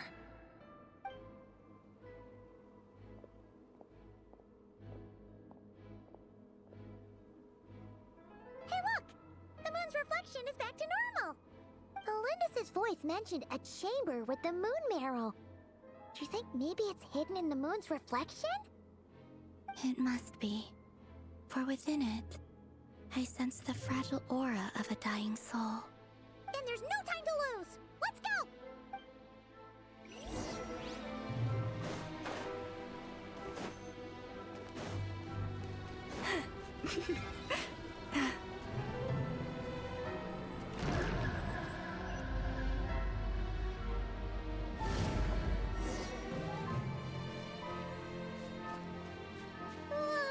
These things are so creepy! Looks like we'll have to destroy them if we want to get to the iridescent moon's marrow.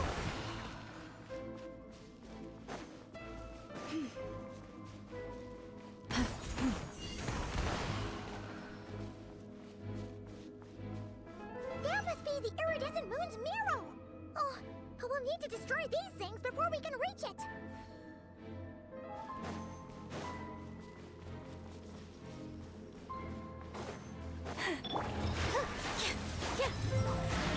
Let's see! Christ?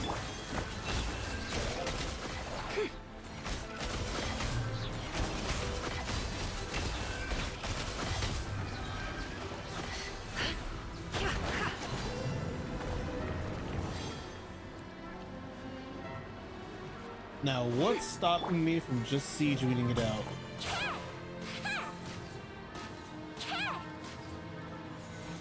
Hang in there! We're so close! Nothing.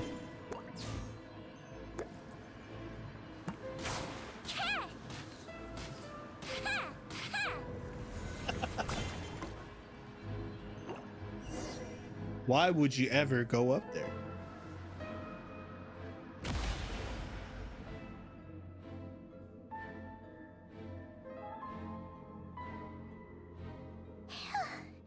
We finally did it! The iridescent moon's marrow. Still burning away like an undying flame, yet now contaminated by the abyss.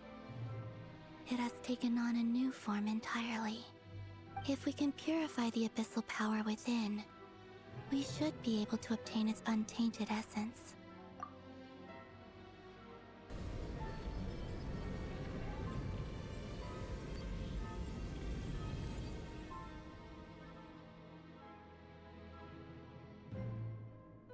It's so cold.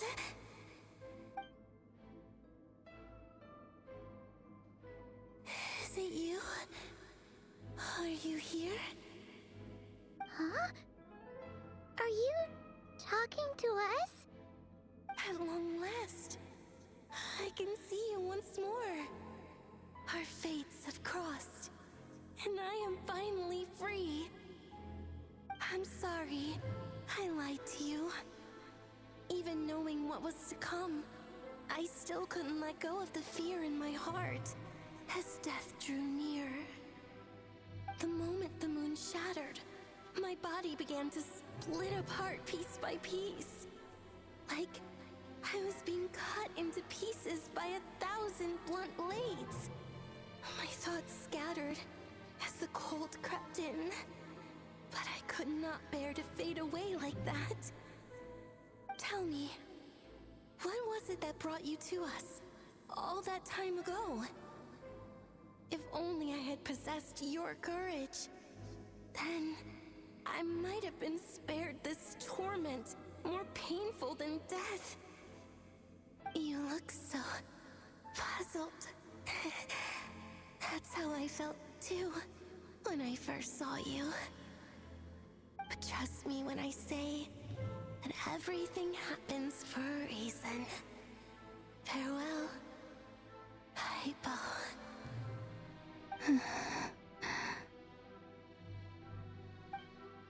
What was that all about? Was that the goddess of the iridescent moon? It sounded like she was speaking to a long-lost friend. But none of us have ever met her before, right? Perhaps. She took me for the goddess of the frost moon she once knew. For a fading soul like hers, our auras must be too similar to tell apart. But anyway, we've got the iridescent moon's marrow now. That should help you regain your strength, right? Alright, time to leave this place and meet back up with Arlecchino. Let's go!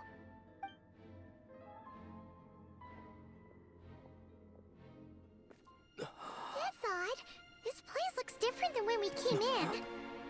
Waning moon, oh lifeless damsel. Oh.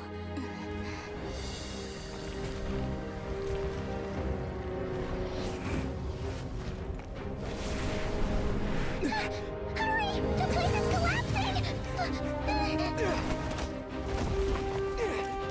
It wants to trap us here. Who's it? The Abyss? Now we've taken the moon marrow. All that's left here is a dark will. It will show us no mercy.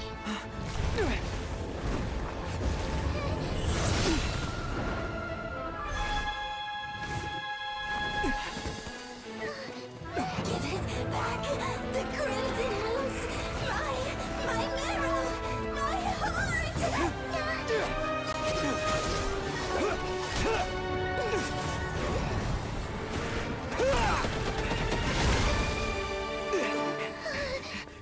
Finally! Huh?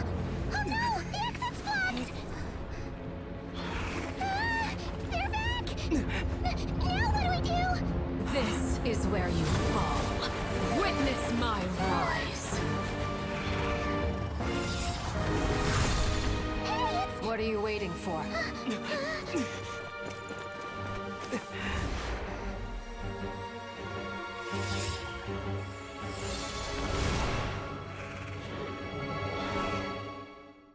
I don't know, but I like the moon heals.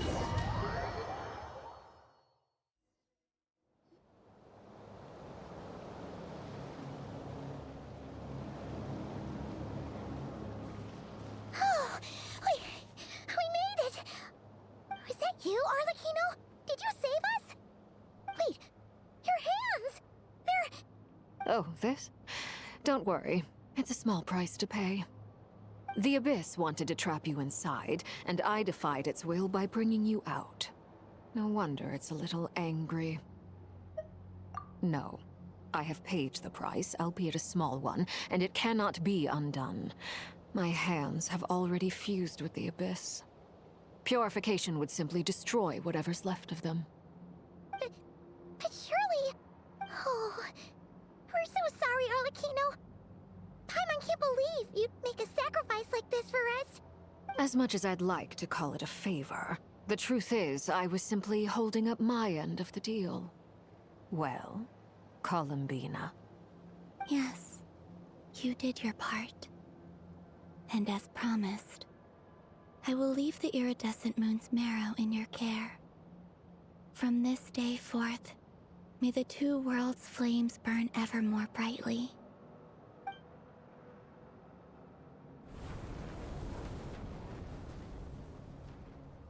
I'll take that as a blessing. Now, Columbina, give me your hand. Accept this moonlight I offer in return.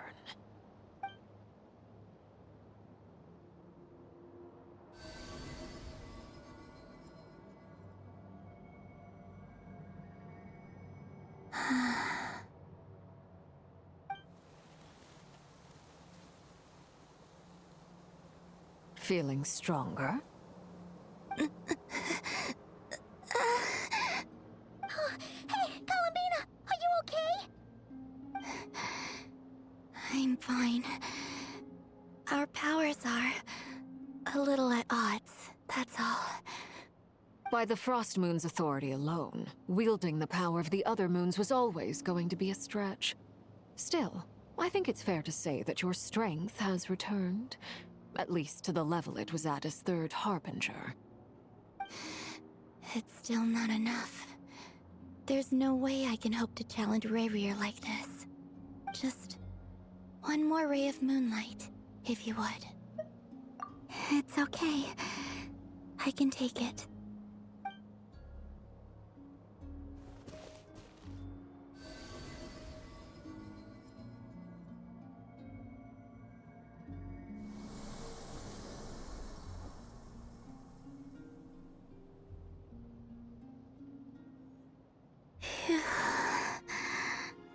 How about now? Fighting fit? At the very least, I won't have to stay hidden like before. I want to see him gone from Not Krai. The Rayhir of Solnari and his wild hunt must be sent back where they belong. Well, it's good to have something to aim for. You certainly seem more alive now than you did earlier. When I first met you, you didn't strike me as a ray of moonlight. More like a wisp of fog drifting in from who knows where, ready to scatter at the first sign of a breeze. But now, you're full of vitality. Just like the Frost Moon, once the brightest of them all. May you keep shining, Columbina. This is who you are. Thank you. Look after yourself too, Arlecchino. I know you have plans of your own, and that's why you're always seeking to grow stronger. But whatever you're after, don't let the Abyss take a hold of you. I do not wish to see you go down the same path as Revier. I appreciate the concern, Columbina. Although perhaps it's time you took a new name. A new name? Kutar, the Moon Maiden, Columbina. They're nothing more than code names. They describe who she is and the roles she's played, but they're not her real name.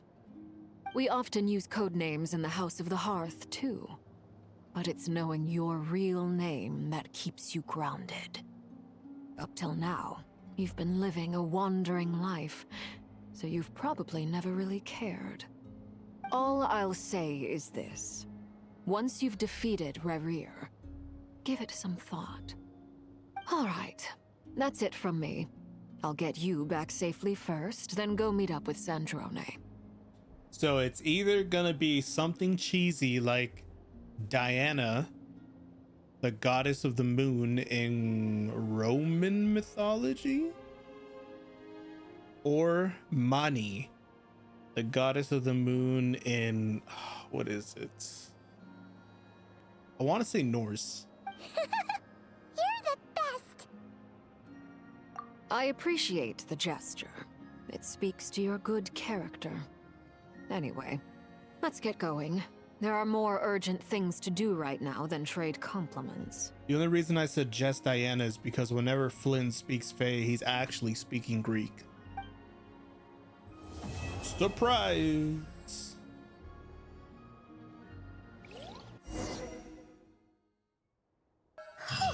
It was a close call, but we got the iridescent moon's marrow and restored Columbina's strength, and that's all that matters.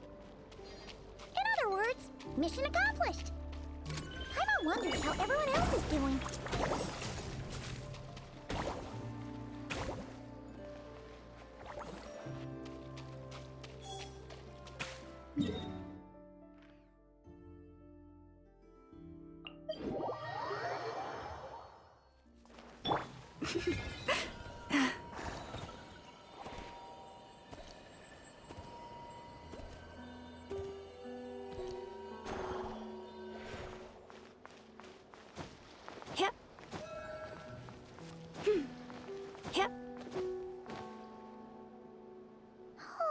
Do you think the others are making good progress?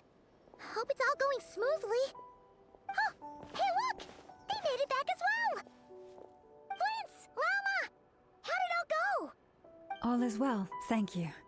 Nefer and Yahoda had to stay at the curatorium to wrap things up, so they won't be joining us for now.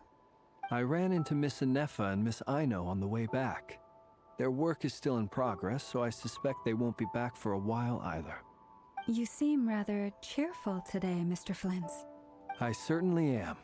I achieved what I set out to do and came away with more than I bargained for.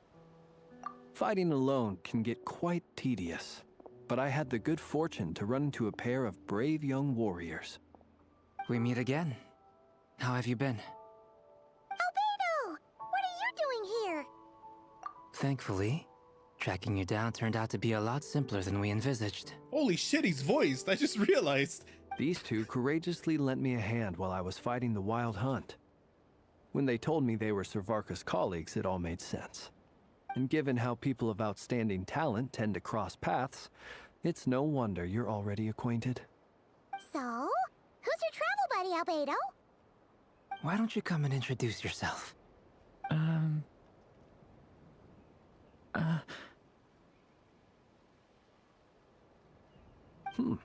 A gentleman of few words, I see. And a rather stern countenance. I presumed you were acquainted with him. Is that not the case? It's nice to meet you. Again.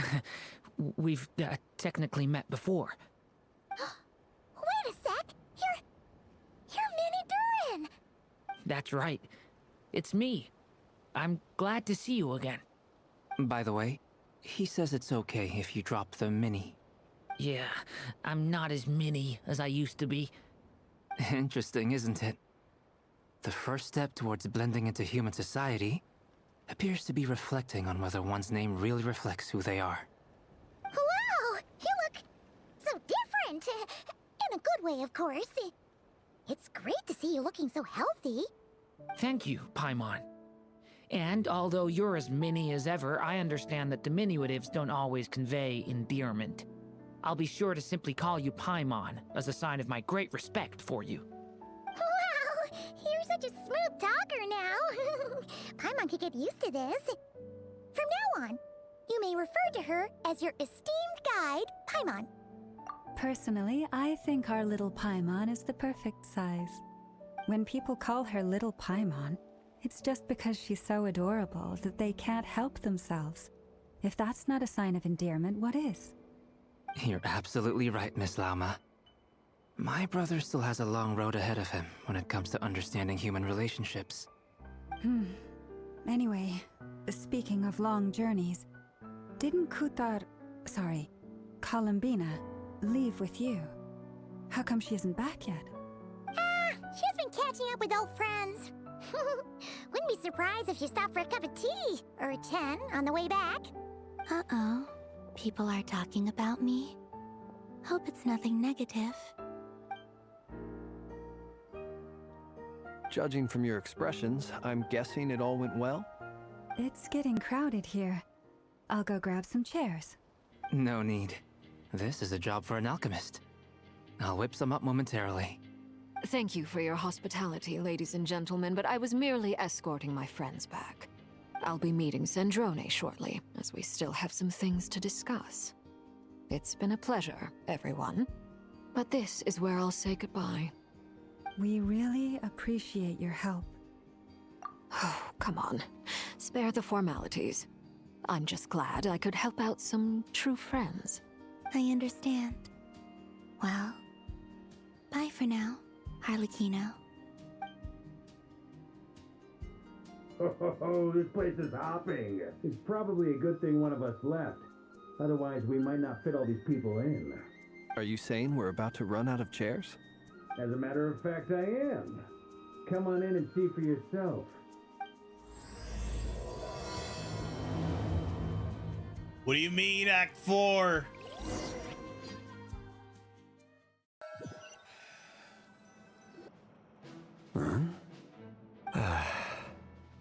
It's Yuri Lowenthal, and he's actually voiced.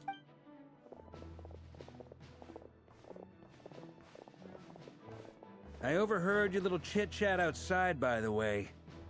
With Miss Columbina's colleague gone, we should be back to the original crew plus the other colleagues I brought in.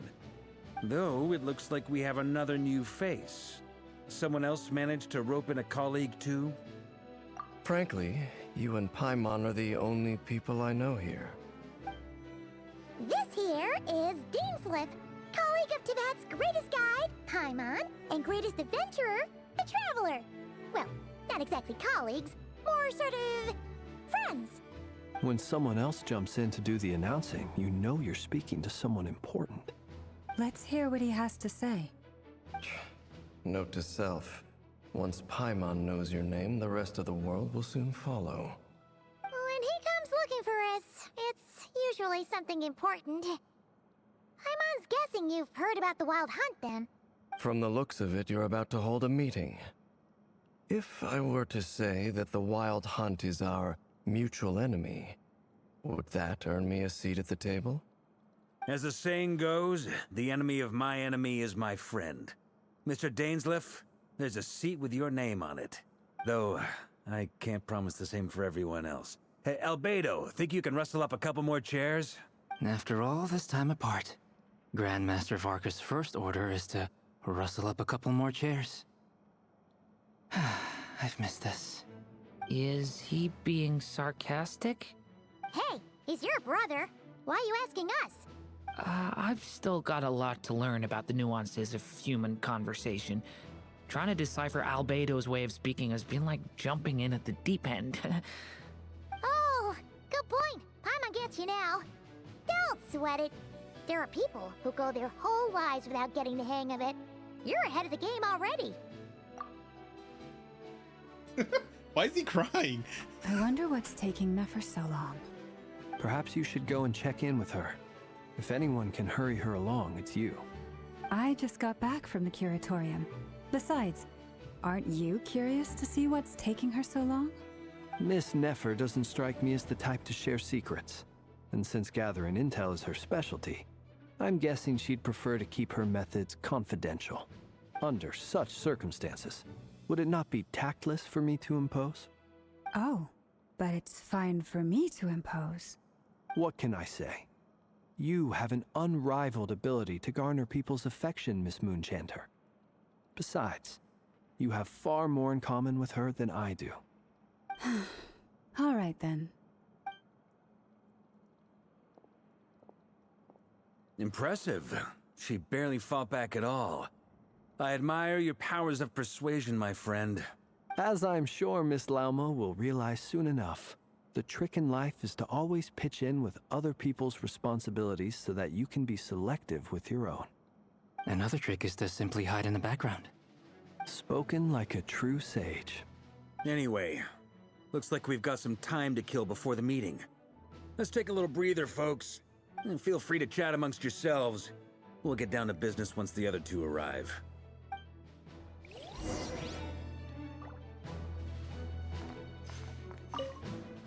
You're both awfully quiet. Why don't I start us off with an icebreaker? Much obliged.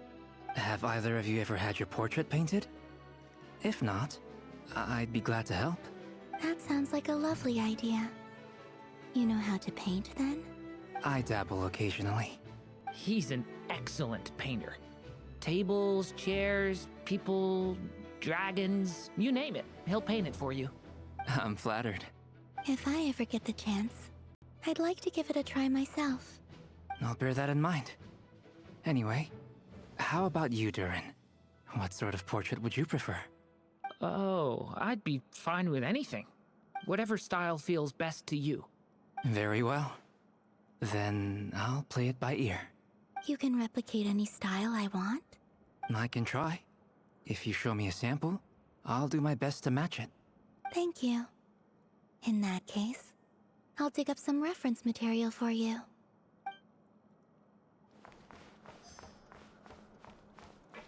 Is there something you'd like to say to me? Yeah!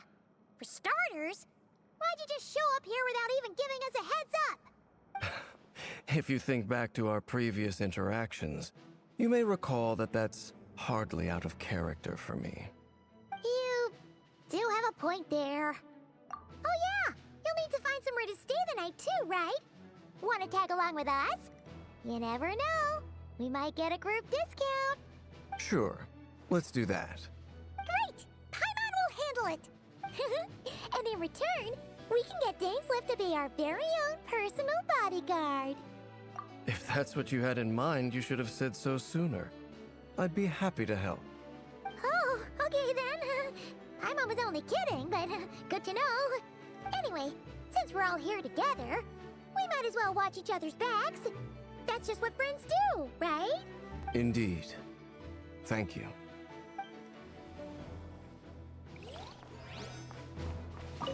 Truth be told, I can't remember the last time I was in a meeting with so many people. You're not alone there, my friend. The Lightkeepers also struggle to bring everyone together for a serious discussion. I don't doubt that. I've only ever met two Ratniki, one being you, and the other being that young guy, Eatlua. Eatlua is a good apple. I'll give him that. He's kind, honest, and regularly delivers supplies to my lighthouse. A true Ratnik to the core. In that sense, he puts me to shame. So you're what? A fake Ratnik? That's what it sounds like you're saying. But I get the feeling that's not quite what you meant. Come on, why the awkward silence? Sorry. I'm not even gonna bother trying to hide it. You've known all along, haven't you, my friend? Now that was an awkward silence. Let's just keep this between ourselves. Probably best if Eatlua doesn't know, huh? That goes without saying. Gotta be careful what you share with youngsters, after all. Anyone else in the know? Let me guess. The Traveler and Paimon? It's dangerous being too sharp for one's own good, you know. Then, in the name of the Animo Archon Barbados himself, I swear your secret's safe with me. When we went for drinks, you said that you and Barbados were practically best buds. In the light of that claim, do you really expect me to take your oath seriously? Of course. Just as long as you don't go spreading around the fact that I'm close with Barbados, all right? Fair enough, then. Nothing like a bit of mutual leverage to seal the bonds of friendship.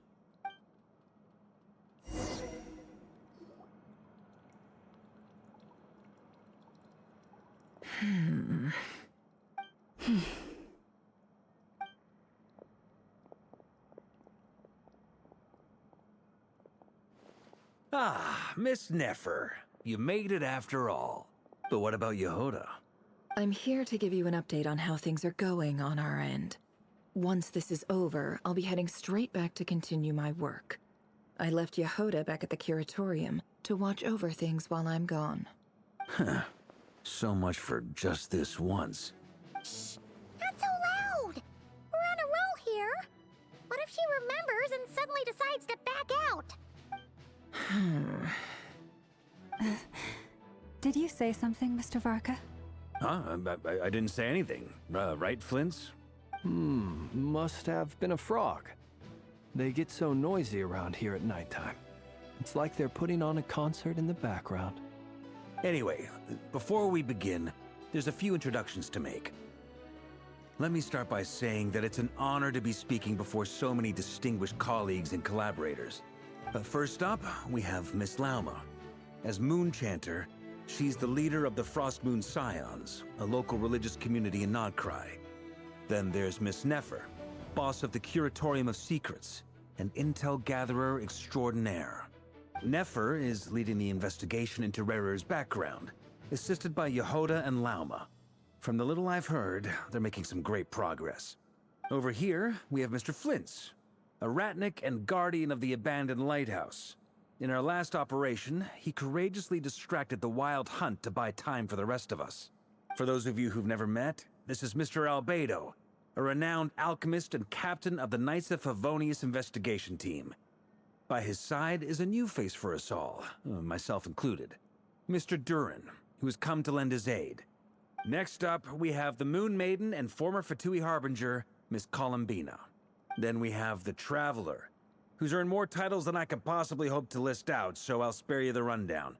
And Paimon, the ultimate travel companion and quite possibly the best guide in all of Tevat.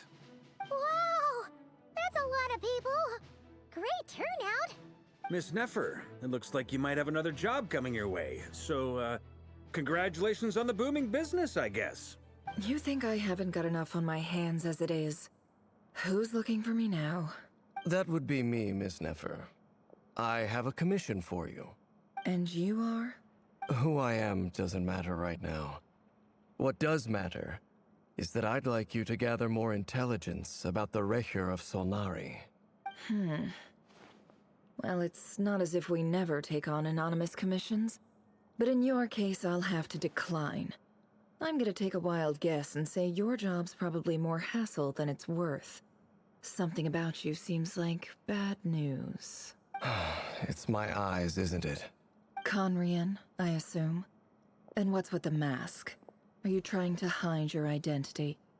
In any case, the fact that you're even still alive raises an awful lot of questions for me. My name is Dainsleif.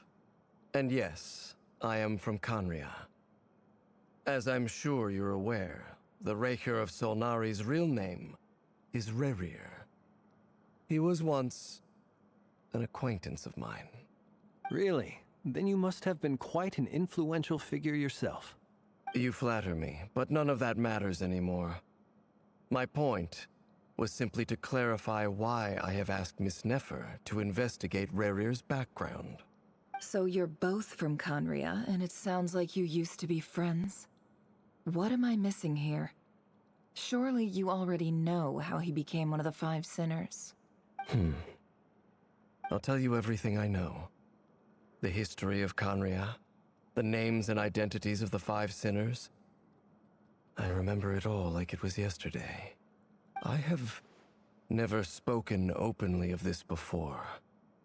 But the truth was exactly as people say. The Five Sinners were each driven by their own desires, and it was by playing upon these that the Abyss tempted them to their fall, tearing Conria apart in the process. The visionary, Vedifenir, who wished to foretell the future. The wise, Haroptatir, who sought limitless knowledge. Gold, Rhindaughter, who desired to create life. The foul, Surtologi, who pursued supreme strength. And last, but not least, Raker of Solnari, Rerir, Ravager of the Moon. Of the five, Rerir is the only one who remains a mystery to me. He never harbored grand ambitions, so what changed in the space of a single night? How did he come to fall like the others? In other words, you're saying that his change came as a shock to you, and you have no idea what actually happened? That's right. You mentioned how the Abyss tempted them, which led to their fall. But what did that look like in practice? And what other context can you give me about the events of that time? The more detail you can give me, the better. Strangely, now that it comes to it, I hardly know where to begin. The fateful night took place during the era of the Eclipse Dynasty. One day, my elder brother, the visionary, Vedifenir, was summoned to the palace by the Vinster King, only for the king to gouge out his eyes and cast him into the dungeons. When I came to hear of this, my fury knew no bounds. I gathered together every ally I thought I had, and together, we set a night to storm the palace and free Ved. Centuries on, the memories of that night still haunt me, like a never-ending nightmare. We broke through the palace gates, just like we had planned, each striking towards our separate targets. But then, I was betrayed. Even Vedifenir, the very person I had come to rescue, abandoned me and partook of the Abyss's power. So, it's personal after all. Then tell me, Mr. Dainsleif, what price are you willing to pay? You, of all people, must know that nothing comes for free. I cannot say what price would be worthy of such a commission. But know this. Rerir was not always a madman. Believe it or not, there was a time when he was just an ordinary man, working for the Conrian Intelligence Service. Uncovering the truth of Rerir's past is the only way to unravel this mystery. But before you decide if you will accept my commission, I will tell you more about him. Enough, I hope, to help you plan your next move. Sounds pretty good to me. Feels like we just flagged down a random passerby, only to discover he's actually a master strategist who has a score to settle with our enemy. Can I borrow your halo? It could be useful in the lighthouse. Hey, enough with the wisecracks! Besides, isn't that lamp of yours bright enough already? Relax. It was meant to be a compliment.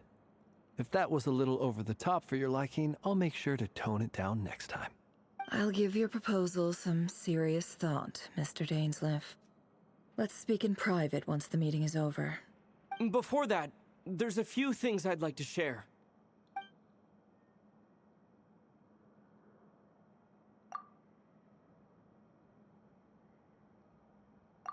Now that we've united the hearts of the three moons, your power should be greatly enhanced.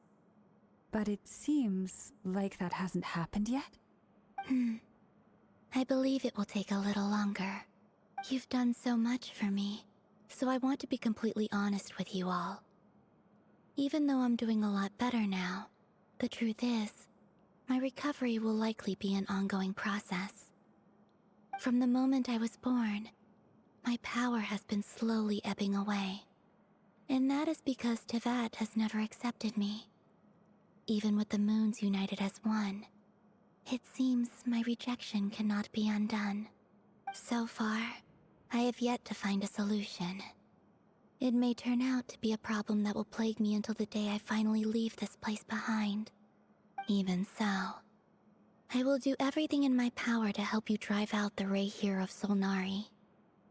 As Arlecchino put it, this is not about chasing the spoils of victory. It's just a gesture of heartfelt gratitude. Kutar.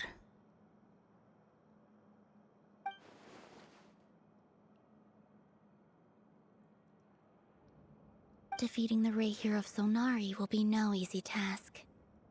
While my strength slowly recovers, we'll also need to gather more intel. Naturally. We should take all the help we can get if we hope to defeat him. We've considered several viable plans now, but our choice hinges on the answers to a few key questions. Is it even possible to kill Rayhir? What experiences shaped the person or monster he became? And what's he really after? Given Albedo's expertise in alchemy, I think we should leave him to try and answer the first of these questions. Understood. As for the other two, I'm afraid we'll have to count on you again, Miss Nefer. Believe me when I say it's not my wish to burden you. But right now, relying on your skills is our only option. So you're placing all your hopes on me, huh? We can't thank you enough for agreeing to help us. Honestly, I can hardly believe how lucky we are. You sure have a talent for changing your tune, Miss Moonjanter. Timid like Yehoda one moment, then flinches insincere flattery the next. Ladies, please. I must object to your portrayal of me. That's all. Feel free to keep bickering. Just pretend I'm not here.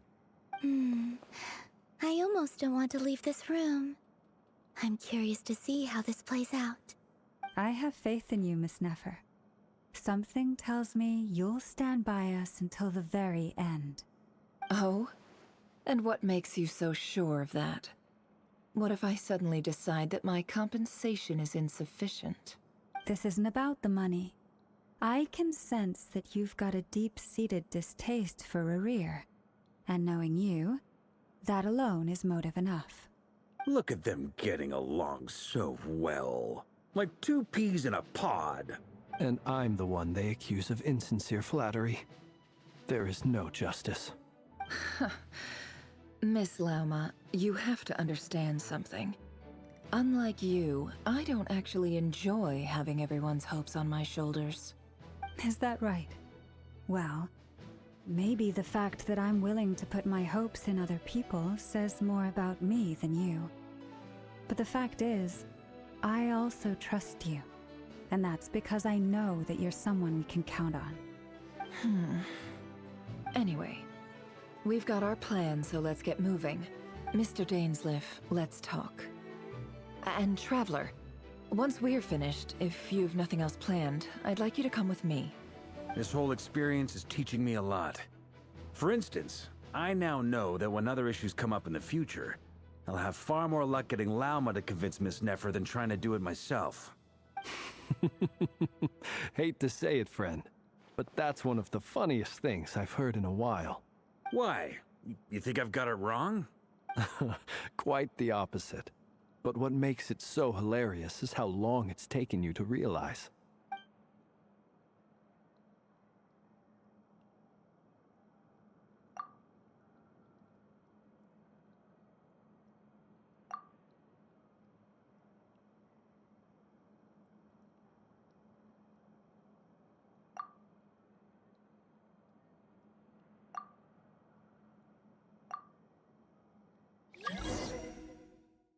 There's so much talking.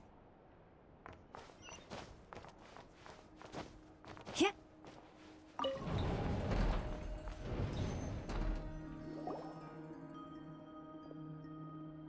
Thank you for waiting. It's okay. We actually used the time to help Dainsliff get a room at the hotel. That's very considerate of you. Now, I trust you share my curiosity about Rarier's past, and you seem fairly familiar with Mr. Dainsliff already. We spoke at some length after the meeting. He was the one who suggested I should invite you to join this operation. He feels confident that these secrets will be safe with you. Dane has a lot of faith in us, that's for sure. Likewise. I appreciate that you got right on board without interrogating me about why I invited you. It shows that you trust me to explain everything in due course. That's because we know what you're capable of. We appreciate you too, Nefer. You might have been forced to help in the beginning, but this time, it was your choice. That's one way to put it. Another is this, that once a decision's been made, it's set in stone. After that, my only goal is to see it through. Alright, so here's how it is. I'm going to access Rarier's thoughts again using my confidential method. Now, I'm sure you've seen things like this before on your travels, so you're surely well aware of how dangerous it can be. The reason I've gathered you all here is to ensure my safety during the proceedings. I plan for us to enter the fragment of his consciousness together, and once inside, I will focus on searching for information. Think of this as a diving expedition into someone's brain. If I'm the diver, you are my safety equipment, tasked with keeping me alive while I'm under the surface. Once the ceremony begins, we will all be spying on privileged information. But in the interests of safety, you must remain absolutely silent at all times.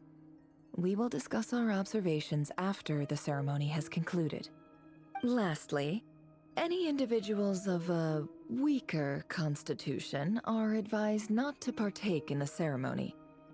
In any case, Paimon has her own job to do, which requires staying in the room, but not joining the ceremony.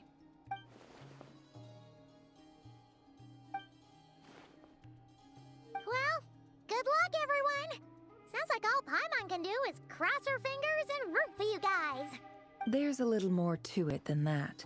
I was being serious when I said you have a job to do. While the rest of us are inside Rarier's mind, it's imperative that we have a team member on the outside. In the event that something goes wrong, you will be our first responder. I don't anticipate any issues, but the extra level of safety will be greatly appreciated. I second that. This is a dangerous operation here, and you're our whole rescue team. That's pretty much the most important job in the crew.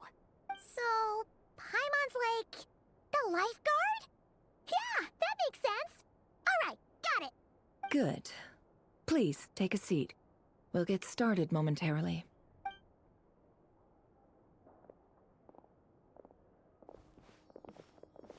So, did Mr. Dainsliff tell you anything else? He told me that he believes Rarier kept some big secrets in his life. He's not sure that they were the cause of his eventual downfall, but he's asked me to uncover what those secrets were all the same. But surely you're not planning to go through with this, no matter the cost. If you think that, you'd be overestimating me.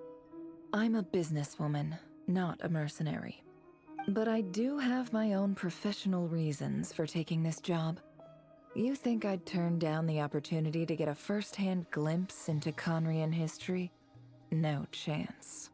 Well, as long as you don't let morbid curiosity get in the way of safety concerns, we're good. We'll do whatever we can to help you. You're such a killjoy.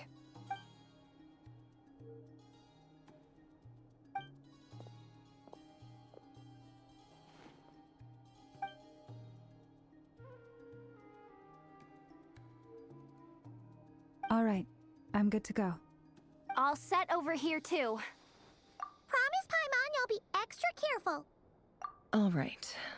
Let your whole body relax. We're about to begin. Close your eyes.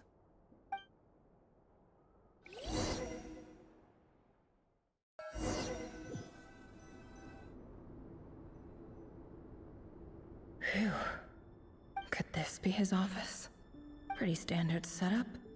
Bookshelves, paperwork, files. According to Dainsliff, Rarier used to be an intelligence operative. Chances are there's plenty of top-secret intel stashed away in this room. Is this where you keep your secrets, Rarier? Can't say I'm not looking forward to this.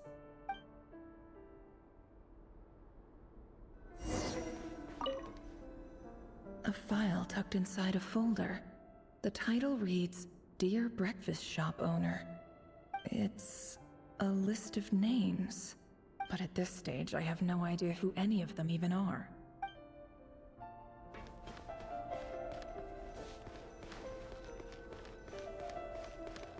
He looks even gloomier than last time. I wonder what's changed.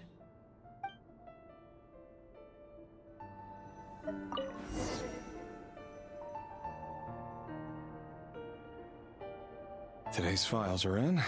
Time to wade through them, just like usual.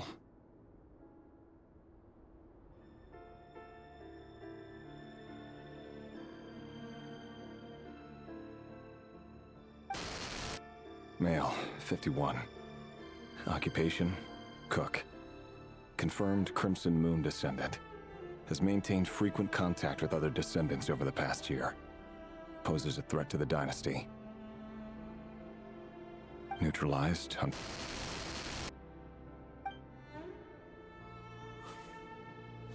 This one should be archived under purged targets.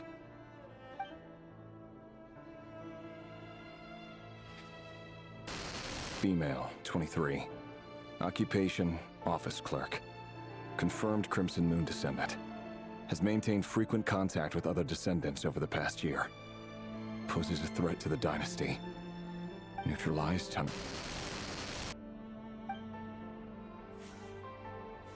Another one for purged targets. Sounds like she was that other man's daughter. Never mind.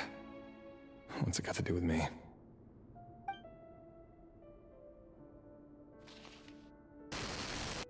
Male, 40.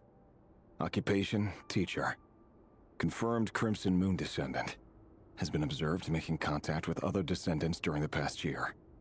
Poses a threat to the dynasty. Neutralized on... Just another nobody for the archive. Come to think of it, I remember surveilling this man.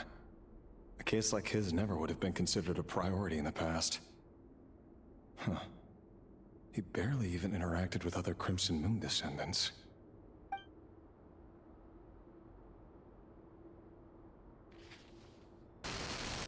Female, 16. Occupation, none. Orphan and confirmed Crimson Moon descendant. Has been observed making contact with other descendants during the past year. Poses a threat to the dynasty. Neutralized on... Filed. I have no recollection of this girl. None whatsoever. She doesn't seem to be anyone important, but then again, how many of them really are?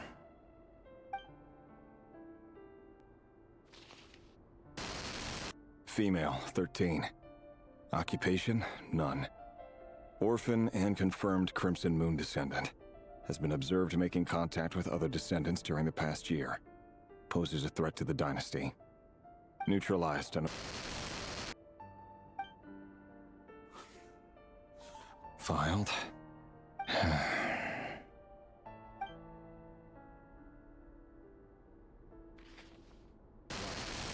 Male, 11. Occupation, none. Orphan and confirmed Crimson Moon descendant. Has not been observed making any contact with other descendants during the past year. Poses a threat to the dynasty. Neutralized and...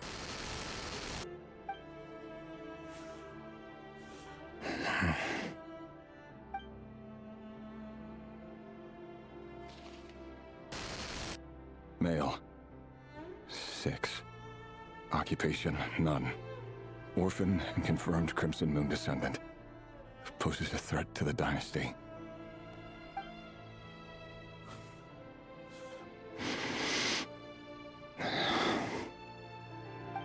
It's funny, isn't it?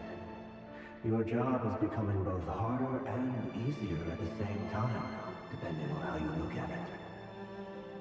Sooner or later, the Crimson Moon descendants will be completely wiped out.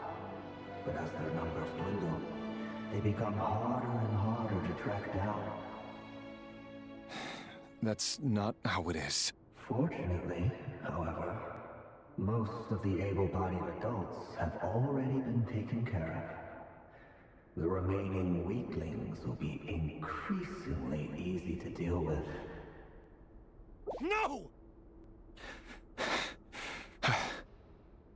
No. My job is to ensure the survival of the Eclipse Dynasty. And the only way to do that is by eliminating any and all potential threats. It's a perfectly legitimate line of work. Every single one of my colleagues can attest to my fairness. And if my friends were aware of the facts, I know they'd back me up too. Assuming, of course, that they were aware of all the facts.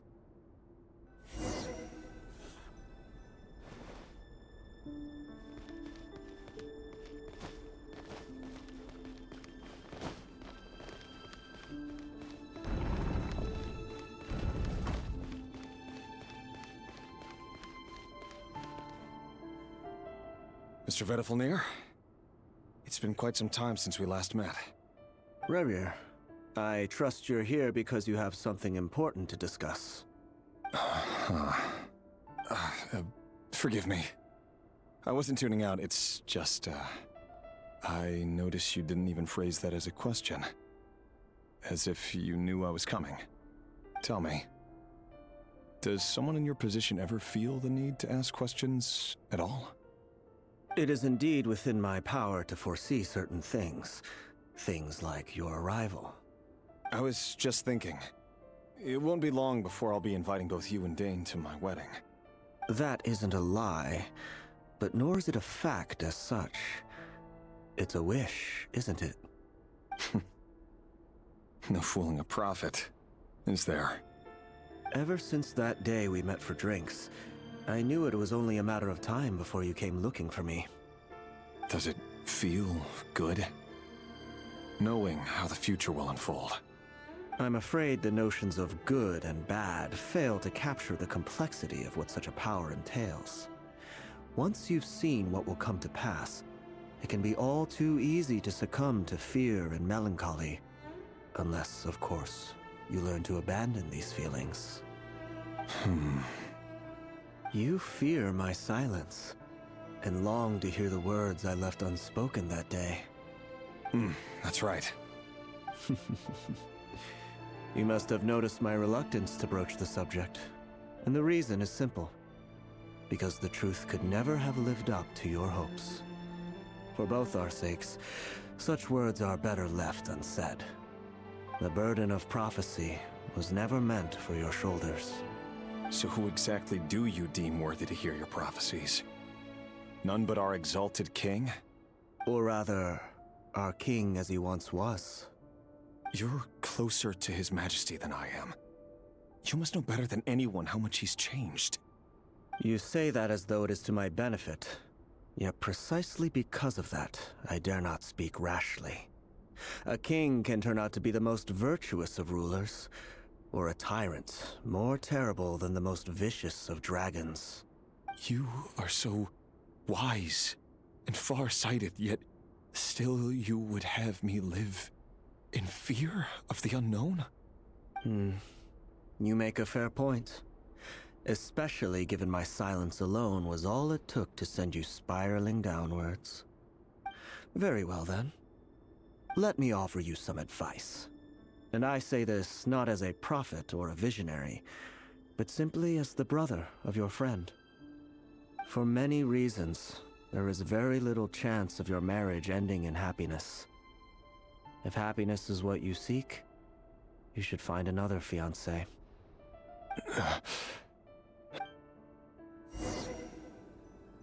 Hold on. There's that same black fog again. Could this memory belong to Thelindis? Guess I'd better tread carefully. Oh, this game. Wait. Hear me out. This time we finally got a clear look at his face and learned his true identity. His name is Rayrir, and he claims to be one of the king's guards. What did you say? A cruel irony, isn't it? The man you're set to marry leads a double life as a brutal executioner. Why are you telling me all of this now? Simple. It's because I want you to kill him. You are the only person he would never suspect. No, absolutely not. I would never dream of doing such a despicable thing. So you'll just stand by and watch him slaughter us to the last? Do not forget that the blood of the Crimson Moon flows in your veins too. The blood of the Crimson Moon? What does that matter now? The dynasty has long been dead and gone. You think that alone is reason enough for me to throw away everything I have? Why wouldn't it be? You two were once a child of the Crimson Moon, just like me. Don't tell me you've never felt so much as a flicker of fury for the way we were trampled into the dust. As long as you promise to abandon this pipe dream of restoring your dynasty, I can try to persuade him. Or have him persuade the Vinster King. Persuade the Vinster King? Do you even know why he's so obsessed with hunting us down? Why he keeps trying to force us to hand over our secrets over and over again? Or why we refuse to give up on restoring the dynasty? The Vinster King. A blind fool. His eyes clouded by powers from beyond this world. A petty little man with a miser's heart. And he dares to sit upon the throne? Mark my words. Sooner or later, Conria will fall. And it will be his doing. If you can't bring yourself to do it, so be it. Just you watch. It won't be long before calamity descends upon us all. The Rayrir of Solnari.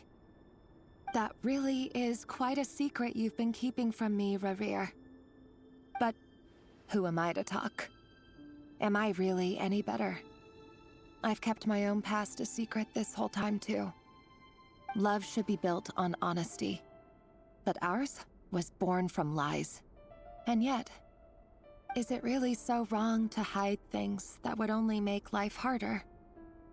If we don't cover up the parts that no one else should see, how can we go on pretending to be normal? Vedifulnir must have known all this. And that's why he made his prophecy. In the end, nothing stays hidden forever. But I won't just sit by and watch this disaster unfold.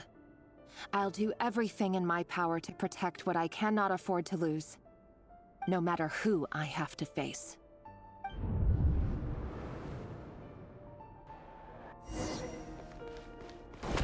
Huh? Was that Riri who just walked past the window? Doesn't it give you the chills that he still takes the same road to work every day, as if nothing ever happened? Those people at the deli. Enough already. They're clearly pretty taken by their own disguises, so just smile and play along. Pull the rug from under beasts like that, and you'll risk having your throat torn out. Delhi? Oh. They're talking about those people from the opposition. Right. I'd almost forgotten they used to run a deli. People of no consequence always vanish so easily. And no one even remembers them.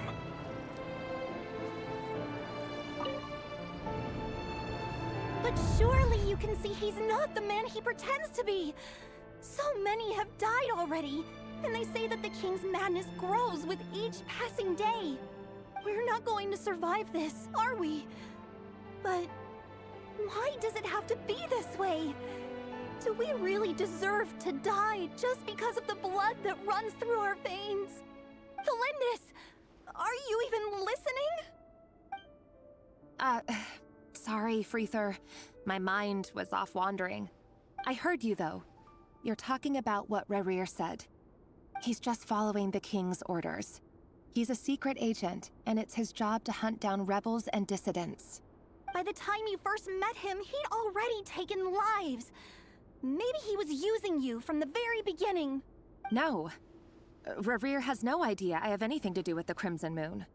My family are only distant relatives of the main lineage, and besides, my eyes are perfectly ordinary. Truth be told, apart from my teacher, pretty much no one knows I have any connection to any of it. It's been a long time since my family severed ties. But as Orlog said, who could possibly talk sense into that raving lunatic of a king? No one. I'll work something out. Trust me, I'm with you all. But for now, you need to keep yourselves hidden. Don't let anyone find you, anyone at all. Don't forget that Rerir is an Eclipse operative. You need to be extra careful when he's around. And when I am too. For now, don't come looking for me. And if anything happens to me, just act like we've never met.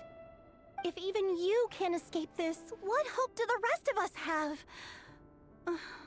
But after all this time together, surely he wouldn't lay a hand on you. I won't speak in his defense, nor can I give you a clear answer to that question. But I'll do everything I can to put an end to this. Here, hold on to this. If an opportunity to escape presents itself, take it. You'll be glad you took some spare change. You call that change? But what about you? I've got a job, and there's still money coming in. But you can't go anywhere right now. Please think about yourself for once.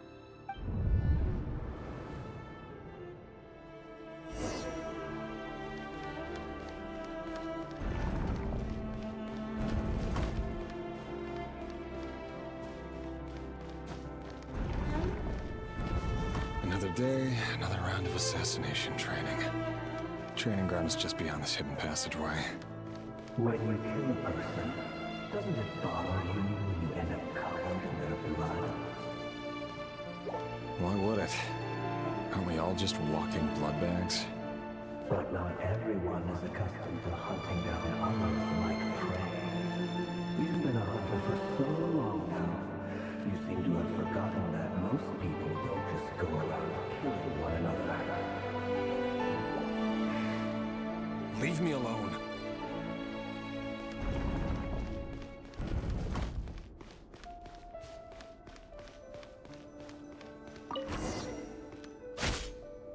Make sure you have a firm grip on the handle, then choose your angle well.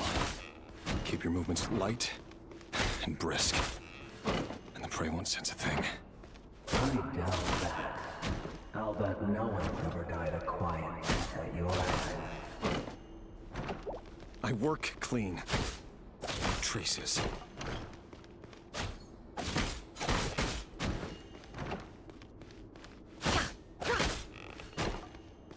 That doesn't make it open or the king just happens to be you now. What if somebody doesn't? That won't happen. He's changed. Ever since he fell under the spell of that power. In the beginning, he was the had you take out a handful of the guilty. But now... The ones I dealt with have always been guilty. And I've carried out my work flawlessly.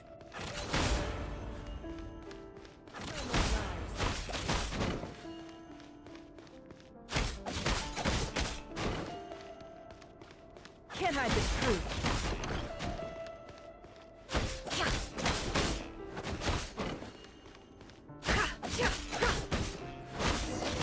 You know why Felinda didn't accept your proposal, don't you? Was it because she didn't trust you? Or something else? Enough!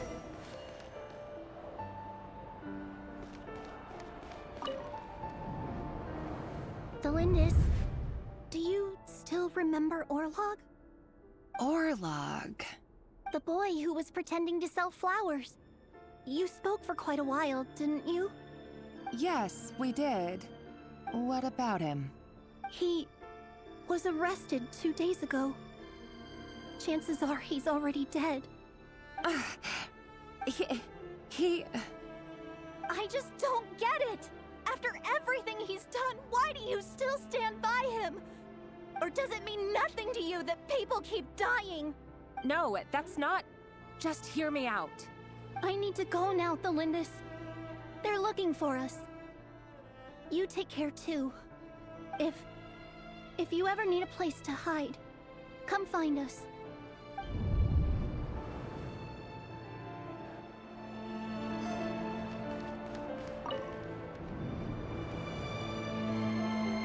Author, Thelindis. Over the course of this week, the research object was subjected to interference for a total of 47 hours for experimental purposes. The results are as follows. All subjects of observation that were sent inside have now... The situation within is proving more problematic than anticipated. No progress whatsoever. What now? Won't you give me even a glimmer of hope? Things are getting worse by the day. I have to find a way or we'll all be in danger. But I... If all this research comes to nothing, what then? Sooner or later, it'll be my neck on the line. But could he really bring himself to kill me? No. Surely he wouldn't have the heart.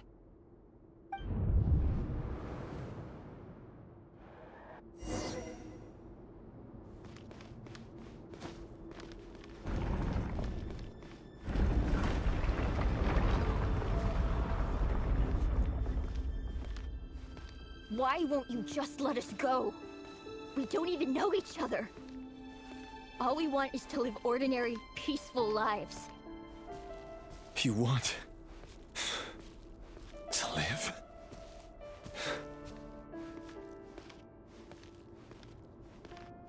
Yes. I just want to go on living. Is that really such an unforgivable crime?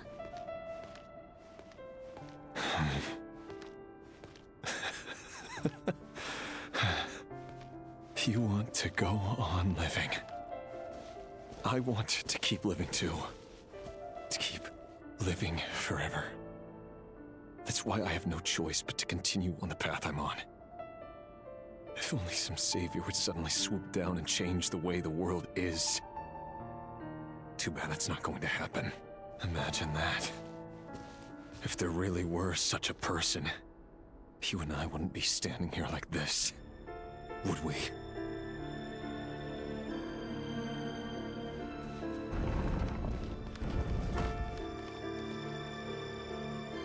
Today's files are in. Time to wade through them just like usual. No, I don't get tired of it. It's my job. And not only am I lucky to have it, I'm good at it too.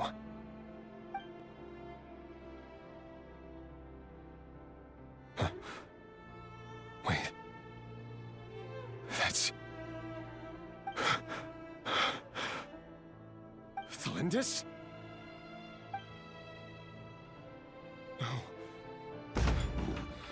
No. No! Why? But you bear no mark of the Crimson Moon. How could you possibly have anything to do with them? It cannot be! A diluted bloodline. Carefully concealed. I see it now. You've been living in the shadows just like me. What a fool I've been. Numbing myself with talk of justice. Even imagining my friends would back me up. But in the end, Irminsul. Finster King! How far are you going to take this? From the direct bloodline to secondary offshoots? And then what? Today it's the descendants of the Crimson Moon. Who will it be tomorrow? Will you not rest until everyone down here is dead? No. This cannot go on. This is where it ends.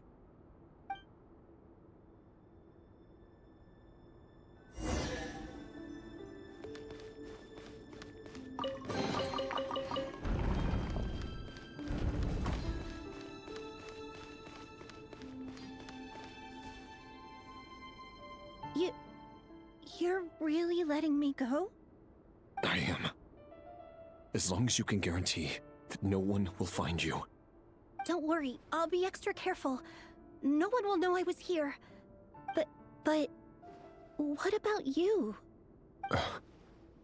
Me? If you let me go, you won't be able to complete your mission, will you? Good point. In that case, maybe you should stay.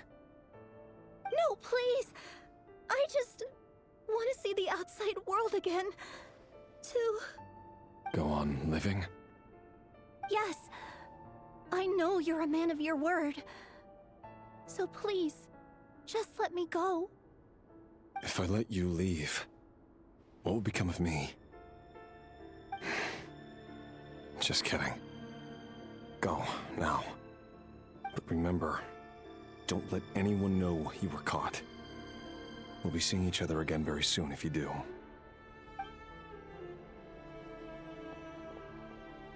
Even shadows in the dark must live by a code. But you can't save everyone. You've been whispering in my ear for days now, Vedifalnir. What are you trying to do? Break me down? I only say this because you long for an answer to your problems. Let her go, Rerir, or you risk losing everything. I will not abandon Thelindis. Then you'll need a little more vigilance and a lot more power. The world is changing, Rerir. Keep your eyes peeled for your moment of opportunity. That voice used to be so unclear. But now I know exactly whose it is. It's Vedifalnir. He won't tell me how to actually resolve any of this, but he keeps trying to manipulate me like a puppet. What's his game here? Tell me then. What will this moment of opportunity look like? And... no answer. He's like a ghost. Always disturbing me when I'm on edge, but never answering when I need him most. So, the Eclipse Dynasty was purging, well, massacring the descendants of the Crimson Moon. And it seems like it was all connected to the Vinster King's research. The King's obsession with abyssal power left the future of Conria hanging in the balance. No wonder every aspect of Rerir's life was so unstable. And it looks like this Thelindis, Rerir's would-be fiancée, herself belonged to a sub-branch of the Crimson Moon Dynasty's descendants. It almost defies belief that a couple like them could hide the truth from each other for so long. If the Vinster King hadn't intervened in such a drastic way, they might have gone on deceiving each other for the rest of their lives. And why does Vedifalnir, Daneslif's older brother, keep talking in Rerir's head? This guy kept more secrets than I ever imagined. The human mind is like a vast desert of shifting sands. When you follow the flow of someone's memories, you only ever see the parts they're willing to let surface. Time for something a bit more creative. We've been inside Rerir's mind this whole time, building up a picture of his psyche. There's already enough clues on the board to start reading between the lines and mapping out the rest. Now, we can finally begin to put the pieces together. Sure, it'll only be a reconstruction, part simulation, part reasoning, but it's usually pretty accurate. Once we've built up a cognitive profile, we just need to cross-check the logic behind his actions. And then we'll be able to take a sneak peek at whatever it is that Rerir has really been hiding.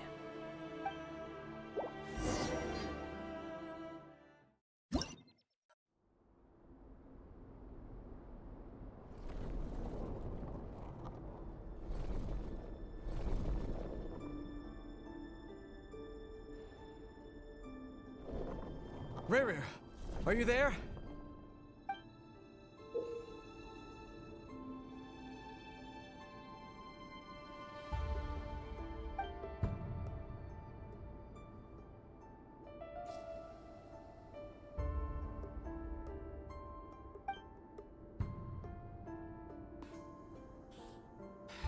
You really want me to play chess?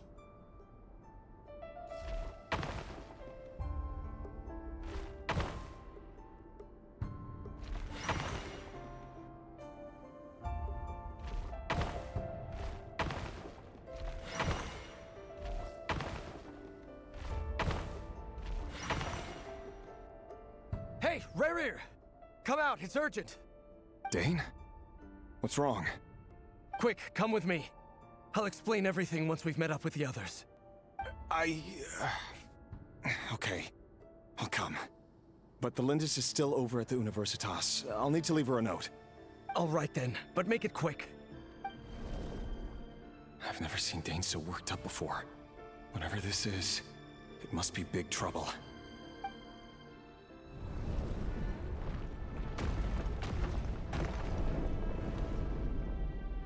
Oh, brother.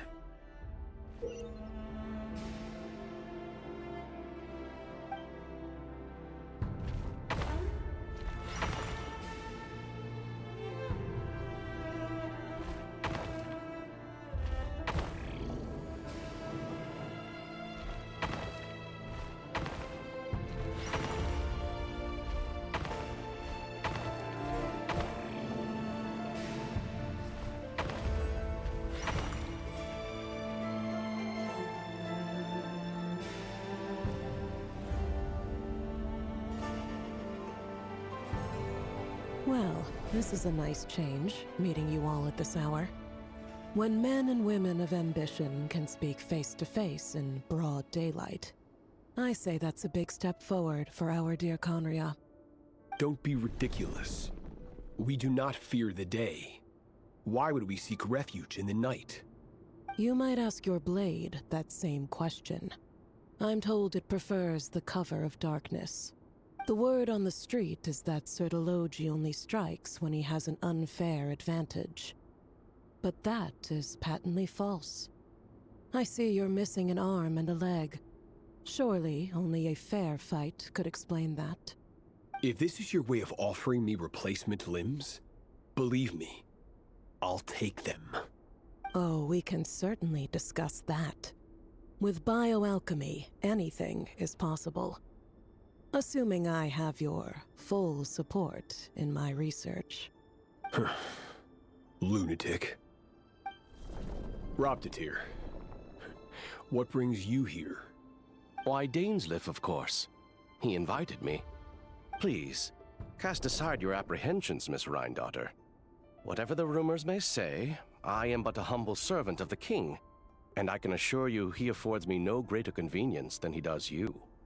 Well, the Universitas Magistrorum won't stop fawning over you, so at least some of the rumors must be true. You're clearly doing well for yourself, so drop the humble servant act. It endears you to no one. You're president of the Universitas Magistrorum, the chief royal mage known as the Wise by royal appointment, and by far the most favored among the 4 pillars of Conria. Vice President Veit doesn't even try to hide his envy when he sees you. My success is the product of hard work and good luck. It's as simple as that. Were the king not such an extremist, I hardly think I would have received a senior post at my age. Of course, no job is without its gripes. Serving a king like ours can be a challenging task, as I'm sure you can imagine. And as for Eftervit, in missing out on the presidency, he's dodged a mountain of stress. Like everything else in life, it comes with pros and cons. You're all here. I apologize for the short notice, but it was an emergency.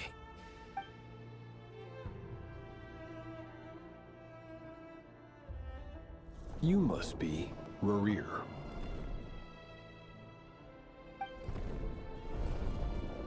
Mr. Sertologi. Yes, I handled your case file during your sentencing. Nothing personal, of course. I'm pleasantly surprised that you remember me.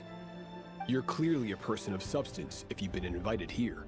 But Dainsleif, you'd better have a very good reason for convening this little gathering.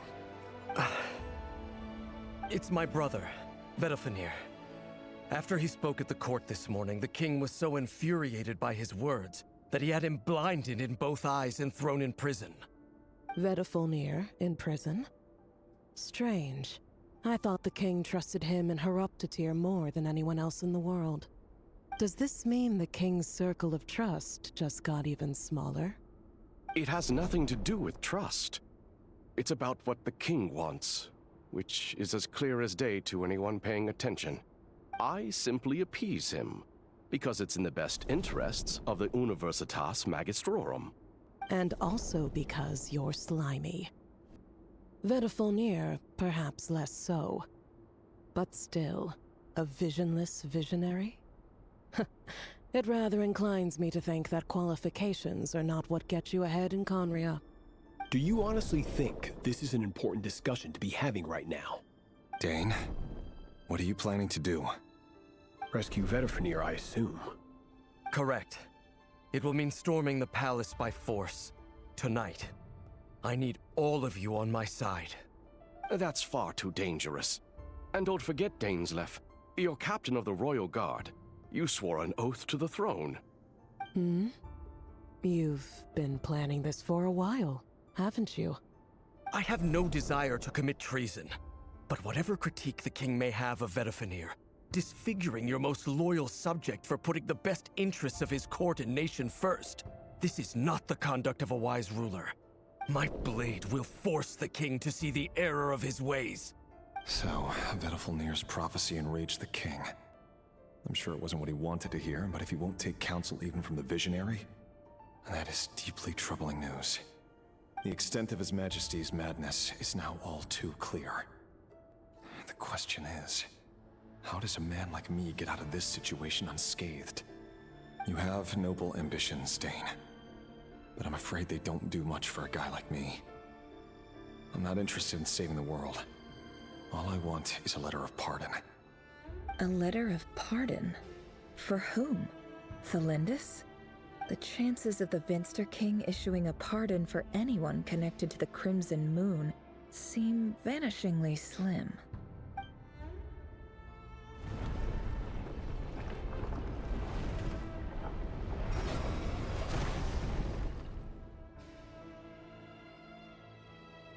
This black fog over the board must have some connection to Thelindis. But why is it taking this form? Does it have something to do with Revir's past? Another mystery I'll need to unravel.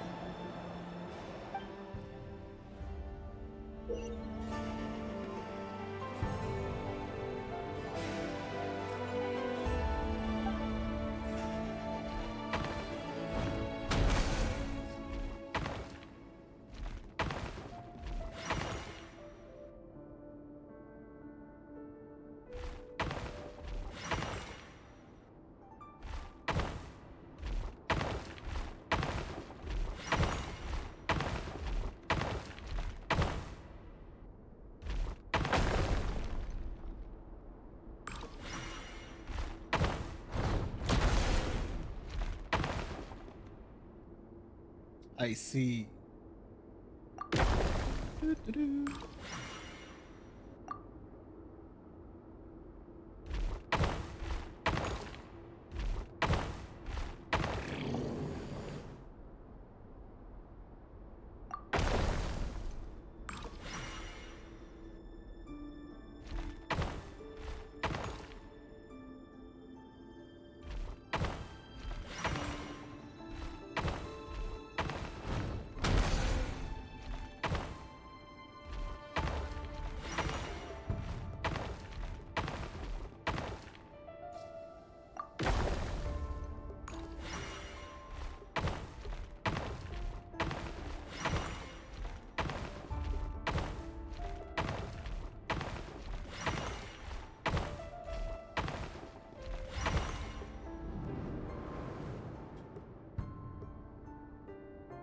Author Thelindis.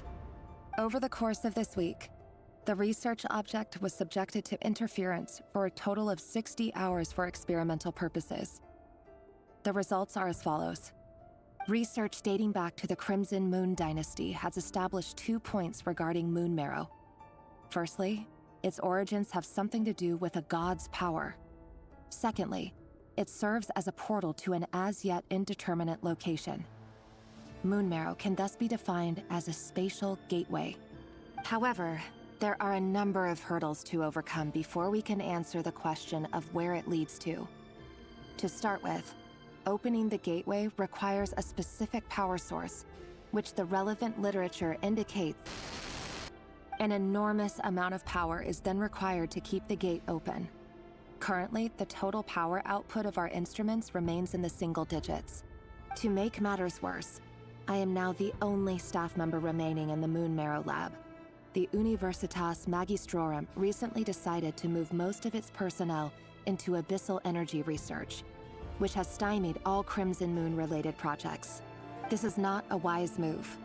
I have always maintained that placing all our hopes in a single source of power is risky, especially one as poorly understood as this. As well as making ourselves overly reliant on a single resource, we are neglecting other promising technologies. I apologize if this comes across as disrespectful. But as a Moon Marrow researcher, I desperately want to see the world beyond the gateway. If we really made it there one day, what would we find? And how would we go about taming the unknown? My imagination is endlessly fueled by questions such as these.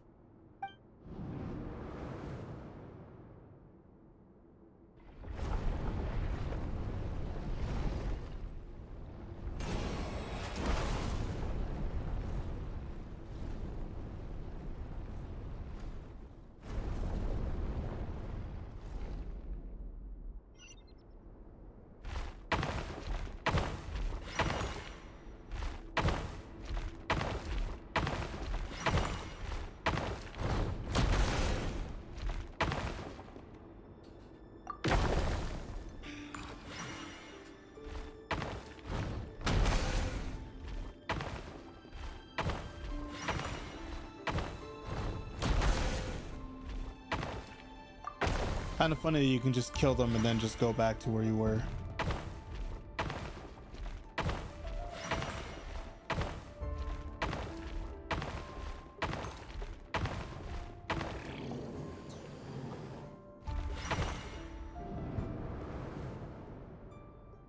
This is for you. I heard you're gonna leave the city with your parents. Thelindis, did you hear about what happened? I've heard nothing. Rerir got back very late last Friday, and he was acting a little unusual, but he slept pretty well, so I'm guessing whatever he did was a good deed. This is kind of interesting because they've never named any of the days. You never saw him, and I don't know what he did. And this conversation never happened. You understand? What if he finds out that you pried into his secrets?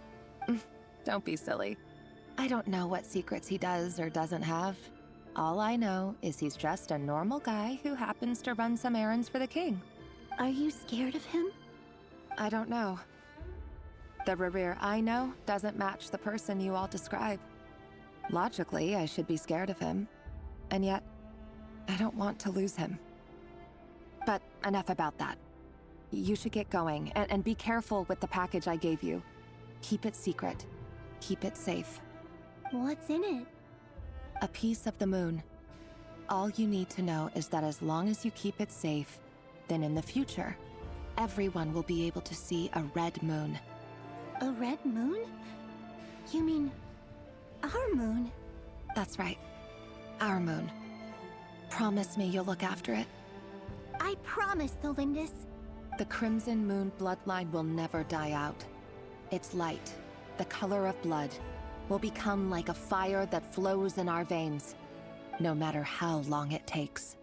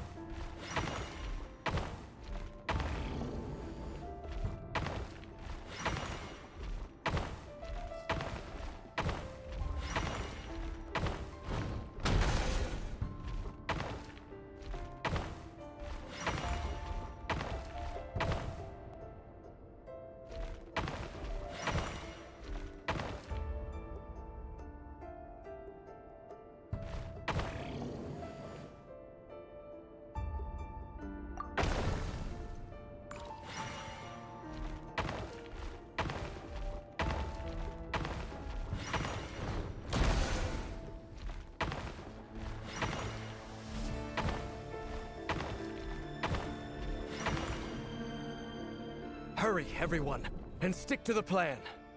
Sir Dainsleif, what are you? Is this treason? You know what happens to those who betray the throne. Please, don't do this! It is the king himself who has betrayed the throne. He has betrayed all of Conria. If you have any love left for justice in your heart, you should join me. It's showtime. Dane and his group will handle the troops in the palace. Then Hraptatir and Rhindaughter will disarm the security measures. My job is to enter the prison and rescue Vedifalnir. Stay safe.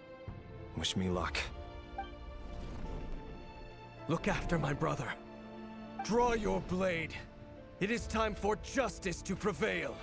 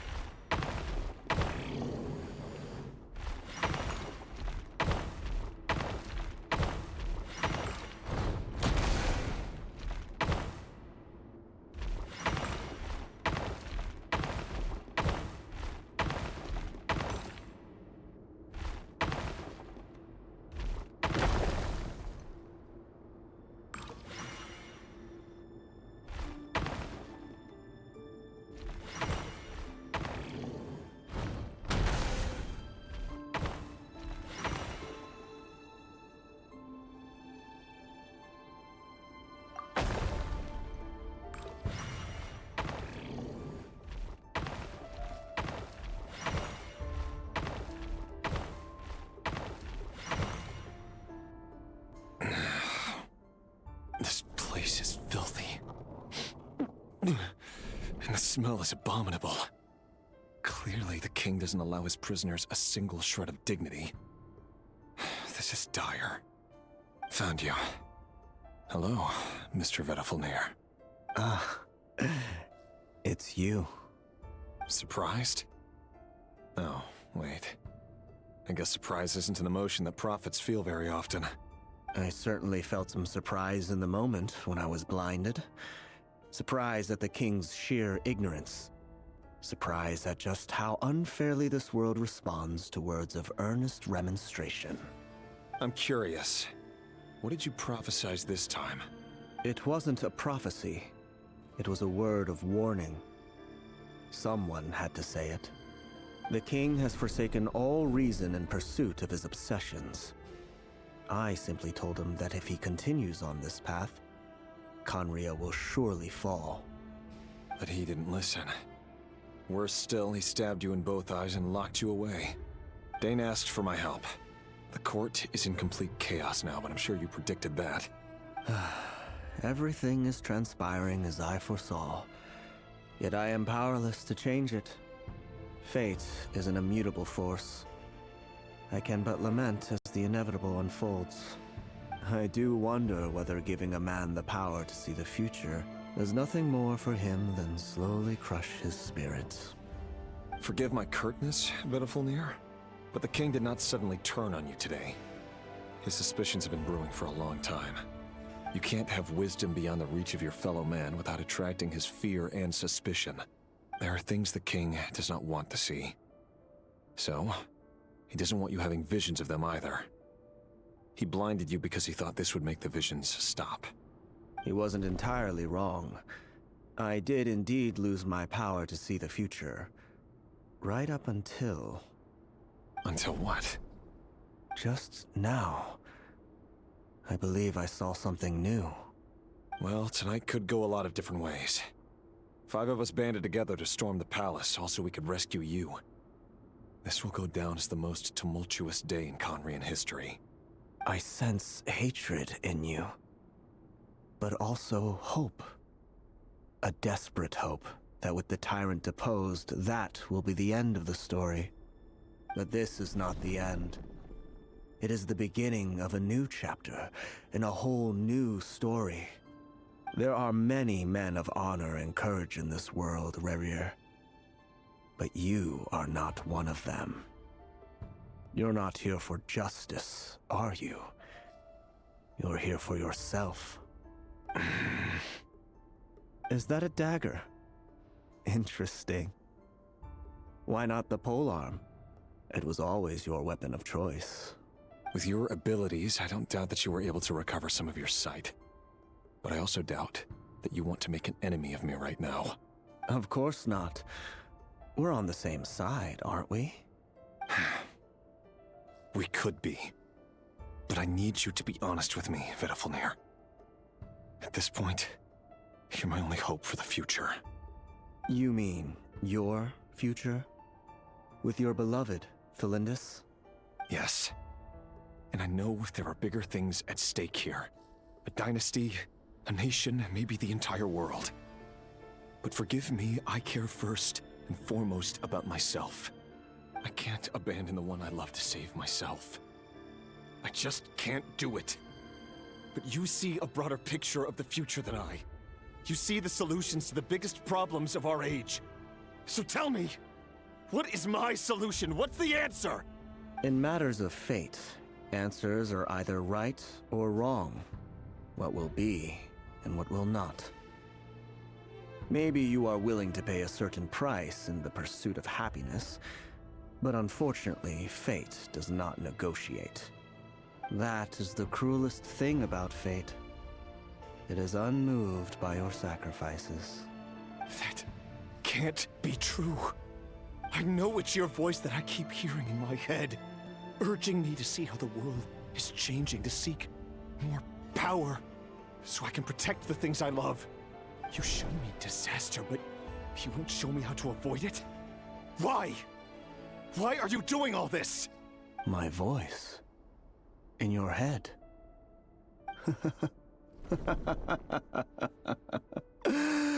So, you hear it too? The voice that steals your mind, gains your trust, and drives you crazy. It turns out that we are not so different, you and I. Vedafilnir just broke into the strangest smile I've ever seen in my life, as if he'd discovered some monumental secret. But then he suddenly switched to looking extremely weary. Very well then. My advice to you is as follows. You must persevere. Whatever trials and tribulations you may face, be steadfast in the belief that they are your path to the future. For as long as you live, your story with Felindis shall not come to an end. That is the only chance you have of fighting back against fate. It is up to you whether you believe my words. Regardless, that is all I will say on the matter. I have no right to intervene any further. I will hold you to your word. Thank you for setting me free. In return, I will tell you one more thing that you cannot afford to ignore. Just then, a strange wave of energy rippled through the city. We had no idea what it could mean. If I were you, I would head to the Universitas Magistrorum. The Universitas? Oh no! I'm sure we'll be seeing each other again very soon, Rerir. Whatever Vedafilnir said, I didn't catch it. I didn't even help him out of the prison. There was no time to lose.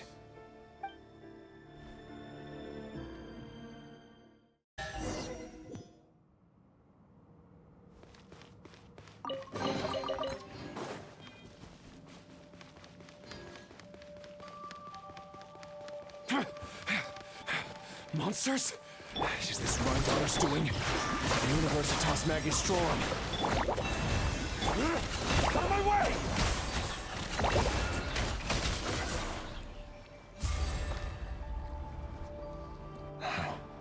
The Universitas. That reminds me of a rumor I once heard. Allegedly, the king installed secret mechanisms in the palace and around the city. No one knows where they are or what kind of power they hold. But if they were ever gonna activate, it would probably be on a night like tonight. Help! Help! Hold on! Don't let them anywhere near you! Save me! I can't! Ah! That sounded like an explosion. So, the rumor is true? The king really went through with it? What other means does the king have at his disposal? They must run on power from the Abyss. And given it's a major center of Abyss research, anyone over at the Universitas will be in grave danger. I have to hurry!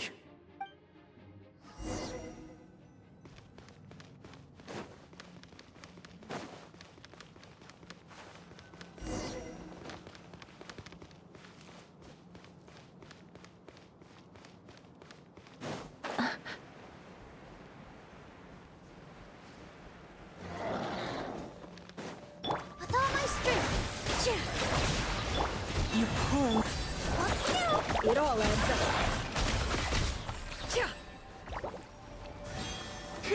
Time to come clean. Time to come clean.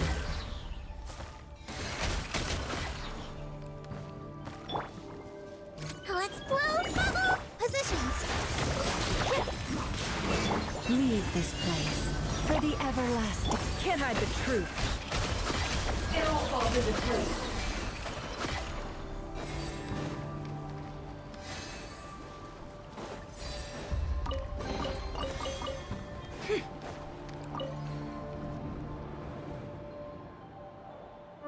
Monsters at the Universitas Magistrorum? Why now?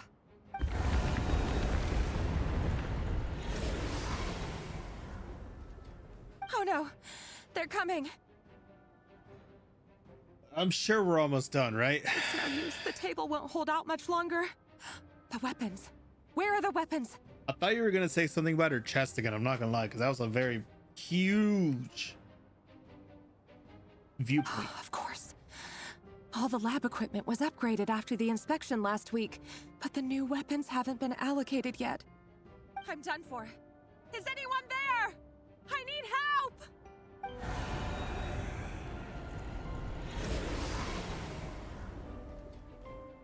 Ah! Stay back! Please stay back! Please!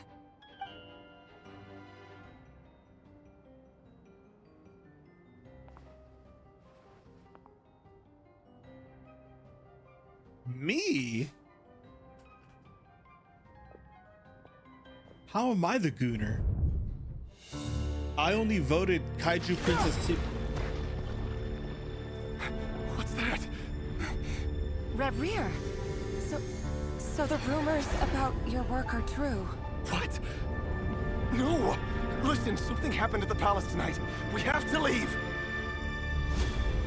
You don't need to lie to me anymore. What do you mean? I know why you're worried, and I will respect the decision you've made. But it's okay, because I found a solution.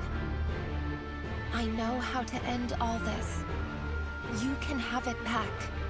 The normal life you so desire. But until then, I'm afraid our wedding will have to wait.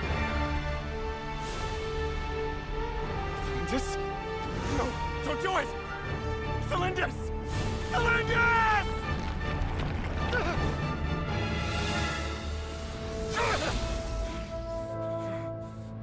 I told you, Rerir. Let her go. You will find someone better. No!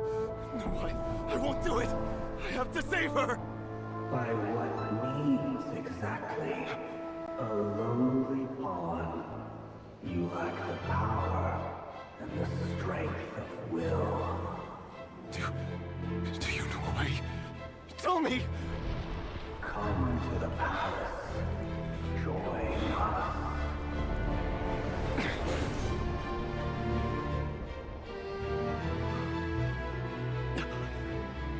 Rerir, thank goodness we...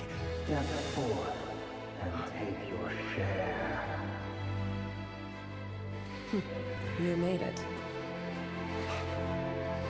Not you too.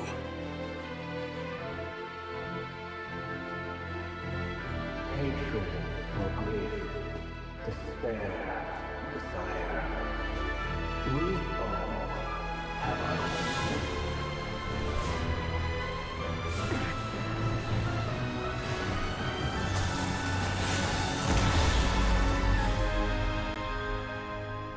Rayrear.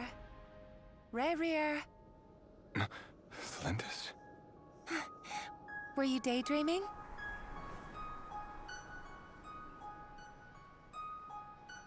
You still remember, Rayrear? That question you asked me a couple of weeks ago? Oh. You mean the proposal? Yeah. I'm wondering, where do you think would be a good place to discuss it? Maybe in the garden? Or were you thinking a fancy restaurant? It's your choice.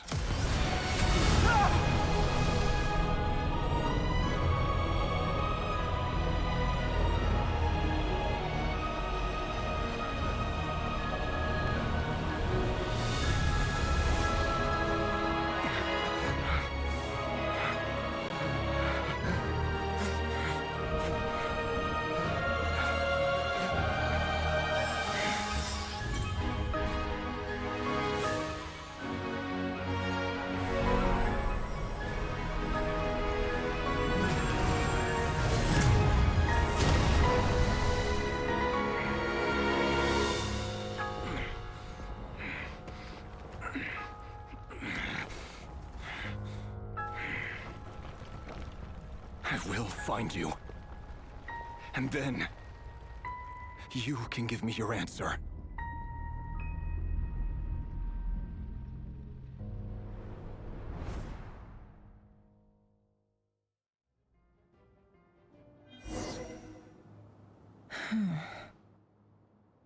So that's how the Raker of Solnari was born. A monster created by circumstance is a monster all the same. Viewing other people's thoughts for too long can get uncomfortable. Right now, I'm feeling a strong sense of loathing. In a nutshell, the story of Conria is what happens when the truth falls by the wayside. Everyone tells little white lies, and before long, you have a huge pack of lies that destroys everything. Whew. Time to get back. His past is filled with sorrow, but the tale of any fallen civilization is one of endless tragedy. Cruel as it may be, that was Conria's fate.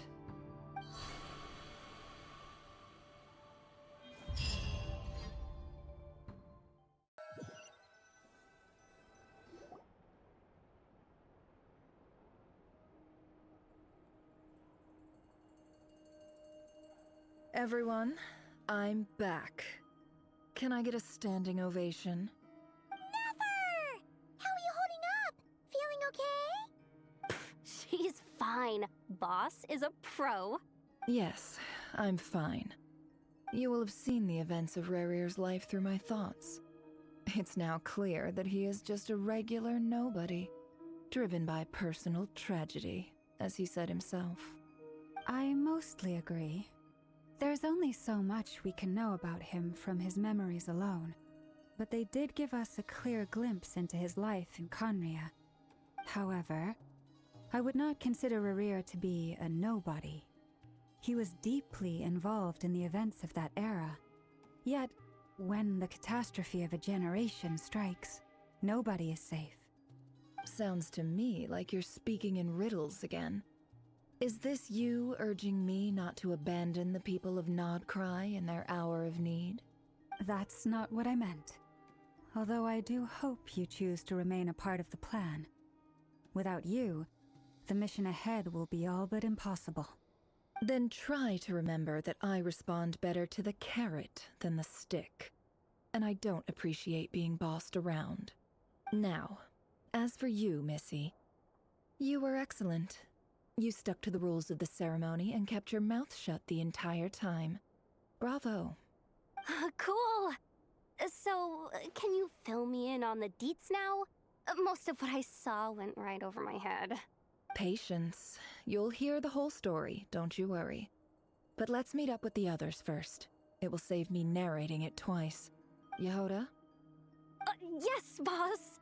Let me get that door for ya. That's more like it. For a moment there, I was worried you'd forgotten about the first clause of your employment contract. Forgive my curiosity, but what does the first clause say? It says I gotta do the annoying stuff that boss is too lazy to do for herself. Like opening the door, pouring the tea, yada yada. Is that right? If something is in the contract, it's because she willingly agreed to it. Rest assured that the Curatorium abides by the very strictest of labor policies. You don't seriously think I'm cruel enough to treat her like my slave?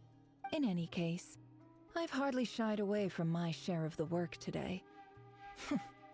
Hope I don't catch Flintz and Varka lounging about in their chairs, enjoying a leisurely cup of tea.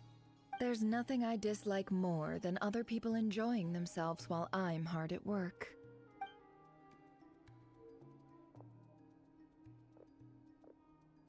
Oh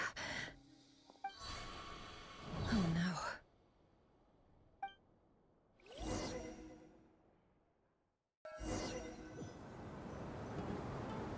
Sorry to disturb you, but we seem to have run into some trouble.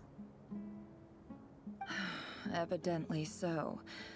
Don't worry, I'm not about to leave you to fend for yourselves. I'm not that kind of boss. And it would go against the Curatorium's labor policy. I'm sorry? What did you hear me say? I wasn't talking about labor policy. Wait. How long have I been standing here? Not long. You just appeared by the door a moment ago.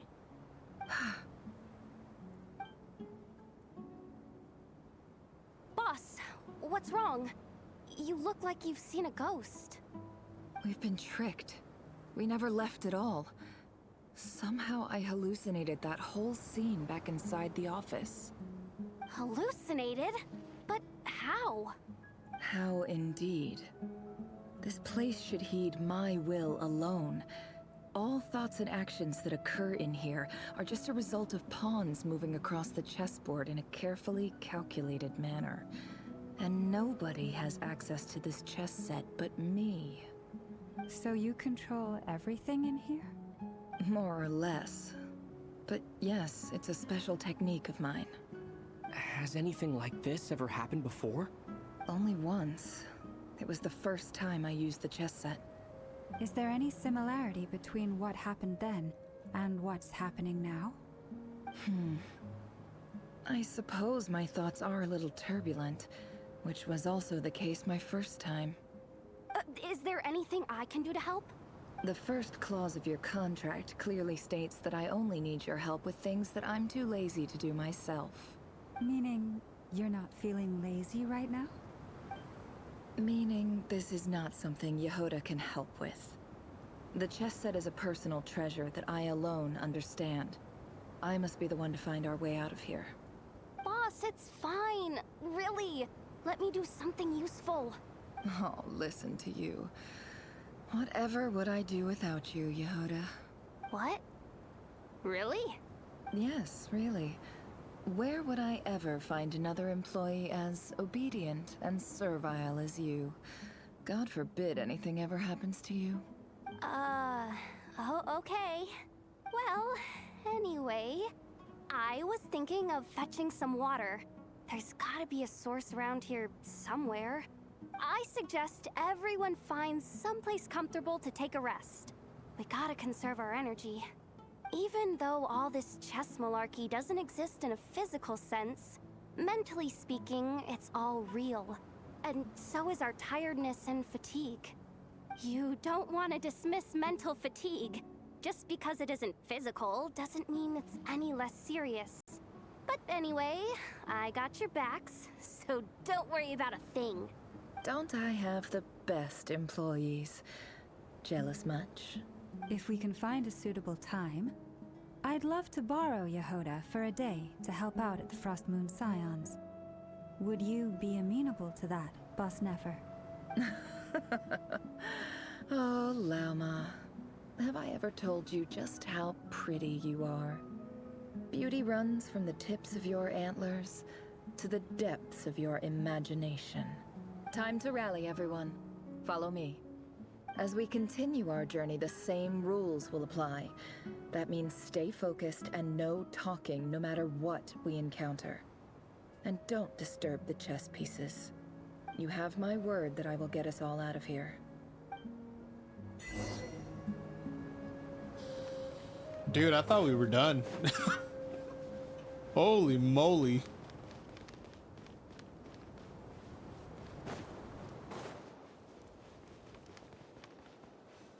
This place looks familiar. That's not a good sign. I wasn't expecting visitors at this hour. Wait, is that? I bet. I know. I thought we were done with the rear section, which I'm not wrong. I thought we were done with the mine dive section. I didn't think we're going to be going into a mine dive of Nefer. Oh, it's him. There you are. Sinue's been looking for you all day. I think he has some news for you. Oh yeah? What were you doing just now, Uncle Retinue? Hiding away some more loose change? I know I saw some Mora. What do you mean loose change? Oh, come on, I'm too old for this. Just pretend you saw nothing. Oh, brother, which means I have to go through their whole reason for killing the other two. Oh my god. This shit's gonna take forever. Strap in. Hey, kid. Mind telling me what Sinuhe's been up to recently? I'm trying to get in his good books and I need a way in. Get in his good books? Why? What do you want with my dad, Uncle Apepi? I've written a new song. I was hoping to showcase it at the next festival, but I'll need his approval. A new song, huh? I'd love to stay and listen, but unfortunately, Uncle Retinue says my dad's looking for me. Well, there's plenty of time and I'm not going anywhere. See that pile of stones? I'll be sitting there warming up my vocal cords. Come find me when you're done. Pile of stones. Got it.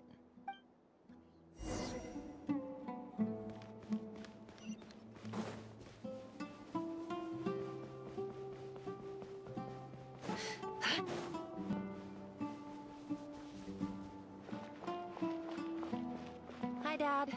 Uncle Retinue said you were looking for me. Ah, there's my little princess. If you'd gotten back just a little sooner, you could have shared the spoils of war with me. All right, everyone take a 5-minute break, bathroom break, do something. I'll be right back. Gotta get a drink or something. This is gonna be a while.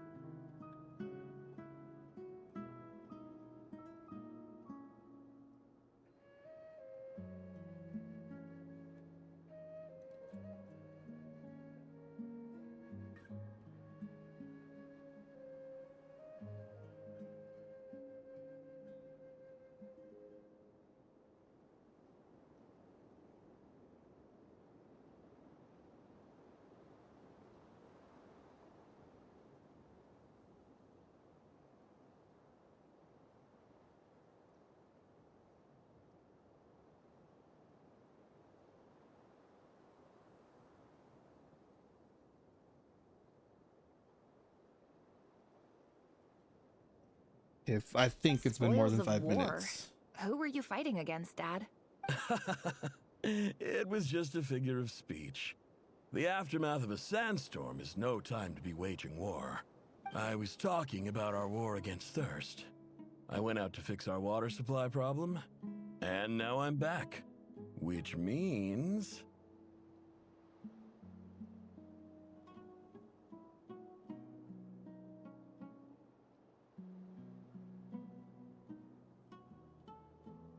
We have a well again.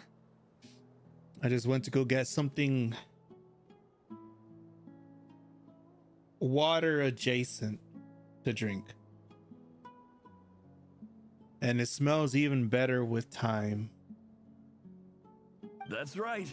I found a new one and brought back as much water as I could carry. It should last us for a good while. If it wasn't for these blasted sandstorms, our wells wouldn't be caving in. You wouldn't be spending all your time out searching for new water sources. As the chief of our tribe, I'm supposed to be leading us out of hardship and poverty, onto better things. You know how prosperous our ancestors were. I've told you all the stories. And look at us now, squeezed into these hovels. No one would choose this, if it wasn't for the endless wars over the years. But things are looking up. I started working with some folks from the academia a few months back. They gave me some contacts in return for my assistance in the desert.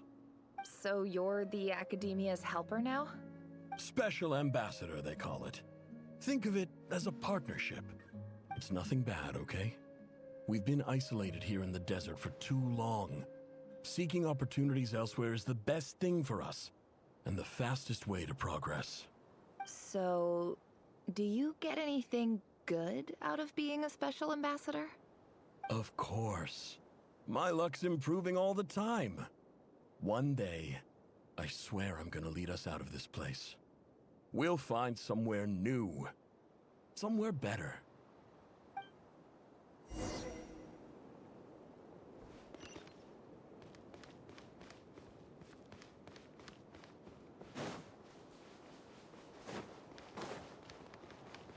It is, I don't know. I guess in the long run, it's better that they have built-in character stories. It helps ground out the cast of a new region. And it also...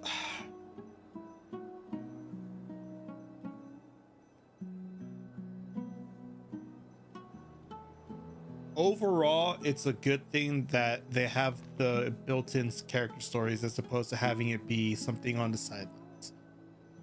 I'm just slightly annoyed that I thought I was done with the Nod Krai story, only to be hit blam with Nefer's side story.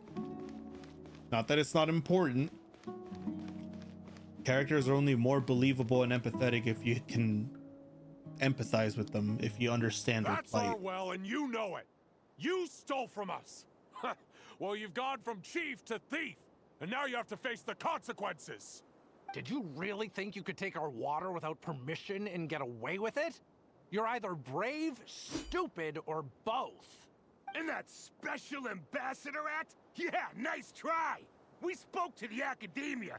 They said it was all news to them. You're a liar and a cheat.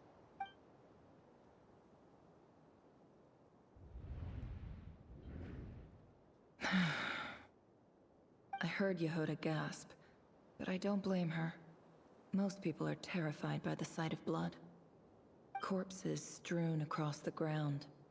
The wounds are clearly from scimitars and daggers. The desert dwellers' weapons of choice. There's a handwritten note on the ground. Let's see what it says. Halil, this is Sinuhe, chief of the Shimti tribe. Surely you remember me. I was the one who helped you and your colleagues avoid the quicksand in the desert. This is my second time writing to you. I assume my last letter must have gotten lost in the mail, as I didn't receive a reply. I hope this one makes it to you safely. I'm writing to you because I need some help. That sandstorm the other day completely blocked up our well, forcing me to look for another water source in Iab and Unut territory. It was a matter of survival. Praise the gods. The well of the Eob tribe was intact. It was my last resort. I drew what water I could and left, but not without being spotted. I fear they will retaliate. You told me to write to you if I ever needed help. You said you'd be my ally in the academia. I urgently need you to formally recognize my title of Special Ambassador and send some of your people to assist me for a few days. It's the only way I can convince them that this was the academia's decision and prevent them from retaliating. This is an emergency. Please send help as soon as possible. Looks like this letter never got sent. The writer died a grisly death, and the letter was trampled into the ground. It's badly defaced. Some parts are barely legible. What a ridiculous lie the surviving Shimti tell. Their whole village was butchered over a sip of water.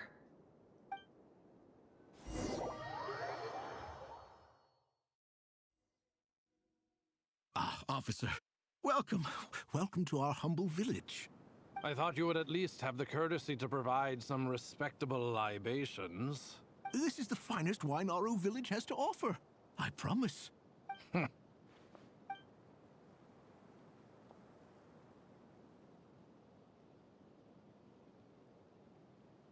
Academia has agreed to reserve a single space for a candidate from your village.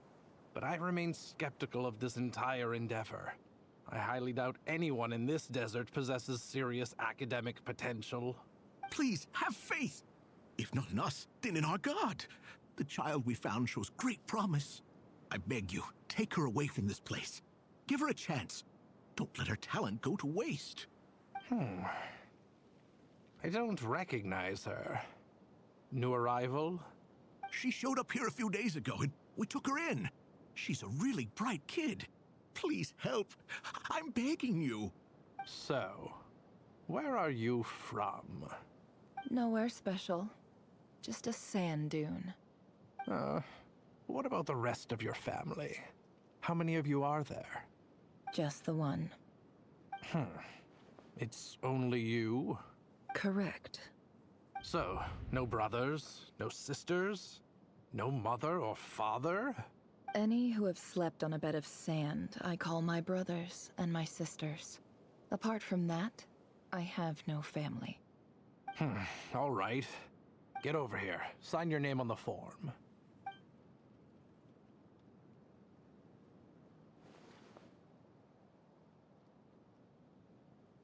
Never?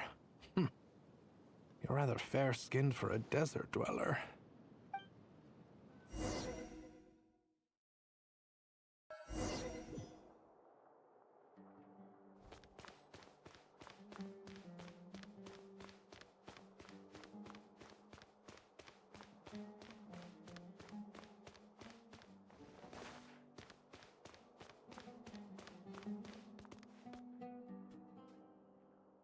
Nefer, this term's assignments have been issued already.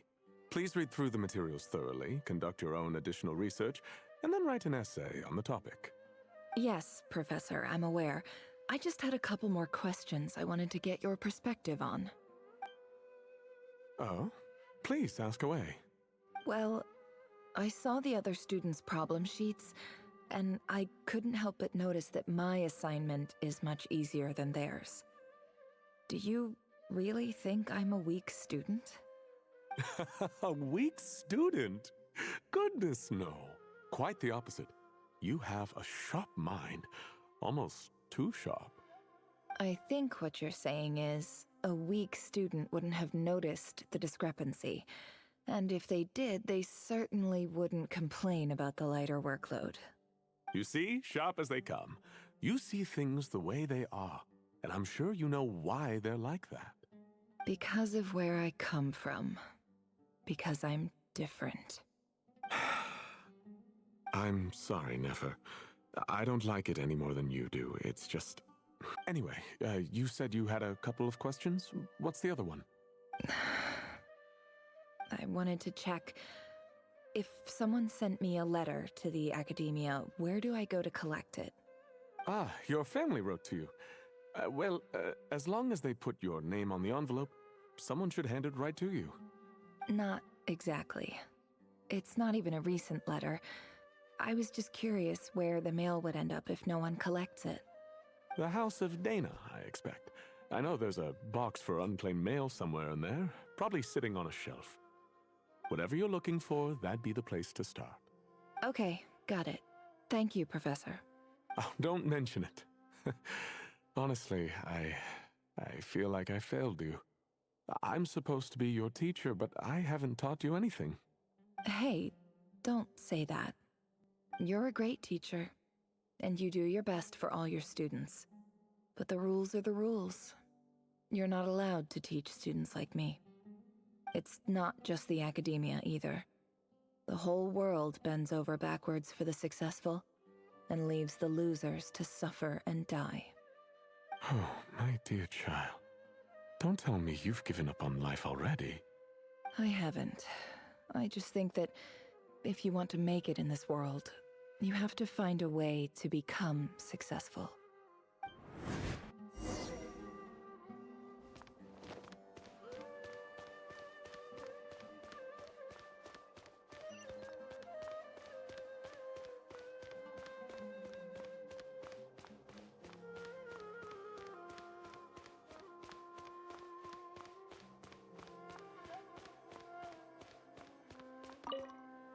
This must be it. A big cardboard box full of unclaimed mail. And probably some letters that ended up here by mistake, too. Let's take a look.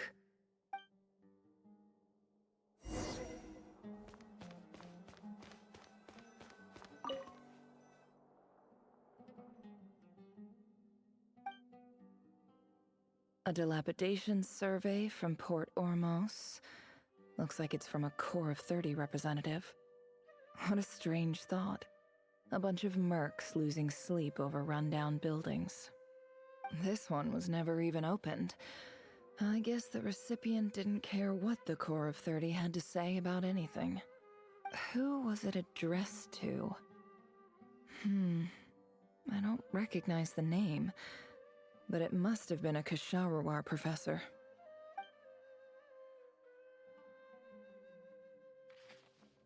This one is addressed to the Immorta Sage. The title is Changes Observed in Satyavada Life Symptoms. Why do all these letters read like full-blown dissertations? Guided by the incense, we became lost somewhere in the forest. All the barriers between levels of consciousness disappeared as our minds soared around in circles, looking for a branch to seek refuge on. In clinical terms, these symptoms fit the description of incense poisoning. The Immorta Darshan strictly prohibits the use of hallucinogenic substances, but I believe there are still people getting away with it. For example, my neighbor who always breaks out into song and dance after using incense. This seems like something the academia would want to know about. Why wasn't it collected? Wait, what's this written on the back? It's so small. The note says, "The sender authored this letter while under the influence of mushrooms. I would send it back, but no return address was provided. Stamped by the Grand Conservator of the House of Dana."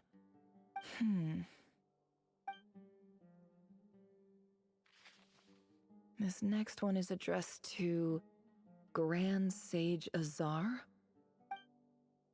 A few words of protest regarding recent changes in Sumeru's educational policy. In recent years, the academia has taken on a small number of students from the desert region, as per the policy to this effect. However, it appears to me that these students have not, in fact, been provided with educational opportunities that are, in any meaningful sense, equal to those enjoyed by their peers. As well as receiving dumbed-down assignments and perfunctory tutoring, They do not even have full access to the Akasha system. Education is the fundamental purpose of this institution, which should go without saying in a nation whose founding virtues are knowledge and wisdom. I ask you, is the lip service we pay to the policy of education for desert students truly the standard of pedagogy to which the academia aspires? As Grand Sage, policy decisions are your prerogative, but do not forget your roots. You and I were once students too, as was everyone else in this institution. I do hope you will give some serious attention to this matter. I encourage you to discuss issues like this with myself and others, and listen to some alternative opinions. Great letter. Shame it didn't get to where it needed to go. And the sender is... Huh? Sage Cyrus of Spontamod. I didn't realize anyone else even knew how bad students like me have it in this place. So this is where letters from the Sage of Spontamod end up? Nice one, Grand Sage. Really enlightened leadership. Whatever. This isn't what I came here for. Moving on. I'm not exactly holding out hope that a letter sent from the desert would even make it here. But if it did, where else would it end up if not in this box? I can't believe how much discarded mail there is. Must have been years since someone last went through it all. And this is just one box. The whole House of Dana is boxes on shelves. I don't believe for 1 second that any human being has sat down and read through all the documents in this place. Who has that much free time on their hands? Wait, could this be it?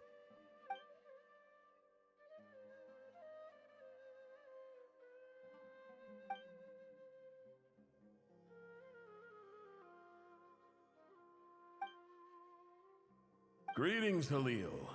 My name is Sinue, chief of the Shimti tribe. I was the one who came to you and your colleague Zaid when you ran into trouble in the Great Red Sand. I don't know how well you remember it now, but I brought you to safety and gave you some water and other supplies. You seemed very pleased and told me your name. In my tribe, learning a person's true name is serious business. And I therefore see you all as friends. You were kind enough to leave your contact details, so we could stay in touch. The Shimti tribe lives a harsh, nomadic existence in the desert. You were sympathetic towards my plight, promising to make me a special ambassador of the academia and help us find a way to make a better living. This brings me to my reason for writing. Our tribe has fallen on particularly hard times, and I would like to ask for your assistance. There was a terrible sandstorm a few days ago, which blocked up the well in our land. To ensure my people's survival, I had no choice but to venture into Iyab and Unut territory in search of an alternate water source. The Iyab and Unut are descended from the Thamudians, while we trace our ancestry to Tulatala. We worship the Lord of Flowers and have had relatively good relations with our fellow tribes up until now. I found a well belonging to the Iyab tribe. They declined to help us, but I really had no other option, so I took some water to keep me and my tribe alive. My actions are certain to incur their wrath. When we met, you assured me that you would be my ally in the academia. I would like to take you up on that offer, because I really need your help. I wonder if you could send an academia representative to meet with me. That aside, the last time you were here, you mentioned that the academia had started accepting students from the desert, and I told you a little about my daughter, Nefer. We have next to no resources here in the desert, and my power and influence are limited. Would you consider enrolling my daughter at the academia? She is a smart girl. I know she won't disappoint you. From the outset, the Academia never took you seriously. Those things they promised were just empty words. I doubt they even remember the name Sinuhe. And you were so emphatic that your luck had finally changed for the better. You swore you'd lead us to a better place one day. You spoke with such conviction, like you were the most powerful chief in the whole desert. You liar. You lied about everything. You promised the world and delivered on none of it. And who fell for it? Just me, by the looks of it. Despite your best efforts. Which makes you a pathetic liar. You weren't even any good at it. I think I'll take over from here. Let me show you how it's done.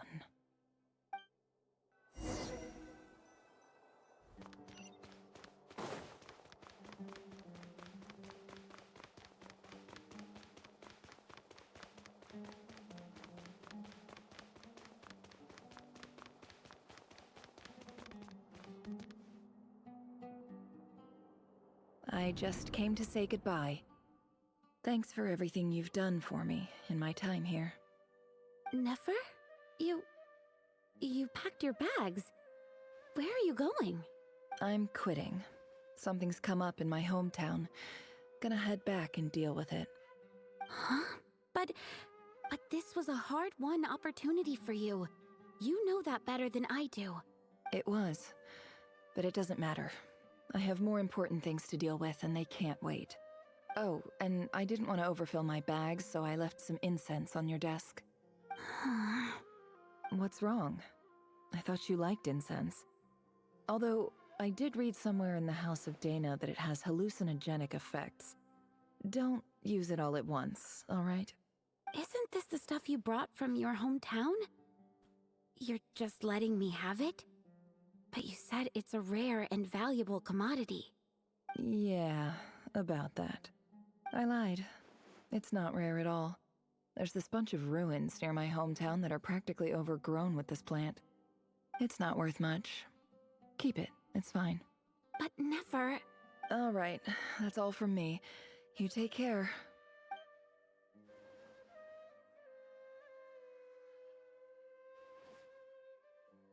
Don't forget me, okay? I mean, we're more than just classmates, right?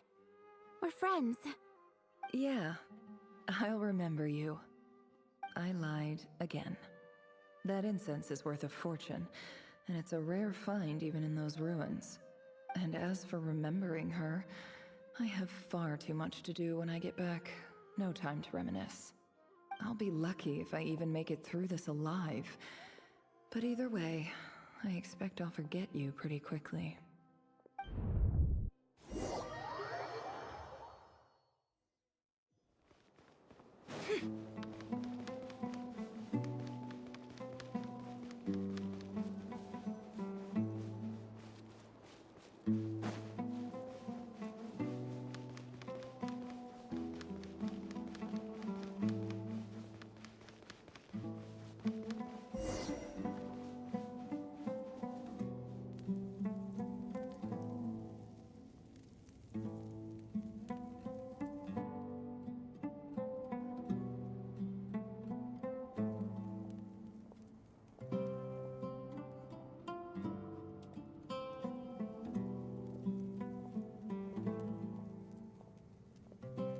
It's a pleasure to meet you, Mr. Arif.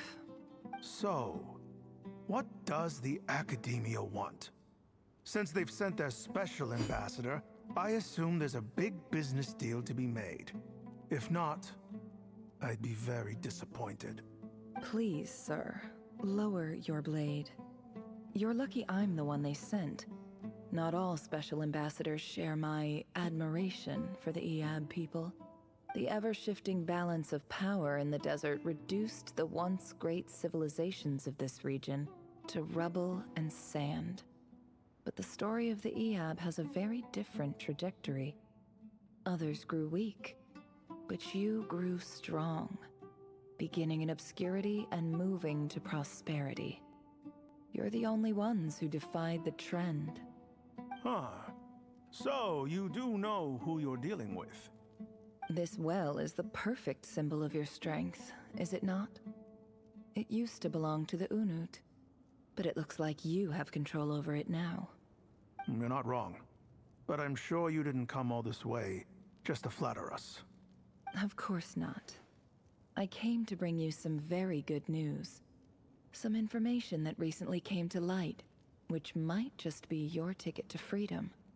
Records uncovered by the Vahumana Darshan show that a certain well currently under Iab control is built on top of some ancient ruins. These ruins are of great archaeological interest to the Academia. I checked the map carefully on my way over here, and I'm confident that this is the well in question. The Academia is offering 50 million mora in return for excavation rights. 50 million? No, wait. If these ruins are as important as you say, 50 million's a little low, don't you think? Don't get greedy, Iab.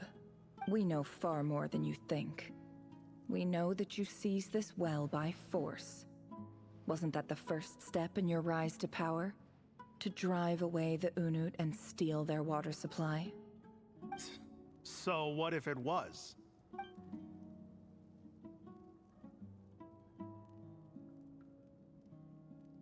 Don't worry.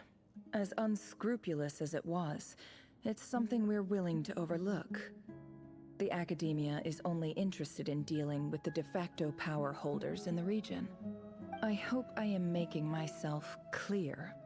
And I hope your words are the truth. If I find out the Academia is trying to play me, I'll hunt down every one of your people and make you watch as I cut their heads off one by one. I assure you, Chief, that would not be in your long-term interests. You don't want to make an enemy of the Academia. You see how I'm dressed, don't you? I appreciate that you've never been to the rainforest, but surely even you recognize an ambassador's attire when you see it. And what does a barbarian like you have to lose anyway? You really think the Sumeru Academia would bother to come all this way just to lie to you? We have more important things to worry about. All right, I take your point. The Academia is the highest authority in the land. I'm sure you're trustworthy people. In that case, we have a deal. We will sell you the excavation rights. I'd like to thank you, Ambassador. This is good news indeed. Excellent news. In fact, it calls for a celebration. Would you do us the honor of staying a while and enjoying some Iab hospitality? Gladly. I am partial to wine myself, and I trust you are as well. So let's indulge in a few drinks together, in celebration of this momentous occasion.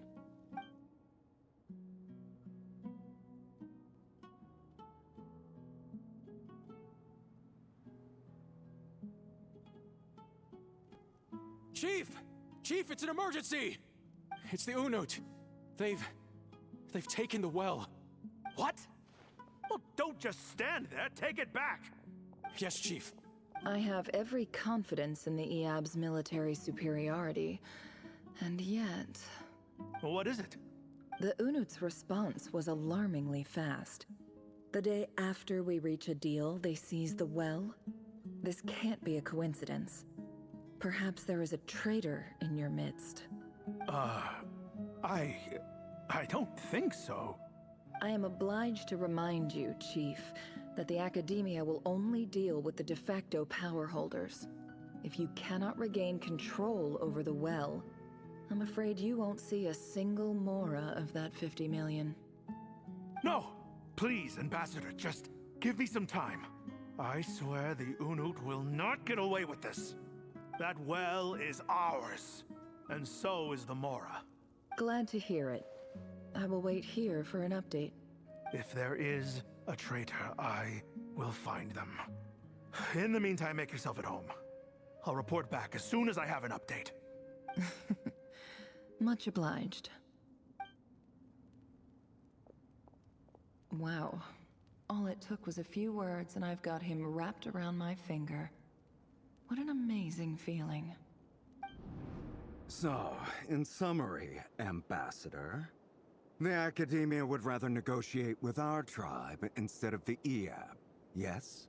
The Eab are ruthless murderers who don't listen to reason. And now they have the gall to interfere in our research projects in the desert region. So let me ask you, Chief. If you were the Academia, what would you do? Kill them all, of course. Precisely. The Academia does not tolerate those who stand in our way. The Eab have held back our academic pursuits for too long, and our patience is wearing thin. At the same time, there is simply no way that the Academia can be seen to be intervening in desert affairs. I'm sure you understand where I'm coming from. We have our own rules out here. If the rainforest dwellers raised arms against a desert tribe, it'd start a bloody war. Right. We can't confront them ourselves, but we can support their enemies. The Unut have always had strained relations with the Eab, which makes you our natural allies. Natural allies. Weren't the Eab your allies once? You were quick to send them after us to protect your interests back when we stole that water.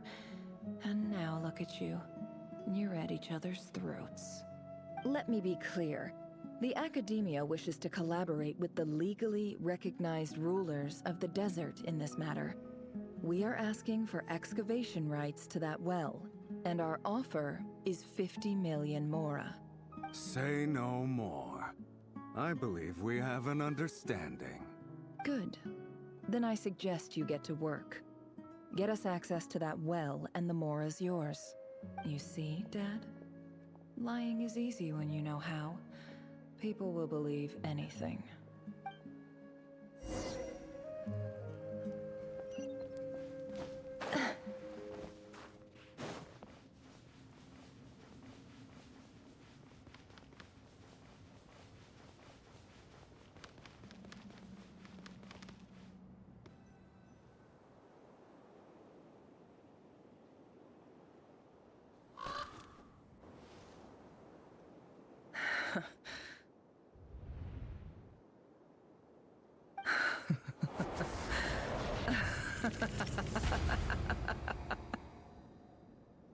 Look at yourselves. You may be vile, savage monsters, but your butchered bodies bleed like any others. You're no different. You're nothing special at all. The monsters who destroyed my home, they're just ordinary, petty human beings. What a joke. I think we're even now. Maybe I've even done the desert a favor. It's a better place without all these people around. Oh, Sinuhe, my gullible fool of a father. Perhaps if you'd been as ruthless as I was today, our tribespeople would still be alive. In this dog-eat-dog world, a chief needs to be tough to survive. But you couldn't do what had to be done. So I did it for you. She is her. She is Oro Crony. Nefer, it's okay. All of this is in the past now. I believe I remember you promising to remain silent. Yeah, but even so... Yehoda, is there anything you can do to ease the tension? Alright, time for a sharp turn onto a completely different topic. So, anyway, that's enough of that. When are we getting out of this place? Feels like we've been walking forever. I'm getting pretty tired. Oh, Lauma, you tired? Yes. If we can find somewhere to sit down, I could certainly do with a rest. It's not far now. There should be a temple just up ahead. Yes. Really? A temple? That's where this story ends? I guess that's how things go in the desert. Desert dwellers can never escape their destiny. Or so everyone says. I never wanted to believe it, but looking back now, I'm as desert as they come. You mentioned a temple. What's waiting for us there? My biggest trade secret of all. Ah. Then I'm guessing it's where you got your power from. The power to peer into other people's minds. I didn't know you were clued up on any other religions. I'm no expert in the history of Sumeru, but since you come from the desert, I would imagine it has something to do with King Deshret. Sounds impressive. Ah, I know who you mean. General Mahamatra Sino. The spirit of Hermanubis dwells within him. That's Boss Neff for ya. She knows everything. Sino's hardly a figure of obscurity, but I know about Sethos too. What about him? Is he a big deal or something? Well, he's not a small deal, let's put it that way. Please, this is the bare-bone basics. Save the flattery. Thanks for your patience, everyone. I'm sure it's been a lot to take in. With any luck, that's our exit just up ahead. Forgot how nice the music of the desert is.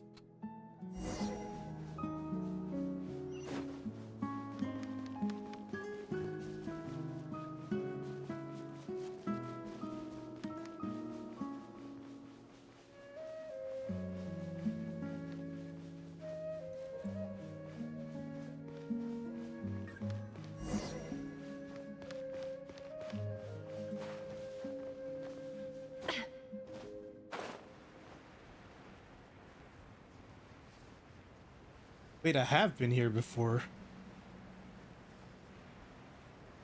Not as part of the event, I meant just in general. Uh-oh. Uh-oh. Uh-oh. I'm totally out of my depth here. I don't have anything to add about any of this stuff. Like, look at that statue, for instance. I want to do the whole name-dropping, this girl knows her stuff thing too, but I've never seen anything like it before. A statue with the head of a bird. That's Thoth, the Ibis King, one of the 7 pillars of King Deshret. The legends say that he, the Crocodile King, and the Goat King were the 3 retainers of King Deshret. Let's take a look.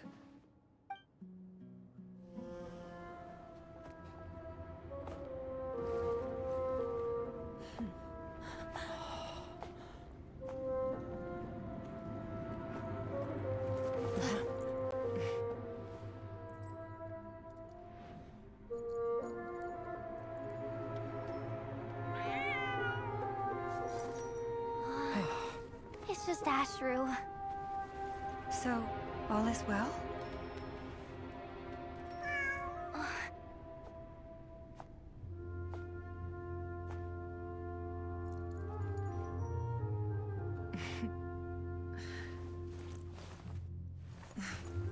Typically speaking, at this point, the world disintegrates.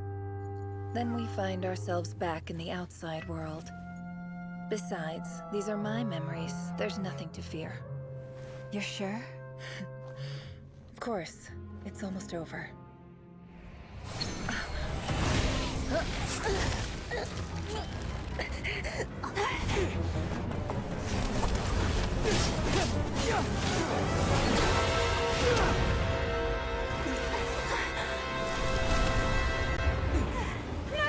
Hold on!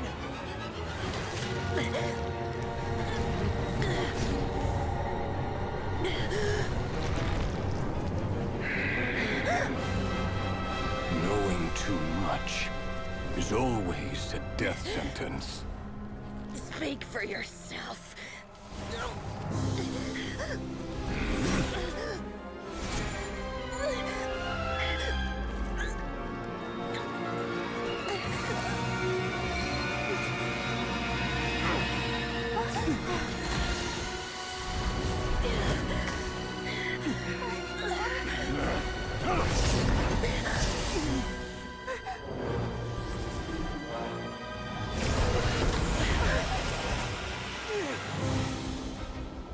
repulsive.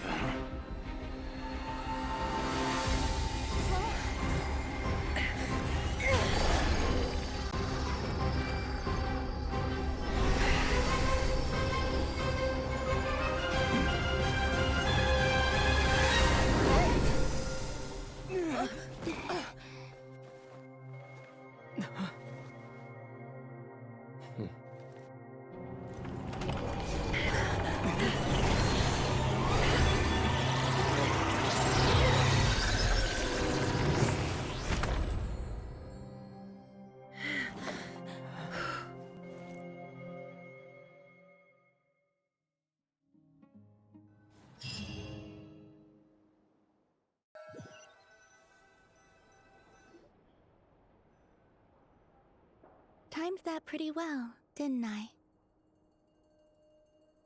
It's okay. I'm just glad no one was hurt. Paimon noticed you doing something too, Dainsleif. Were you helping get them out? Of course. When I asked Nefer to conduct this investigation, I was not naive to the dangers involved. I had a duty to ensure your safety.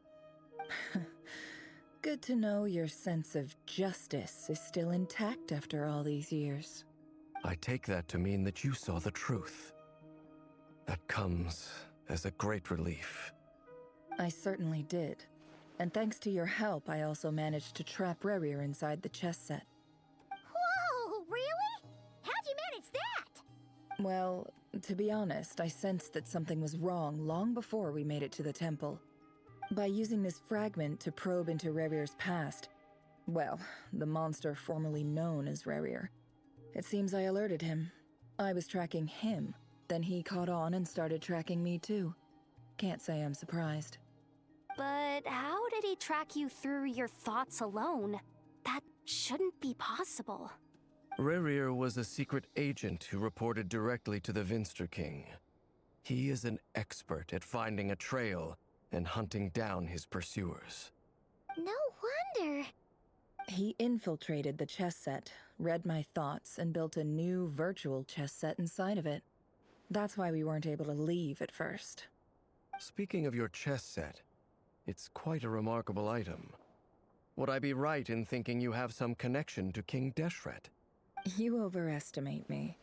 I only have a connection with one of his underlings, the Ibis King. You all saw how this came to be. A long time ago, the Eab massacred my tribe, the Shimti, in our home village. A few years later, I enrolled in the academia, where some new information came to light. The Unut and the Eab fought a bitter battle over the rights to a well, all for the sake of a non-existent 50 million Mora. The Eab ultimately won that confrontation, but their victory came at the cost of almost every warrior in the tribe. The final blow to the Eab came at the victory feast, when an Unut assassin beheaded their chief right before my eyes. The remaining Eab fled and have been scattered to the winds ever since. Having gotten my revenge, I returned to my hometown, where to my surprise, the nearby temple was still standing. There it was, seemingly immune to the relentless hostility of the desert, while my tribal home lay in ruins. As I stood there gazing at the temple, I noticed a cat just outside. This cat, as it turned out, was home to the spirit of the Ibis King. He led me to a gate deep inside the temple, and there he made a deal with me. This chess set is my gift from the Ibis King. The chessboard within is made to the same specifications as the one in the mausoleum of King Deshret, and represents his power of piercing analysis. With this chessboard in its container, I gained a certain ability to perceive hidden secrets. Now, you could conclude that the Ibis King simply wanted to give the people of this world the power to seek the truth, but I don't believe that's the full story. Every god plays favorites. Their hearts are as fickle as any human's, full of secrets, perversions, egotistical tendencies. But precious few gods are willing to admit this. It is the same with all powerful forces, including fate itself. Their gaze falls preferentially upon a select few. As you rightly point out, this is an act of favoritism. If you're alluding to the Abyss, then yes, I agree. Gather the others. It's time to share everything I've learned.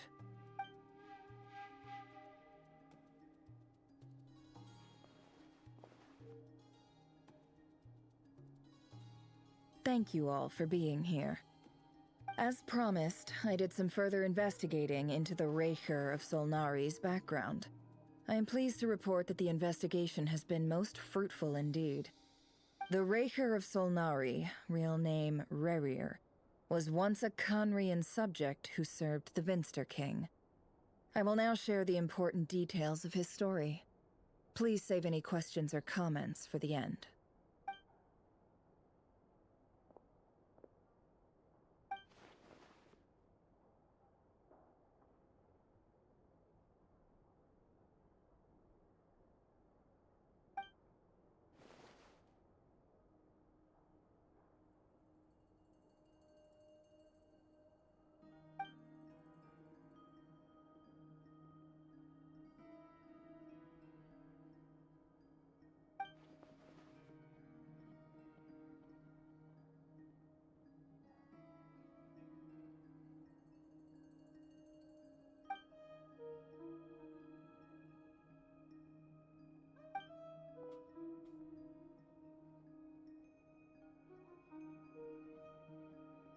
So that's why he's so obsessed with the moon. A tragic tale, to be sure. But it does not excuse his many transgressions. No matter how much Rerir suffered in the past, the fact remains that he is what we know today as the Wild Hunt, wreaking havoc upon innocent lives in Krai. He becomes more dangerous with each passing day. If left unchecked, it is simply a matter of time before all of Teyvat suffers the consequences. This is a threat that the Knights of Favonius cannot ignore. A question for Miss Columbina. Forgive me if this is presumptuous, but have you ever seen the spatial gateway that appeared in Rerir's memory? Never. But I have heard stories of something called the Moon Gate, and this seems to fit the description. Miss Lama, any thoughts on this? In the lore of the Frost Moon Scions, the moon is believed to hold many secrets. Some sources speak of ancient knowledge, others of a gateway to the unknown. The term Moon Gate is one I have heard before. But as is the case with all of our legends, there are no records of any first-hand witnesses. We cannot know whether it truly exists. Then back to Miss Columbina. As a moon goddess yourself, do you have some idea of where the Moon Gate leads to? Not at this stage, sorry. I do hold the power of the Frost Moon, and my strength is recovering well. I can sense that the gate would open at my command, but... But there's more to the power of the Frost Moon than that? Yes. A moon goddess has the right to open the Moon Gate, since it is a path to the moon. But as never mentioned, holding open a spatial gateway takes a huge amount of power. And right now, I need to conserve my energy to fight the Raker of Solnari. I'm afraid this is one mystery we may have to leave unsolved for now. I agree. Better to save your strength. But if you'll humor me for a moment, I have a bold conjecture of my own regarding the world beyond the gateway. I highly suspect that neither Tholindis nor Rerir made it through unscathed. The evidence pointing to this is the fact that the Raker of Solnari exists in the form of countless fragments. With the abyssal power he wields, no ordinary foe can touch him, let alone tear him to shreds. And yet, the Wild Hunt proliferates wherever his scattered fragments lie, drawing hordes of monsters to many different locations across the land. So your theory is that Rerir was physically torn to shreds by some powerful force? Hence, why the Wild Hunt is a distributed phenomenon, rather than a unified one? Makes sense to me. Explains why the Wild Hunt is so pervasive, and why he's been trying to piece himself back together. He was whole to begin with, and he wants to be whole again. Without the power of the Abyss on his side, he almost certainly would have perished the moment he was torn apart. But the Abyss, much like a curse, has kept him alive. I could not agree more. The power of the Abyss is most surely a curse. It is a compelling explanation, and one that accords with my present understanding of Abyss creatures.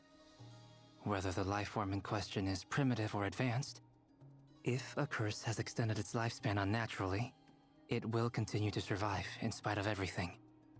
This raises some interesting questions. I will run some experiments and see if there is any validity to my suspicions. That being said, regardless of whether my research bears fruit, I would like to thank Miss Nefer for conducting such a thorough investigation. Already, it has greatly enriched my understanding of the entity we face. My pleasure, Mr. Albedo. I too hope that the information I have shared today proves useful as we look to formulate the next stage of our plan. Hey! What is it, Dainsleif? You look really upset! It's just... when I think of the man I once knew as Rerir, I struggle to understand why things had to turn out like this. The two of you used to be friends, didn't you? I don't know if these words will bring any comfort, but my heart goes out to you. Mine too. We can never know all the hows and whys of the way things are. The moon and stars are full of untold secrets and lies, and the skies are host to many more mysteries than these alone. Yet, none of that can begin to compare with the complexity of human life. Those are the first comforting words I've heard in a long time. Thank you, both. Well, I think this is a good place to end today's meeting. I'm sure Nefer needs some time to recover. She's been through an awful lot today. That's very thoughtful of you, Lama. Of course. Sounds good to me. Take some time to rest and digest before we reconvene to nail down a plan.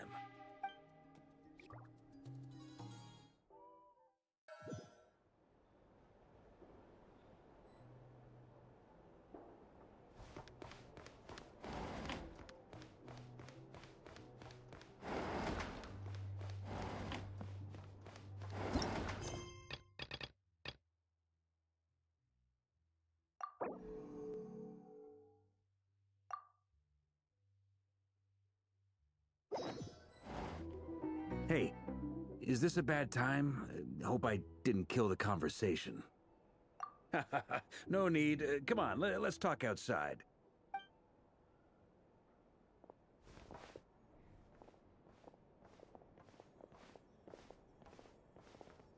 Anyway, Nefer went back to the curatorium to get some rest. But before she left, she shared some things with me that I thought you should be aware of.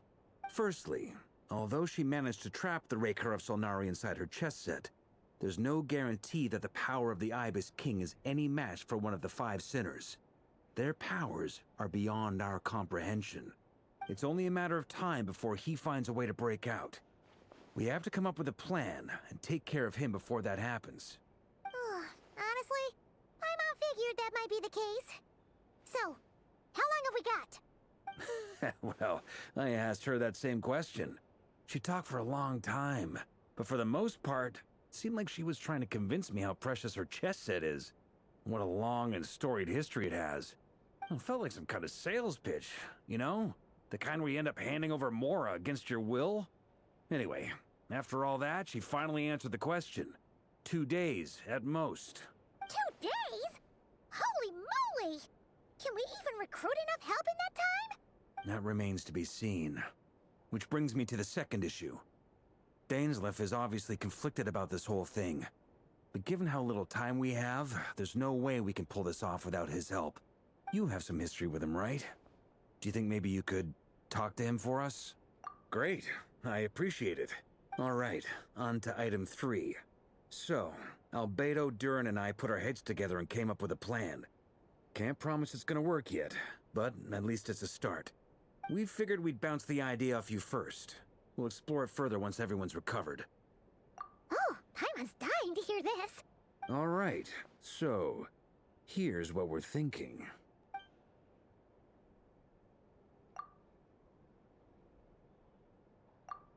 We felt a little uneasy about roping you into this. I mean, firstly, you're not locals, and secondly, none of us are your boss. You're well within your rights to refuse if you so choose. Roping us in? Why would you even say that? We know the stakes here. It's all of us against the Rayher of Solnari, or none of us stand a chance. I choose my words very intentionally, I'll have you know. I like to think there's an art to striking a down-to-earth tone even when the stakes are through the roof. Sir Varka, I have a few thoughts about this plan. I'm all ears. I think we can be more flexible with how the roles are allocated. In my view, the most sensible lineup would be like this.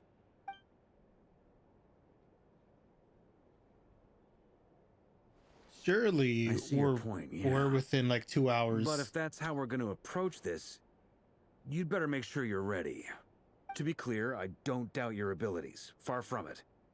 I just want to make sure. Are you really willing to take all this on? I want to do everything within my power.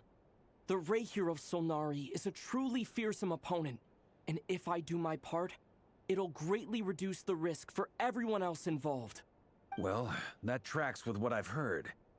Jean's mentioned in her letters that you're so diligent it's almost abnormal. As in, most people weigh up the risks and rewards in situations like this. But you seem to just march towards danger without a moment's hesitation. Of course, everyone appreciates a fearless pioneer. But all that aside, I'm the Grand Master of the Knights of Favonius, and you're our honorary knight. I want to make sure your courage doesn't come at the expense of your safety. Thank you, Sir Varka. I should be the one thanking you. It means a lot to have you on board. I'll give some serious thought to your suggestions.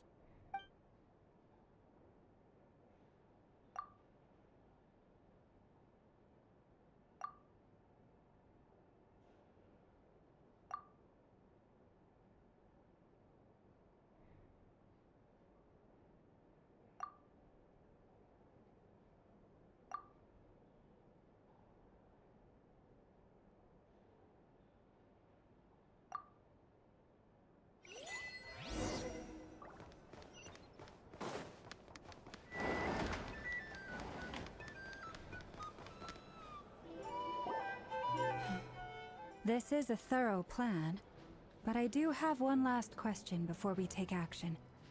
How can we be sure that our enemy won't leave the designated area? Great question. Albedo's been hard at work analyzing Rayher and the Wild Hunt's behavioral patterns. His conclusions are as follows. Firstly, from the earliest known confrontation until now, Rayher has never displayed any ability to manipulate the dimension of space. So it's unlikely he has any power in that domain. Secondly, he seems to have a particularly strong vendetta against our group. If we put him in a fight-or-flight situation, he'll choose to fight every time. Thirdly, finally, and most importantly, he is consumed by hatred, both for the moon and for his enemies. Turns out, we tick both of those boxes. We have a reincarnated moon in our ranks, and a spy who accessed his private memories without permission.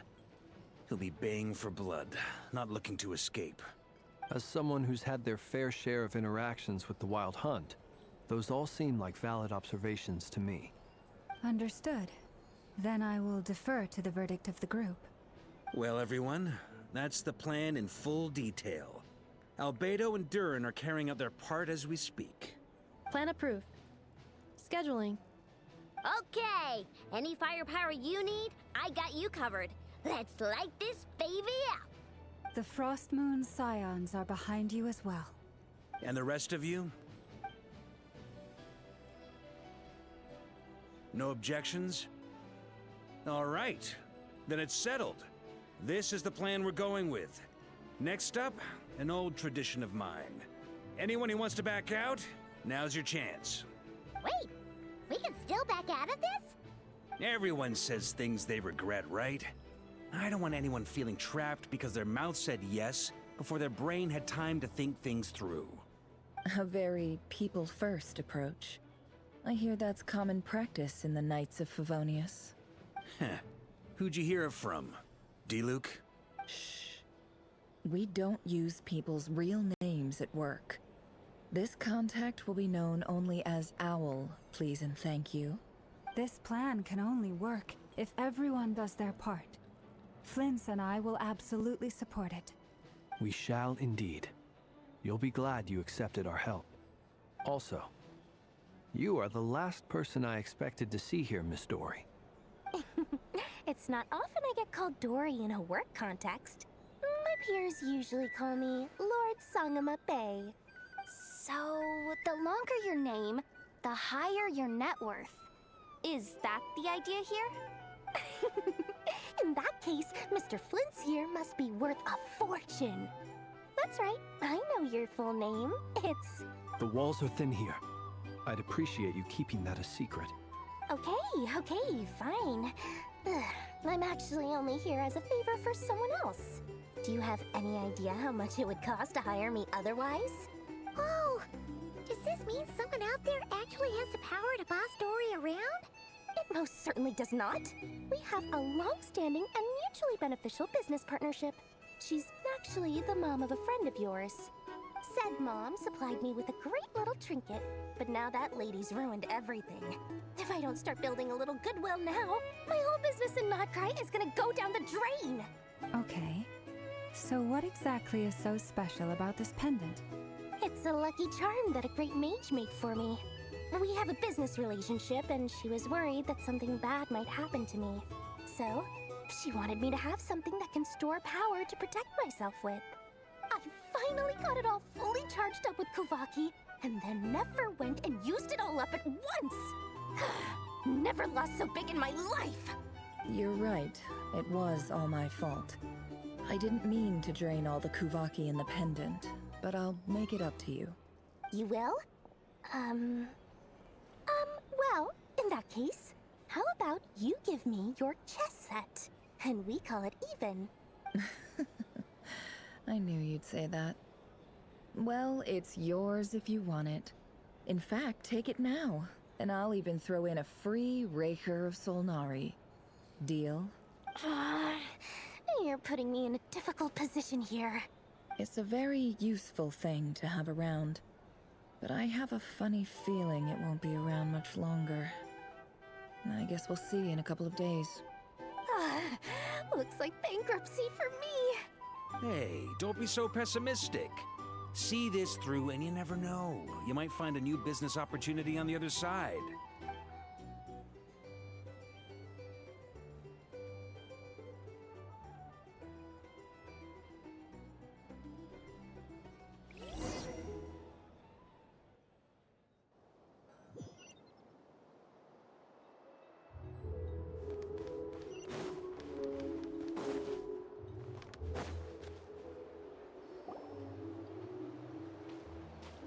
Dory!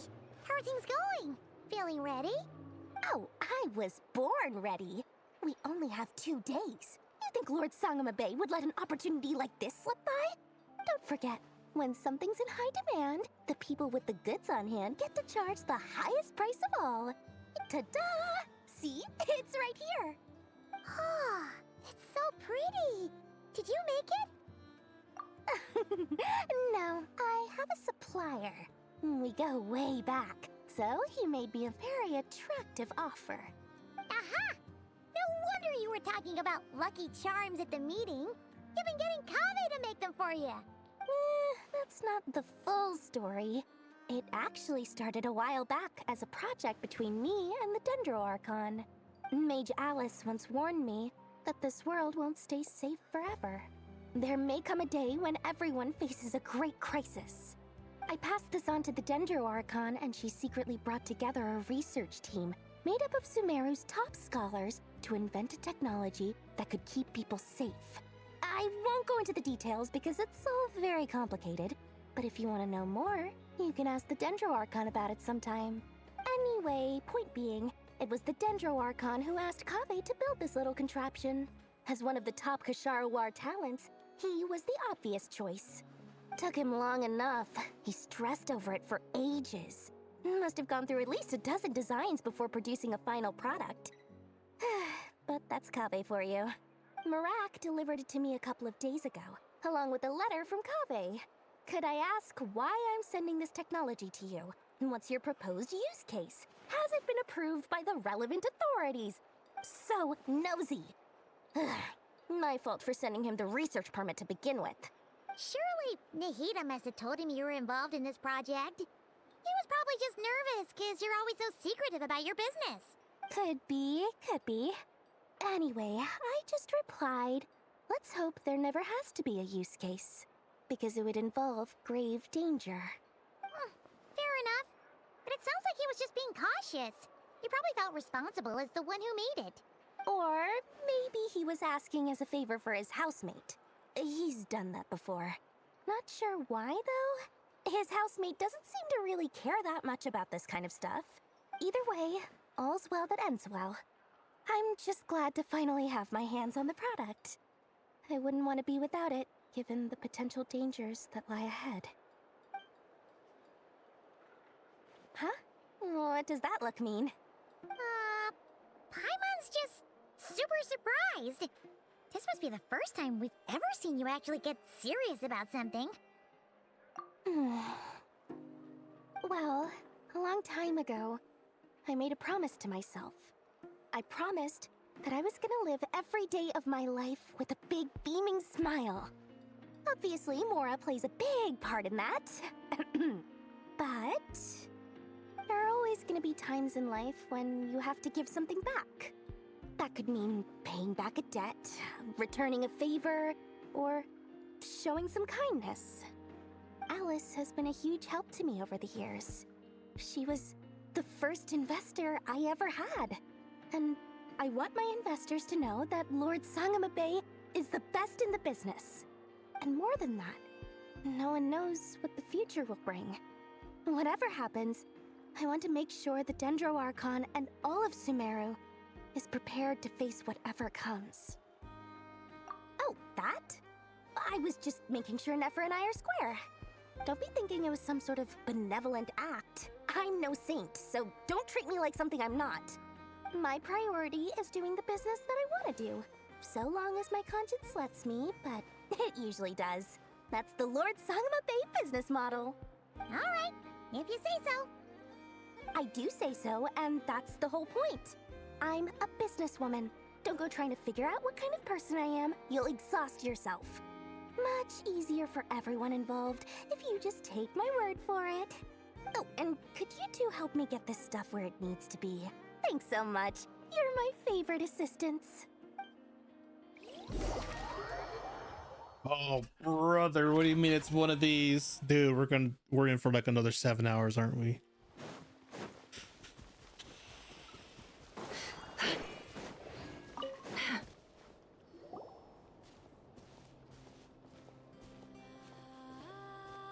Traveler, Paimon, it's good to see you. Everything going smoothly over here? Sort of. As you're probably aware, Varka, Durin, and I captured some abyssal creatures from the Wild Hunt. Per the plan, we dissected and analyzed some samples of these creatures. The process went very smoothly. The findings, however, come with some troubling implications. What? You can actually dissect the Wild Hunt? That depends on your definition of Wild Hunt and dissection. Harmless, lifeless. These words are accurate descriptions. The Wild Hunt is an interesting phenomenon. In and of itself, it doesn't seem to possess anything akin to a human personality. But taken as a collective, the medium through which the Wild Hunt is summoned does appear to have a soul.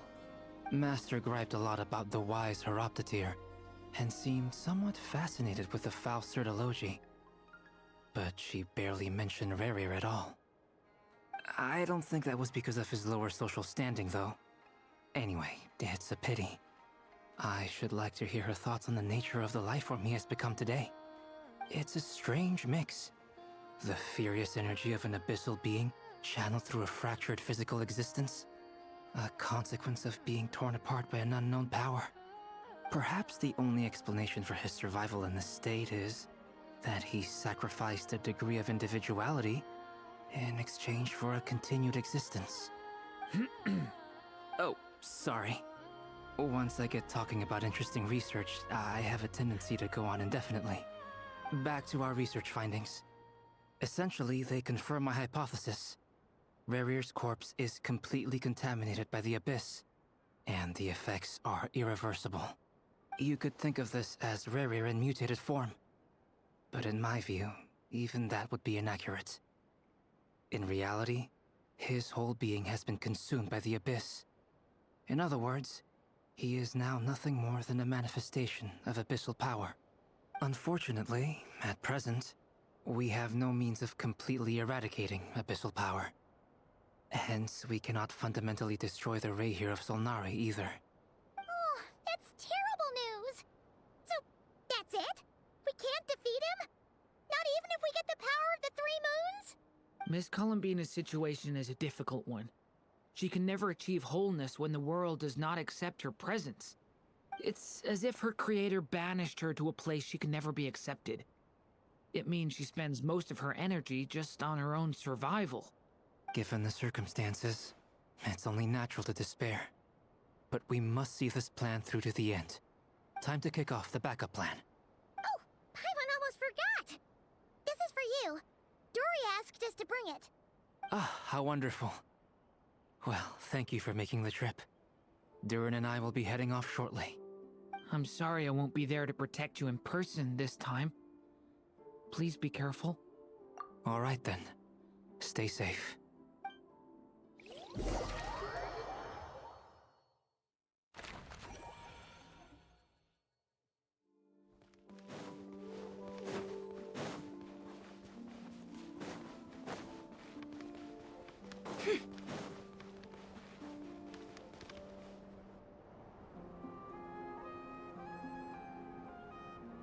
Miss Lauma, is everyone here?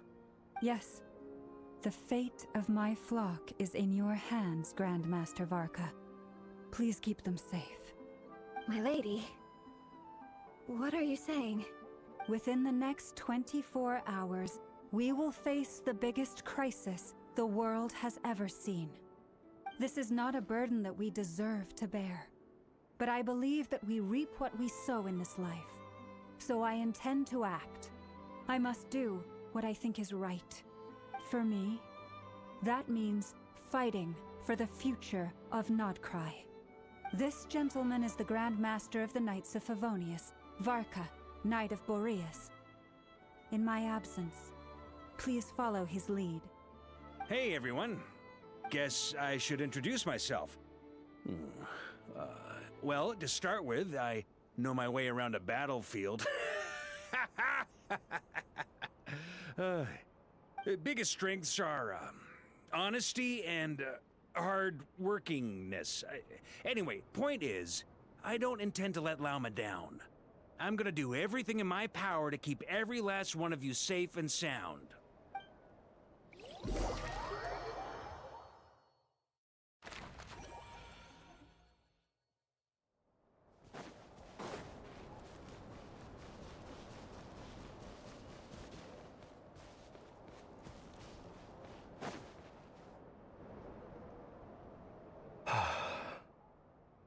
Something on your mind? Miss Columbina, was it? I believe that's how the others addressed you. That's right. Names are funny things. Have you always been called Dainslev? Yes.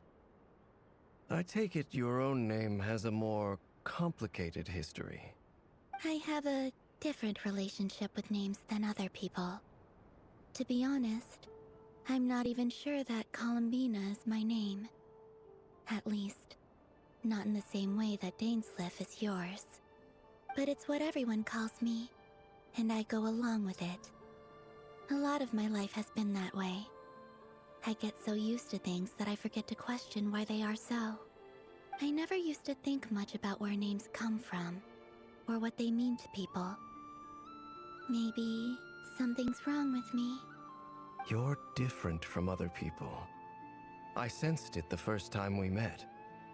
You're more perceptive than most. I'm sure your long life and rich range of experience explains that. Do you ever find yourself missing Conria, Mr. Dainsleif? Difficult to answer. I have dreamed of the past many, many times. Sometimes I'm fighting tooth and nail. Other times I'm lying on the ground, defeated. I don't recall any happy moments from that time. It has been too long. Is that because hatred survives longer than love and affection? That would not be for me to say. I make no excuses for the grudges I bear. But whatever the reason, I remember little that was beautiful or sentimental. Thank you for your help with the Rerir situation. Without your efforts, I never could have learned the hidden truth of his story. You're welcome. I know he's your friend. Friend? He betrayed me. And I never really understood what he was going through in life. Some friendship, that is. Okay. So, do you plan to fight him with us? You see, you're torn. Now you know what really happened. You see the things he's done in a new light. I need some time. Of course. I completely understand. Anyone else in your position would feel conflicted too. Actually, I went through something similar myself recently. Something happened that changed my perspective on a situation. A situation I took for granted at the time, but now I feel very grateful for it. You mean the Harbingers who still support you, even though you've left the Fatui? Yes. I always thought they were only helping me because Harbingers are forced to work together. But then I abandoned them. A warrant was even put out for my arrest. And even now, they still support me. Which means I was wrong about them all along. Clearly, they view you as a friend. I feel a little guilty now. I regret not seeing her help for what it was, and not treasuring it. I see the guilt that you're feeling now, because I feel it too. Hopefully, talking about it will do us both some good. Have you noticed that the Traveler and Paimon are over there? I think they've been listening. Huh. Shall we say hello? Sure. Hello. Ah! They caught us!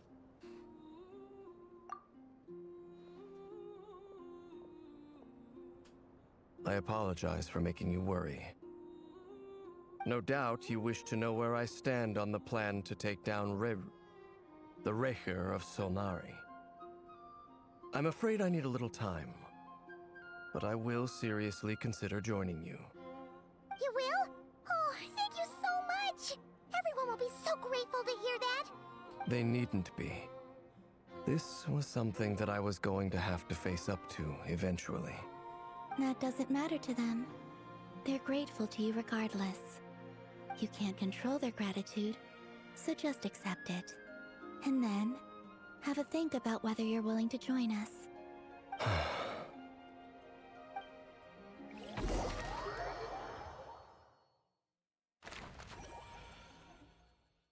It's nearly showtime! Let's go rendezvous with the others. You know the place.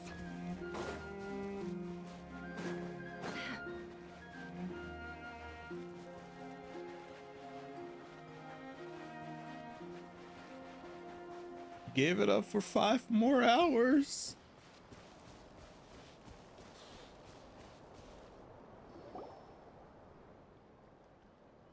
Ah, you're earlier than I expected. Hey, Flint's! Been waiting here long? Not too long. I came a little early so I'd have some time to think. Are you nervous about the battle? Quite the opposite. I'm reminiscing on my past battles. When I was awakened by the Ratniki, I had not touched a weapon in many years. I felt like the battlefield was not where I belonged. But after waging war against the Wild Hunt for so long, I came to realize something.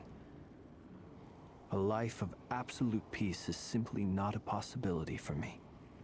My restless flame indicates that somewhere inside of me, there is a deep yearning to root out the evil in this world. Oh, that doesn't sound like such a bad thing. Well, in the past, when I was a Fae whose primary concern was hibernation, it was hardly ideal. But it certainly serves me well here in the present. And I am delighted to be able to join forces with you in this endeavor. Looks like I'm not the first to arrive. Ah, Miss Lauma. Did you sleep okay last night? I struggled to settle down at first, because of the nerves. But don't worry. I got enough sleep in the end. I'll be just fine.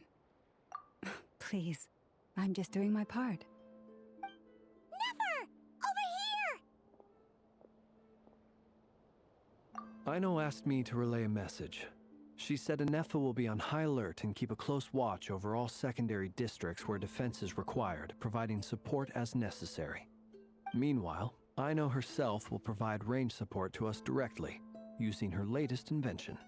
Excellent. My thanks to all involved. The chess set's looking a little unstable. It won't hold him much longer.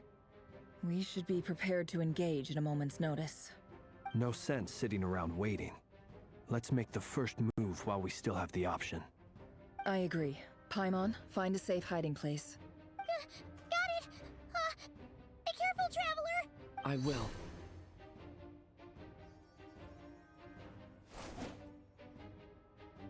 Everyone, take your positions as soon as the battle starts. Every ounce of strength we have in our bones, let us bring to this fight. Ready? Let's go.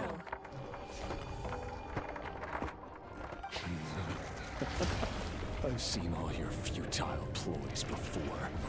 You have become the authors of your own demise. I wouldn't be so sure about that. You are merely a moment of sport before I tear down the moon.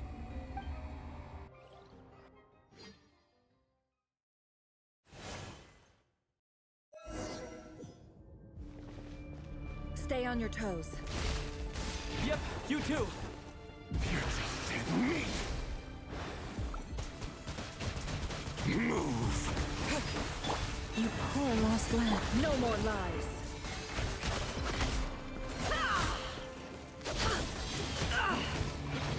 Let me help you guys.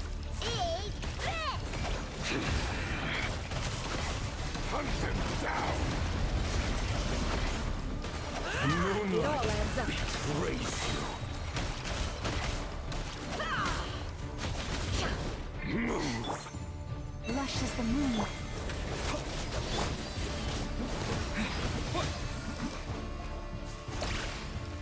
With one heart, we pray. The moonlight betrays you.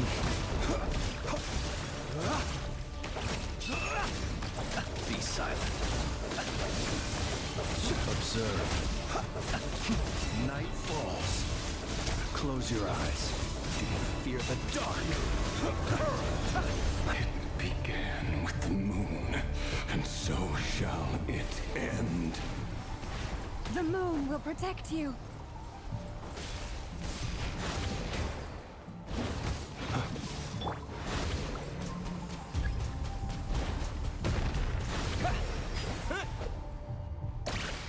Do you see?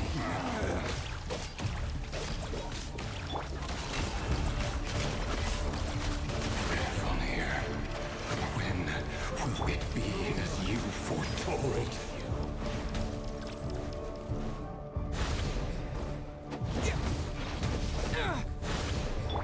Forest, protect us.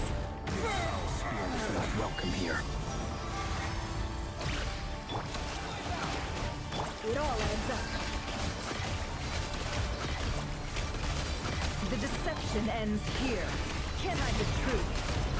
Let's see what you're made of. How? The moonlight betrays you. Move. Observe. Futile. Hunt them down. To dust. Close your eyes. Cut into dust. Pathetic! Move! Your little game of heroics is over.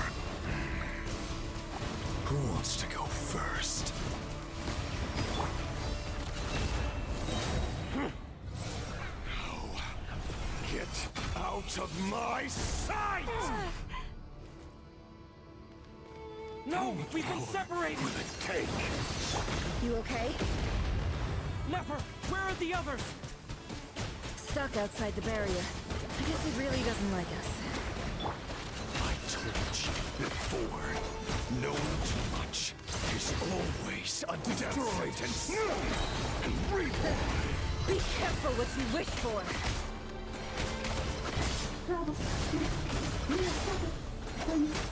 Lama! Can you hear me? Hold on.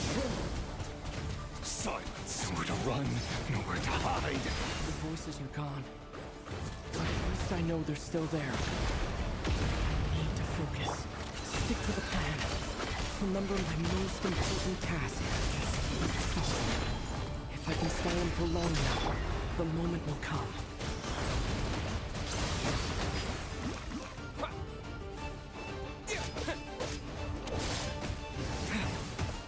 Destroyed. Reborn.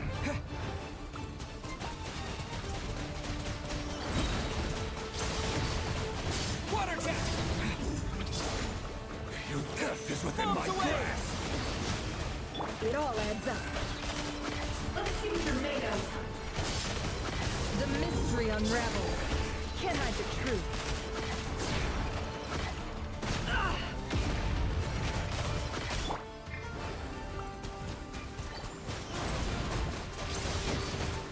Go! It all adds up. Time to come clean. The deception ends here.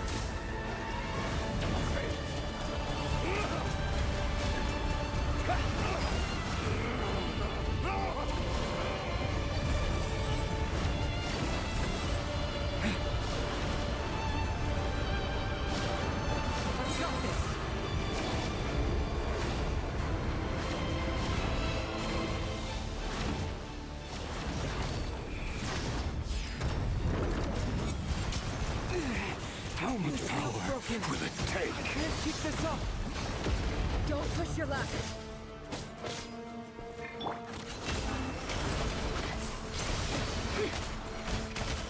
It all adds up.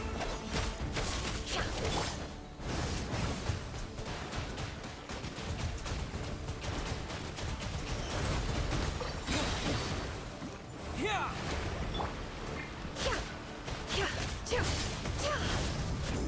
Can't hide the truth. Your death is within my grasp. Seek within. It all falls into place. Let's see what you're made of.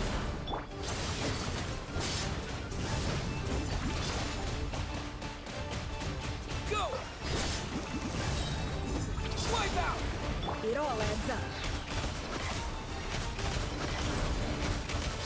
The mystery unravels. Can't hide the truth.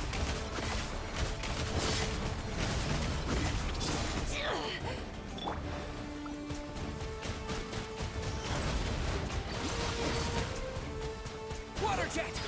How much power will it take? Bombs away! It all adds up. The deception ends here.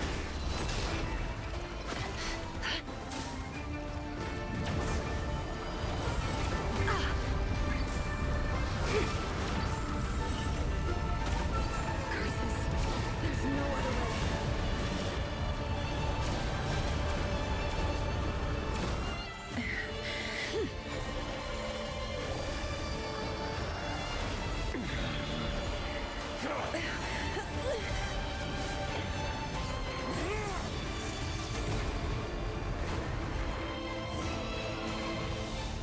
The only way to defeat Rarer is to borrow his own power.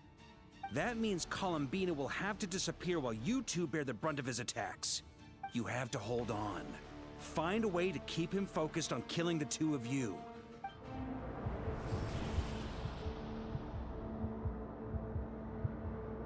Nefer, your eyes are bleeding. Soon you will be powerless to resist. And then, I will reduce you to dust. But that dust will plague your memories. Come on, keep holding on. Any other tricks up your sleeve? Let's see them.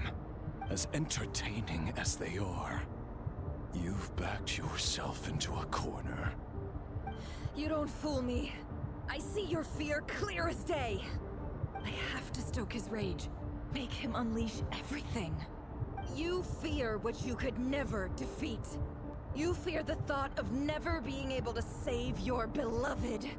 You cannot win the fight against fate, Rerir. Is that what you think? Well, now it's your turn to feel afraid!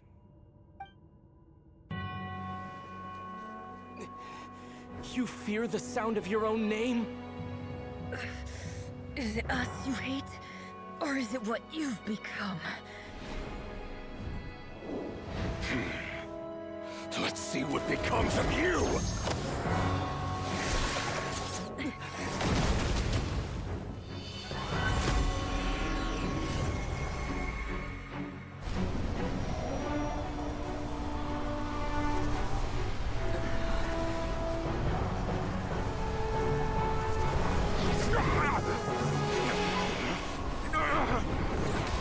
What's happening? That power... I've seen it before!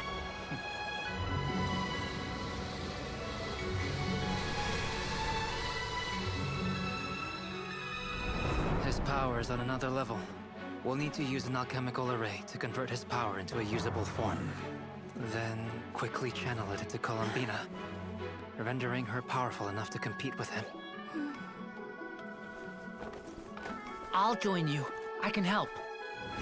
If I release enough abyssal energy into a confined space, it'll create a potential difference, allowing us to extract a huge amount of elemental energy. Next, I'll synchronize with everyone's minds using Pyro, then give you temporary access to their abilities and fields of view. But it won't last long. Can you see? Well enough. So, we have a student of Gold Rhine-Daughter in our midst! How about that?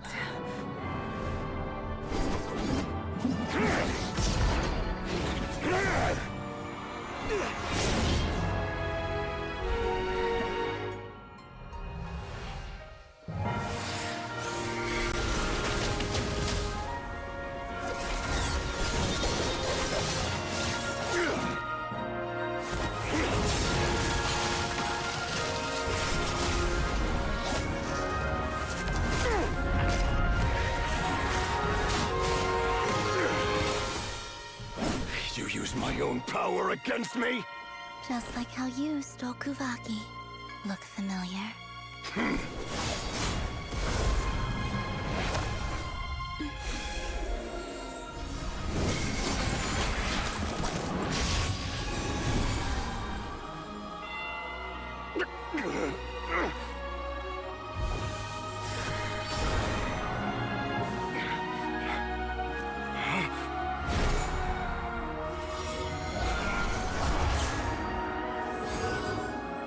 Don't you realize? You don't have the power to hold that gate open! I don't, but someone else does.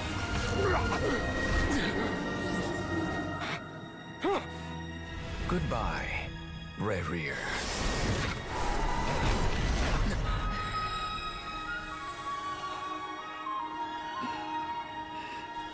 We won.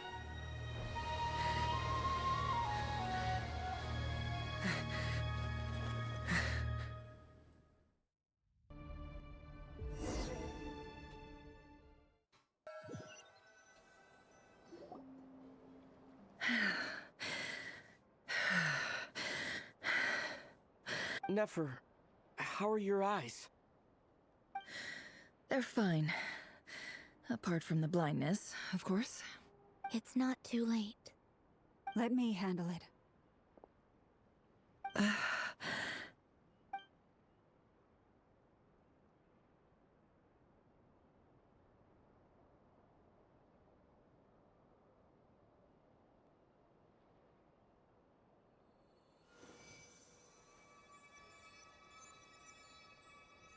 Miss Nefer. It's not like you to lose your composure. That was the most reckless thing I've ever seen you do. Reckless how? The situation was critical. Our lives were at stake. We had to do something. Even so. Okay. I guess you're right. Under the circumstances, it was a wise decision. You traded your eyes for an incredible victory. In business terms, I suppose that's a huge return on investment. I'd be hard-pressed to argue otherwise. Still, I don't like this outcome, and I don't want you to lose your sight for good. People suffer when they make sacrifices they shouldn't have to make, whether that means faith, strength, or in this case, your ability to even see. I had hoped you could win without sacrificing so much as a single hair on your head. Thank you. Really. All done. Don't try and open your eyes just yet. We'll see how you're doing in a couple of days. Until then, please follow your recovery plan to the letter. I'll send full details through Yehoda. For now, just get yourself home, relax, and rest. My dear friends, we have fought bravely and achieved a spectacular victory. A dark cloud has been lifted from the skies of Krai. All in this land will be grateful for what you have done. The moon will remember this day. Thank you both.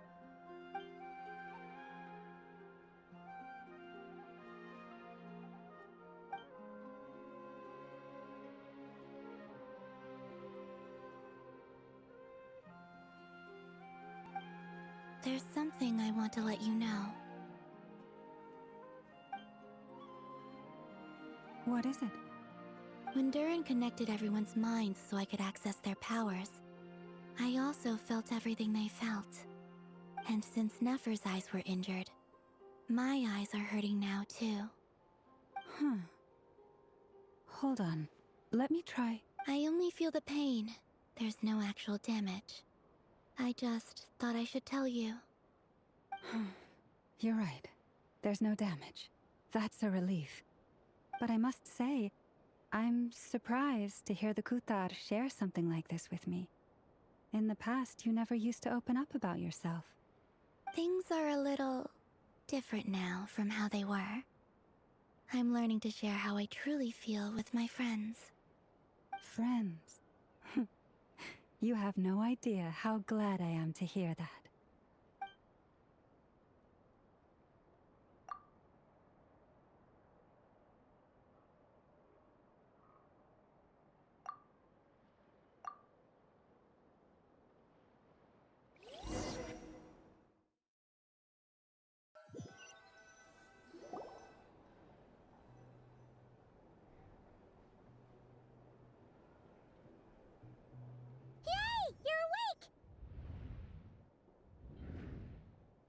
How are you feeling? Any aches and pains? Did you sleep well? I'm doing all right, Paimon. No need to worry about me. Phew! Well, that's good. Paimon's been sitting on the edge of the bed worrying about you for ages. You slept a whole day and night. Poor Paimon had to eat all by her lonesome. Glad to hear you didn't starve. How was the food? Well, it wasn't the same without you there to share it.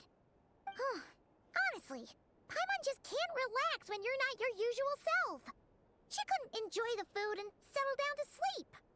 Well, I'm back to normal now. Oh yeah, and Albedo swung by earlier. He said to tell you to head to the tavern when you woke up.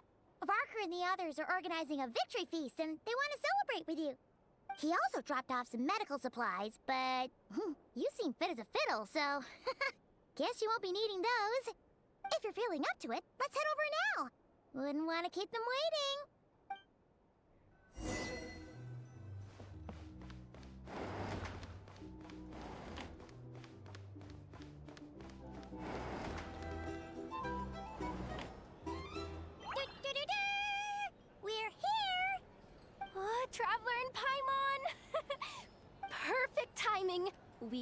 literally just saying how there's no way we're holding this victory feast without you any longer, and we would have postponed it till tomorrow. How are you feeling today? Much better. Thanks. Don't worry about me. Relieved to hear it. If that changes, just let me know. Happy to check you over at any time. Yep, we're here for you. Anything you need, just let us know. Oh wait, where's Nefer? How are her eyes doing? Nefer's right over there. I'm sure she'd love to catch up with you.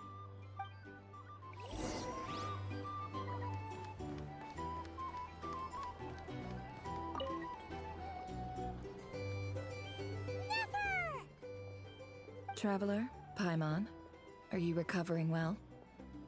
Turns out that moon chanter has some real talent after all. My eyes were mostly recovered after just a couple days' rest. I can actually open them again now. Yeah, but you gotta be careful. Lauma says not to strain your eyes while they're still healing. Yes, thank you. I'm well aware. Yehoda, could I borrow you for a moment? I could do with an extra pair of hands. Oh, sure. Coming. Did you hear that? I gotta go help Lauma for a second. You guys chat among yourselves. I'll grab us some drinks on the way back. Paimon, you still like 'em sweet? You bet. Make it extra sweet, because Paimon's earned it. Sure thing.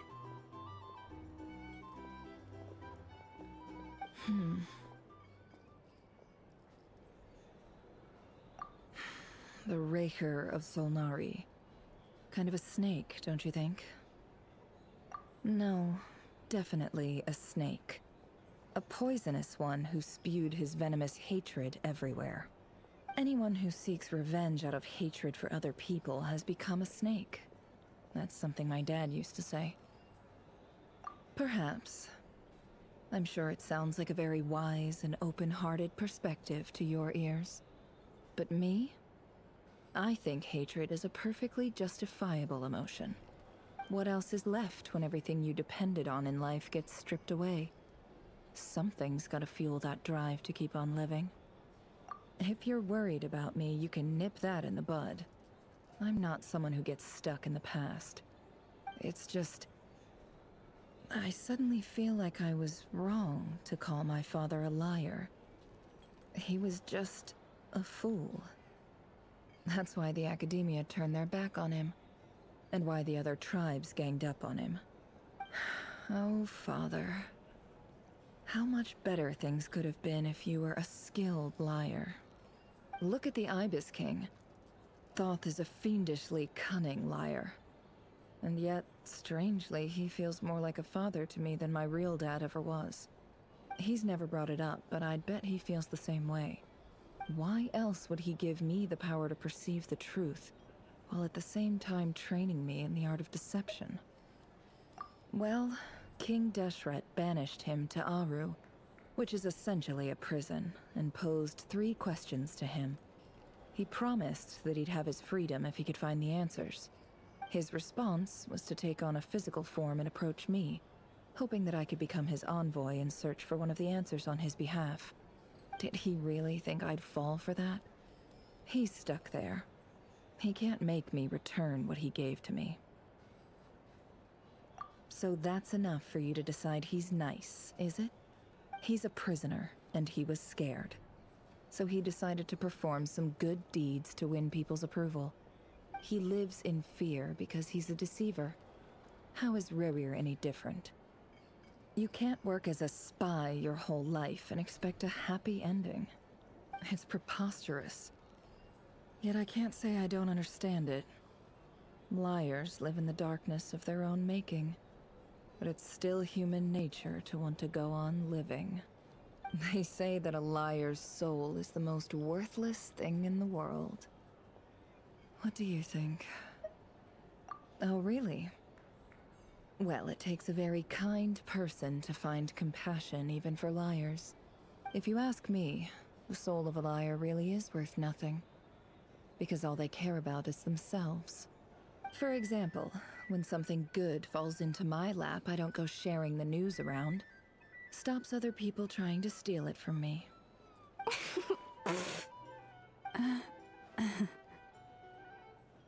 So be it. They have sharp ears. I can't keep anything from them. Wow, is that what it looks like? Well, you all know my past now, and I can't simply eliminate everyone who knows too much. So I guess I just have to put up with you. For the foreseeable future, at least. When you find yourself in a situation you can't control, the safest play is to keep calm and start monitoring everyone involved like a hawk. In the intelligence world, you need to have a sense of perspective and play your hand accordingly. If you understand what's at stake, please ensure my secret is safe with you. I trust you'll respect my wishes as a friend.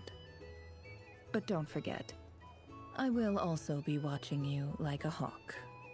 Very good. Oh wait! Now that the panic's over and we've all calmed down, Paimon suddenly remembered something. After all that build-up, our mystery ally never showed up even once!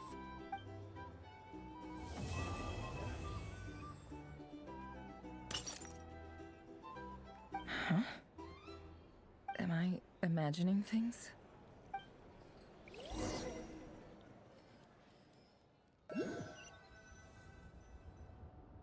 So, that close colleague who stayed behind with you? What's he been up to recently? Don't know, don't care. I get more normal human interaction from hanging out with Bosco too than him. Although, now you mention it, he hasn't bothered me in a while. I wonder if... If he's disappeared without a trace, it's the biggest gift he ever gave to the world. But I somehow doubt that's what's going on. He won't lie low forever. So we'd better stay on guard.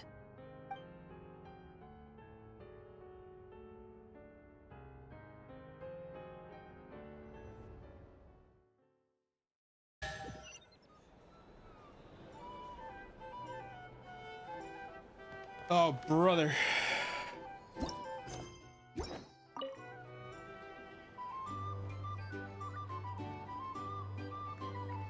Ah, Lord Sangama Bay. How lovely to see you. I must thank you for the device you provided. It was an enormous help. Would I be right in thinking that it was developed by the Academia? Why come and ask me when you clearly know already? I mostly came to thank you. That's more like it. A little gratitude goes a long way with Lord Sangama Bay. Play your cards right, and you might even stand a chance of becoming my long-term supplier. The chance to work with such a kind and charitable investor as yourself would be a great honor for the Curatorium. Huh? Charitable? Who said anything about charity? First time hearing about it. Let's see. The first plot of land you purchased in Krai, your desert interests, and... Stop! What do you think you're doing? Exposing my investment history! It's nothing to hide from. They're all perfectly legitimate investments. And some of the land you purchased was with the intent of building a sanctuary? Yes, I heard about that too. How did you... You're a curious case, Lord Sangama Bay. You don't like people finding out about your good deeds, do you? But I'm afraid no matter how hard you try to keep things under wraps, where there's a will, there's a way. You did it for Sumeru, didn't you? It was empty land that was gonna go to waste otherwise. I figured if I built something there, it might at least get some use in an emergency. Disasters are capricious things. They strike without any warning.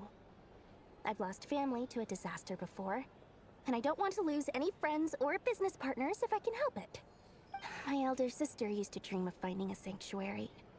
Somewhere with plenty of food, water, and medicine. Where everyone could live happy lives. It was something I looked into, but after discussing things with the Dendro Archon, I decided on a more effective strategy. The tech people handled the tech, and Moneybags provided the Mora. It just made the most sense. It's a pity that so few people know the truth about you. Everyone says that you view everything in terms of Mora, and all you care about is growing your own wealth. So, what's the problem with that? Everyone wants to be rich, it's human nature. So yes, I love Mora, and it's nothing to be ashamed of. But surely you have dreams of your own beyond just making Mora. You don't get it, do you? My dream is to invest in other people's dreams. And, you know, make a nice little slice for myself along the way. Just thinking about it makes me happy. That sweet, sweet sound of Mora. Thank you.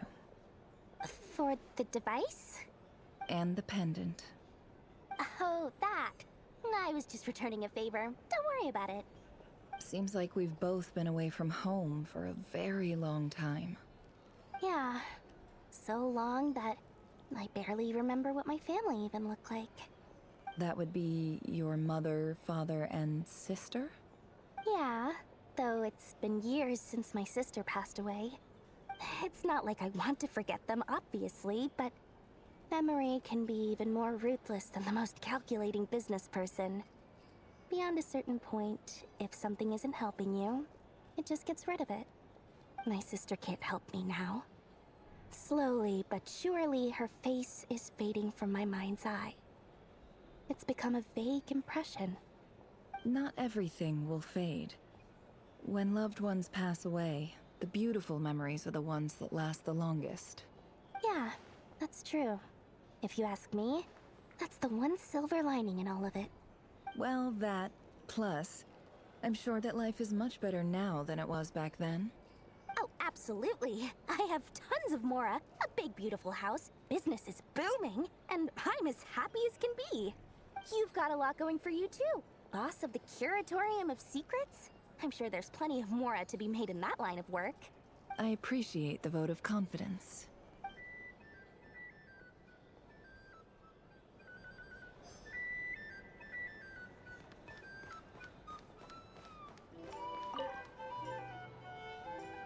How have you been holding up? Any adverse reactions? If you start to take a turn for the worse, make sure you tell me right away. You don't need to worry about me, Grandmaster. I'm fine. I mean, I barely did anything, so... What? You're too humble, young man. You played an indispensable role in the battle for Krai. We can't thank you enough for your support. Sometimes, when people praise you, it's because you deserve it. The best thing is to accept it calmly and with grace. It's important to learn how to respond to words of admiration. Let's do a quick demonstration. Albedo, that was an incredible feat of alchemy. The pressure was on, but you worked flawlessly at lightning speed to get the job done. Thank you. I can't take all the credit, though. Durin played a big part in forming the alchemical array. See? Did you catch that? A masterclass in how to take a compliment. Okay, yeah. I did work pretty hard to help prepare for the battle. No point denying that. Hey, you guys! Hey, look who's bounced back. Looking good, Traveler. Seems like you've recovered. You won't need to take any more medication. Can I get you a drink? Huh? You know how to order at a bar now? You've sure learned a lot recently. Handling a drinks order is ridiculously simple compared to alchemy. Don't worry, I'll blend into society yet. Paimon believes it. You're clearly a fast learner, just like your brother. To be totally honest, though, Paimon didn't quite follow all the details when you first explained the plan to us. Don't worry, that's completely understandable. Unless you're a student of alchemy, it's hard to grasp the principle and how the process works. To put it in the simplest terms, we saw how our enemy stole the power of Kuvaki. And that gave us the idea of stealing his power to turn it against him. When facing an enemy you have no hope of defeating, it's best not to engage them in battle. So, instead of looking for a way to overpower him, we decided to help Columbina get strong enough to at least stand up to him in a fight. For this to work, we had to analyze his modes of attack, confirm who his main target was, and make sure that he wouldn't go beyond the range of the alchemical array. For added security, we prepared a total of 4 arrays. But to mitigate the impact of the battle, we identified one location in particular as the ideal spot, which is where the confrontation took place. The alchemical array absorbed his abyssal power, then Durin processed it to render it usable by Columbina. That power enabled her to do what would otherwise have been nigh on impossible. What surprised me was that Dainsleif actually agreed to join us. Given his history with Rerir, he had every right to sit this one out. But we're extremely grateful for the decision he made. It must have been a painful choice to make. But I'm sure that making a decision was far better for him than staying in limbo. Absolutely. He was torn between two paths, but in the end, he made his choice and stuck to it resolutely. He doesn't strike me as the sort of person who'd stay trapped in limbo for long. Anyway, however you cut it, everyone gave a stellar performance. And now, it's time to kick back and celebrate.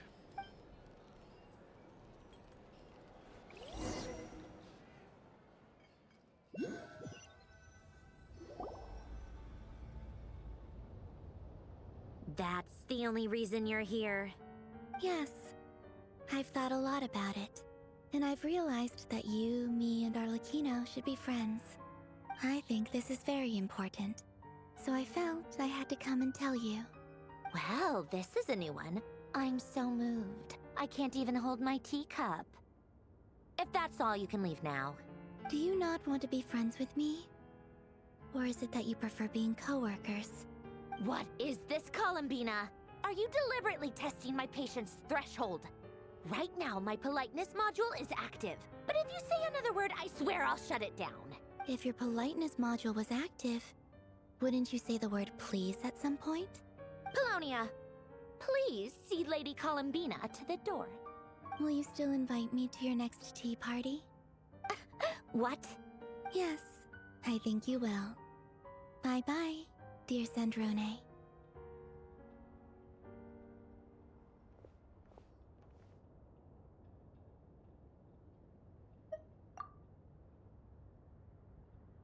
Last time, the Wild Hunt escorted you out.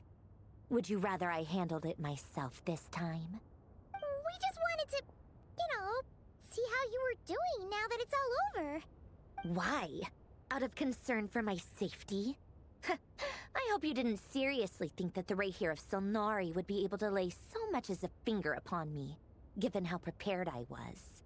Mostly because you kind of helped us out, so we just wanted to check you were okay. Looks like all your robots are fixed, huh? Oh, don't you worry about that. Tea time is already a write-off. The visitor before you managed to kill my appetite. If you're in the mood for tea, go ahead and help yourself. Otherwise, it's going to waste. My coasters are still missing in action, though. Use this notebook instead. Whoa! Pretty hefty notebook. Look at all those calculations. You can ignore those. They're just dumb scribblings.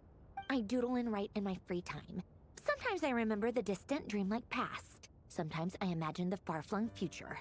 And other times, I grit my teeth and note down all the crazy nonsense going on in the present. Some people do the crosswords in the newspaper. This is my equivalent of that. Trying to predict the future is like daydreaming. And writing about the present just makes me furious. The past is my favorite. If nothing else, it's already set in stone, so I don't have to rack my brains trying to figure it all out. Huh. Although, having said that, the only vaguely interesting memory in my past is probably that guy they call Lord Artificer. Who else? Pretty much all the mecha and Fontaine are his personal handiwork. Wait, are you saying you know him? Like, personally? As a friend? I mean, I guess we were friendly enough. Yep. In fact, I'm probably the only normal person left who knew him at all. We used to chat occasionally back when he was still around. Before he passed away, he asked me to destroy all his manuscripts. I honored his request, but I did read through everything first before destroying them. I mean, I couldn't let the genius of Lord Artificer Alain Guillotin disappear like that. Would have been such a waste. So, that's where the formulas in your notebook are from? I just told you. Those are my equivalent of crossword puzzles. They're just dumb formulas that I solve for fun when I'm bored. Alain's work was like epic poetry. The formulas in my notebook are just silly little riddles in comparison. Not that there's anything bad about them. I mean, at least, solving those riddles isn't going to hurt anyone. Except me, 'cause I lose a few brain cells in the process. Anyway, while we're on the topic, I might as well tell you about what happened to him and his friends. Alain Guillotin had two close buddies, Renee and Jacob. They spent their childhood years together in the Narzissenkreuz Institute. They were all quite competitive, so there was some rivalry between them. But it was a friendly rivalry. But beneath the friendship and the rivalry ran something deeper, a sense of nostalgia for the past. Unfortunately, childhood would end, the prophecy would come true, the apocalypse would arrive, and the future would never be. A mad dream that would normally only capture the minds of lunatics began to take root in their hearts. A dream of saving the world. And if Renee and Alain had been people of lesser wits, that dream would probably have ended up as something for them to joke about in their older years.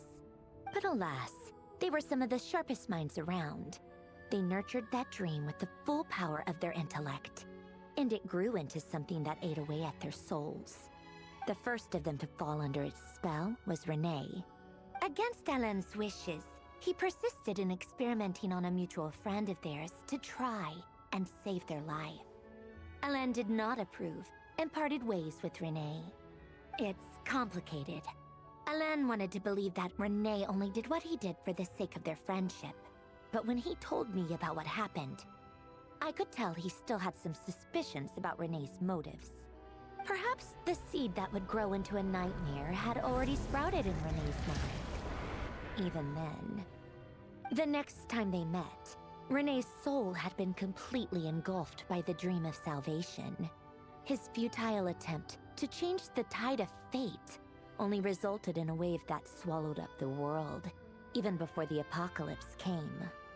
And although that wave died down eventually, I hear that it just recently came back with a vengeance.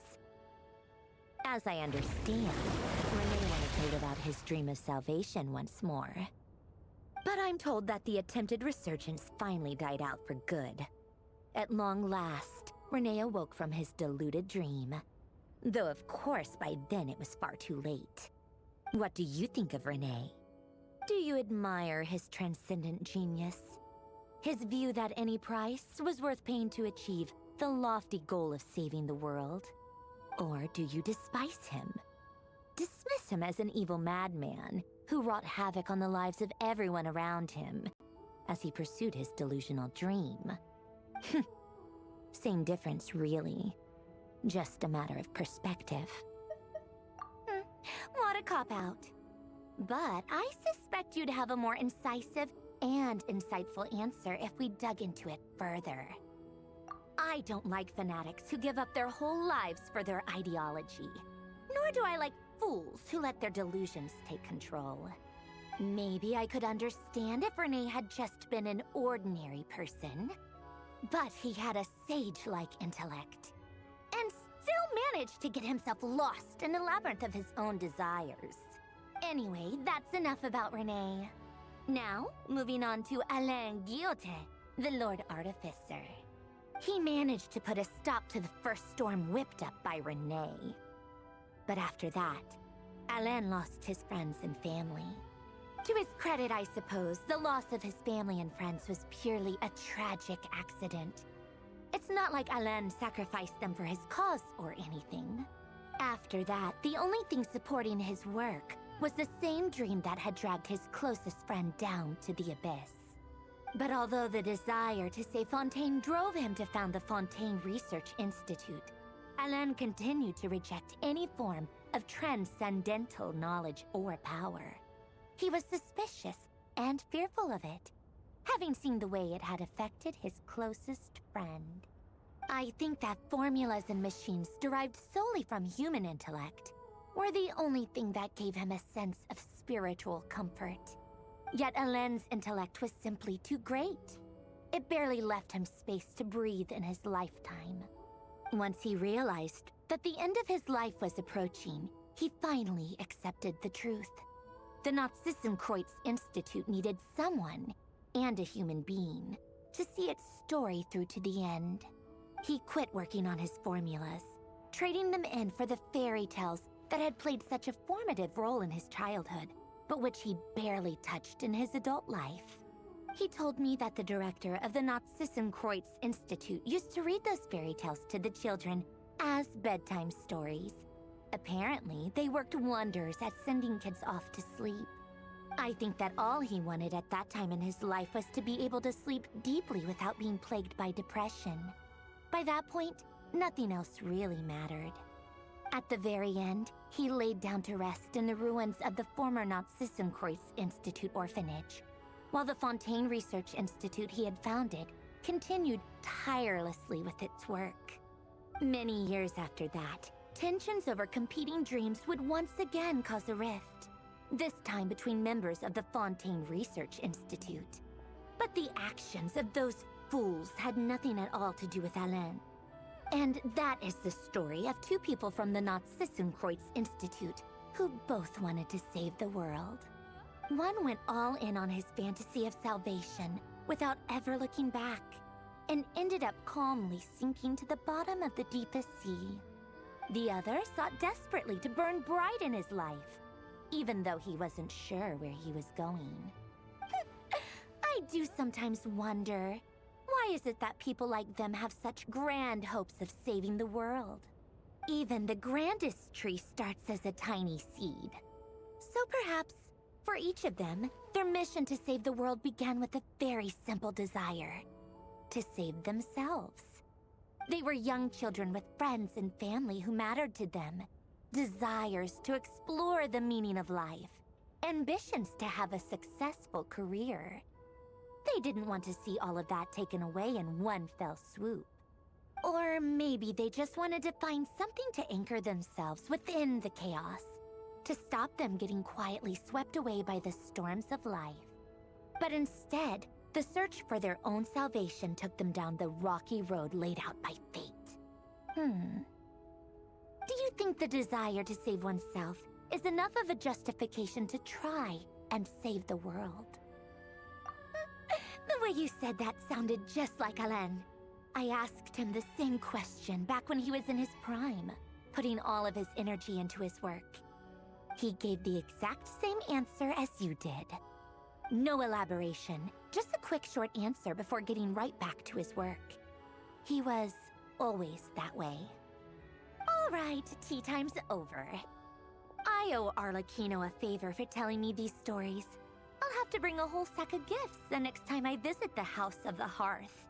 I'm gonna go tinker with Polonia now. You guys can do whatever you want, as long as it doesn't involve interrupting me. Polonia, exit hibernation mode. Begin diagnostics. Such a weird place to get information about Fontaine stuff.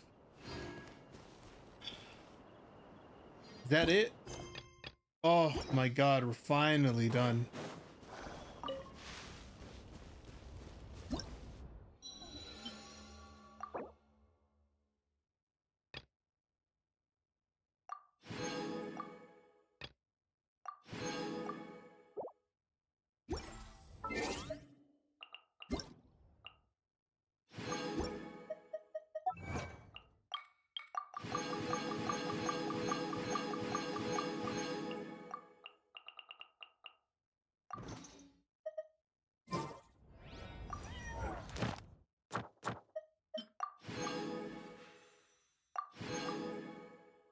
Oh my god, we're actually caught up.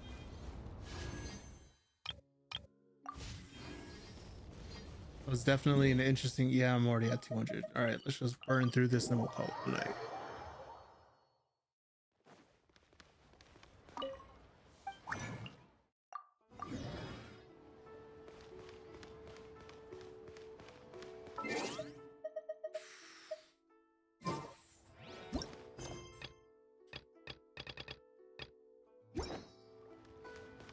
I mean, that's it.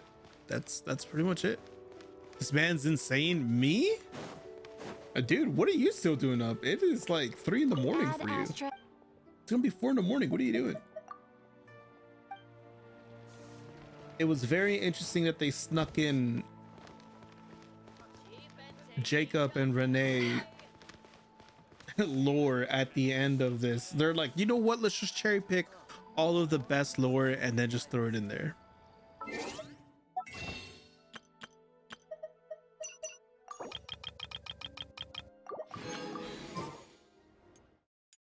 That's it. That was insane. What's the timer at? 8 hours, 14 minutes of pure, dude. It was unironically 6 hours of just straight yapping, and I've never been more like excited about it.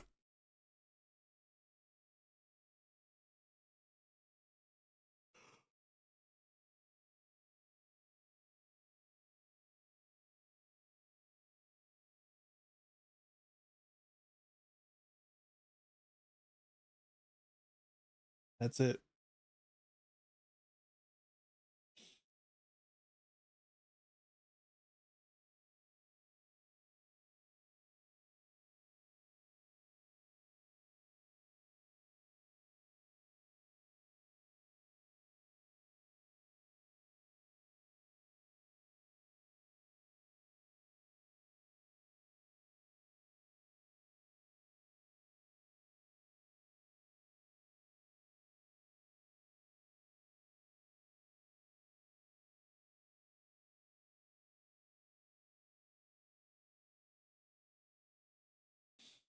This man's insane. All right, good night. You just tapped out. Yeah, man, get some sleep. I gotta watch the new Digimon episode. I gotta render this episode. I gotta upload it to YouTube.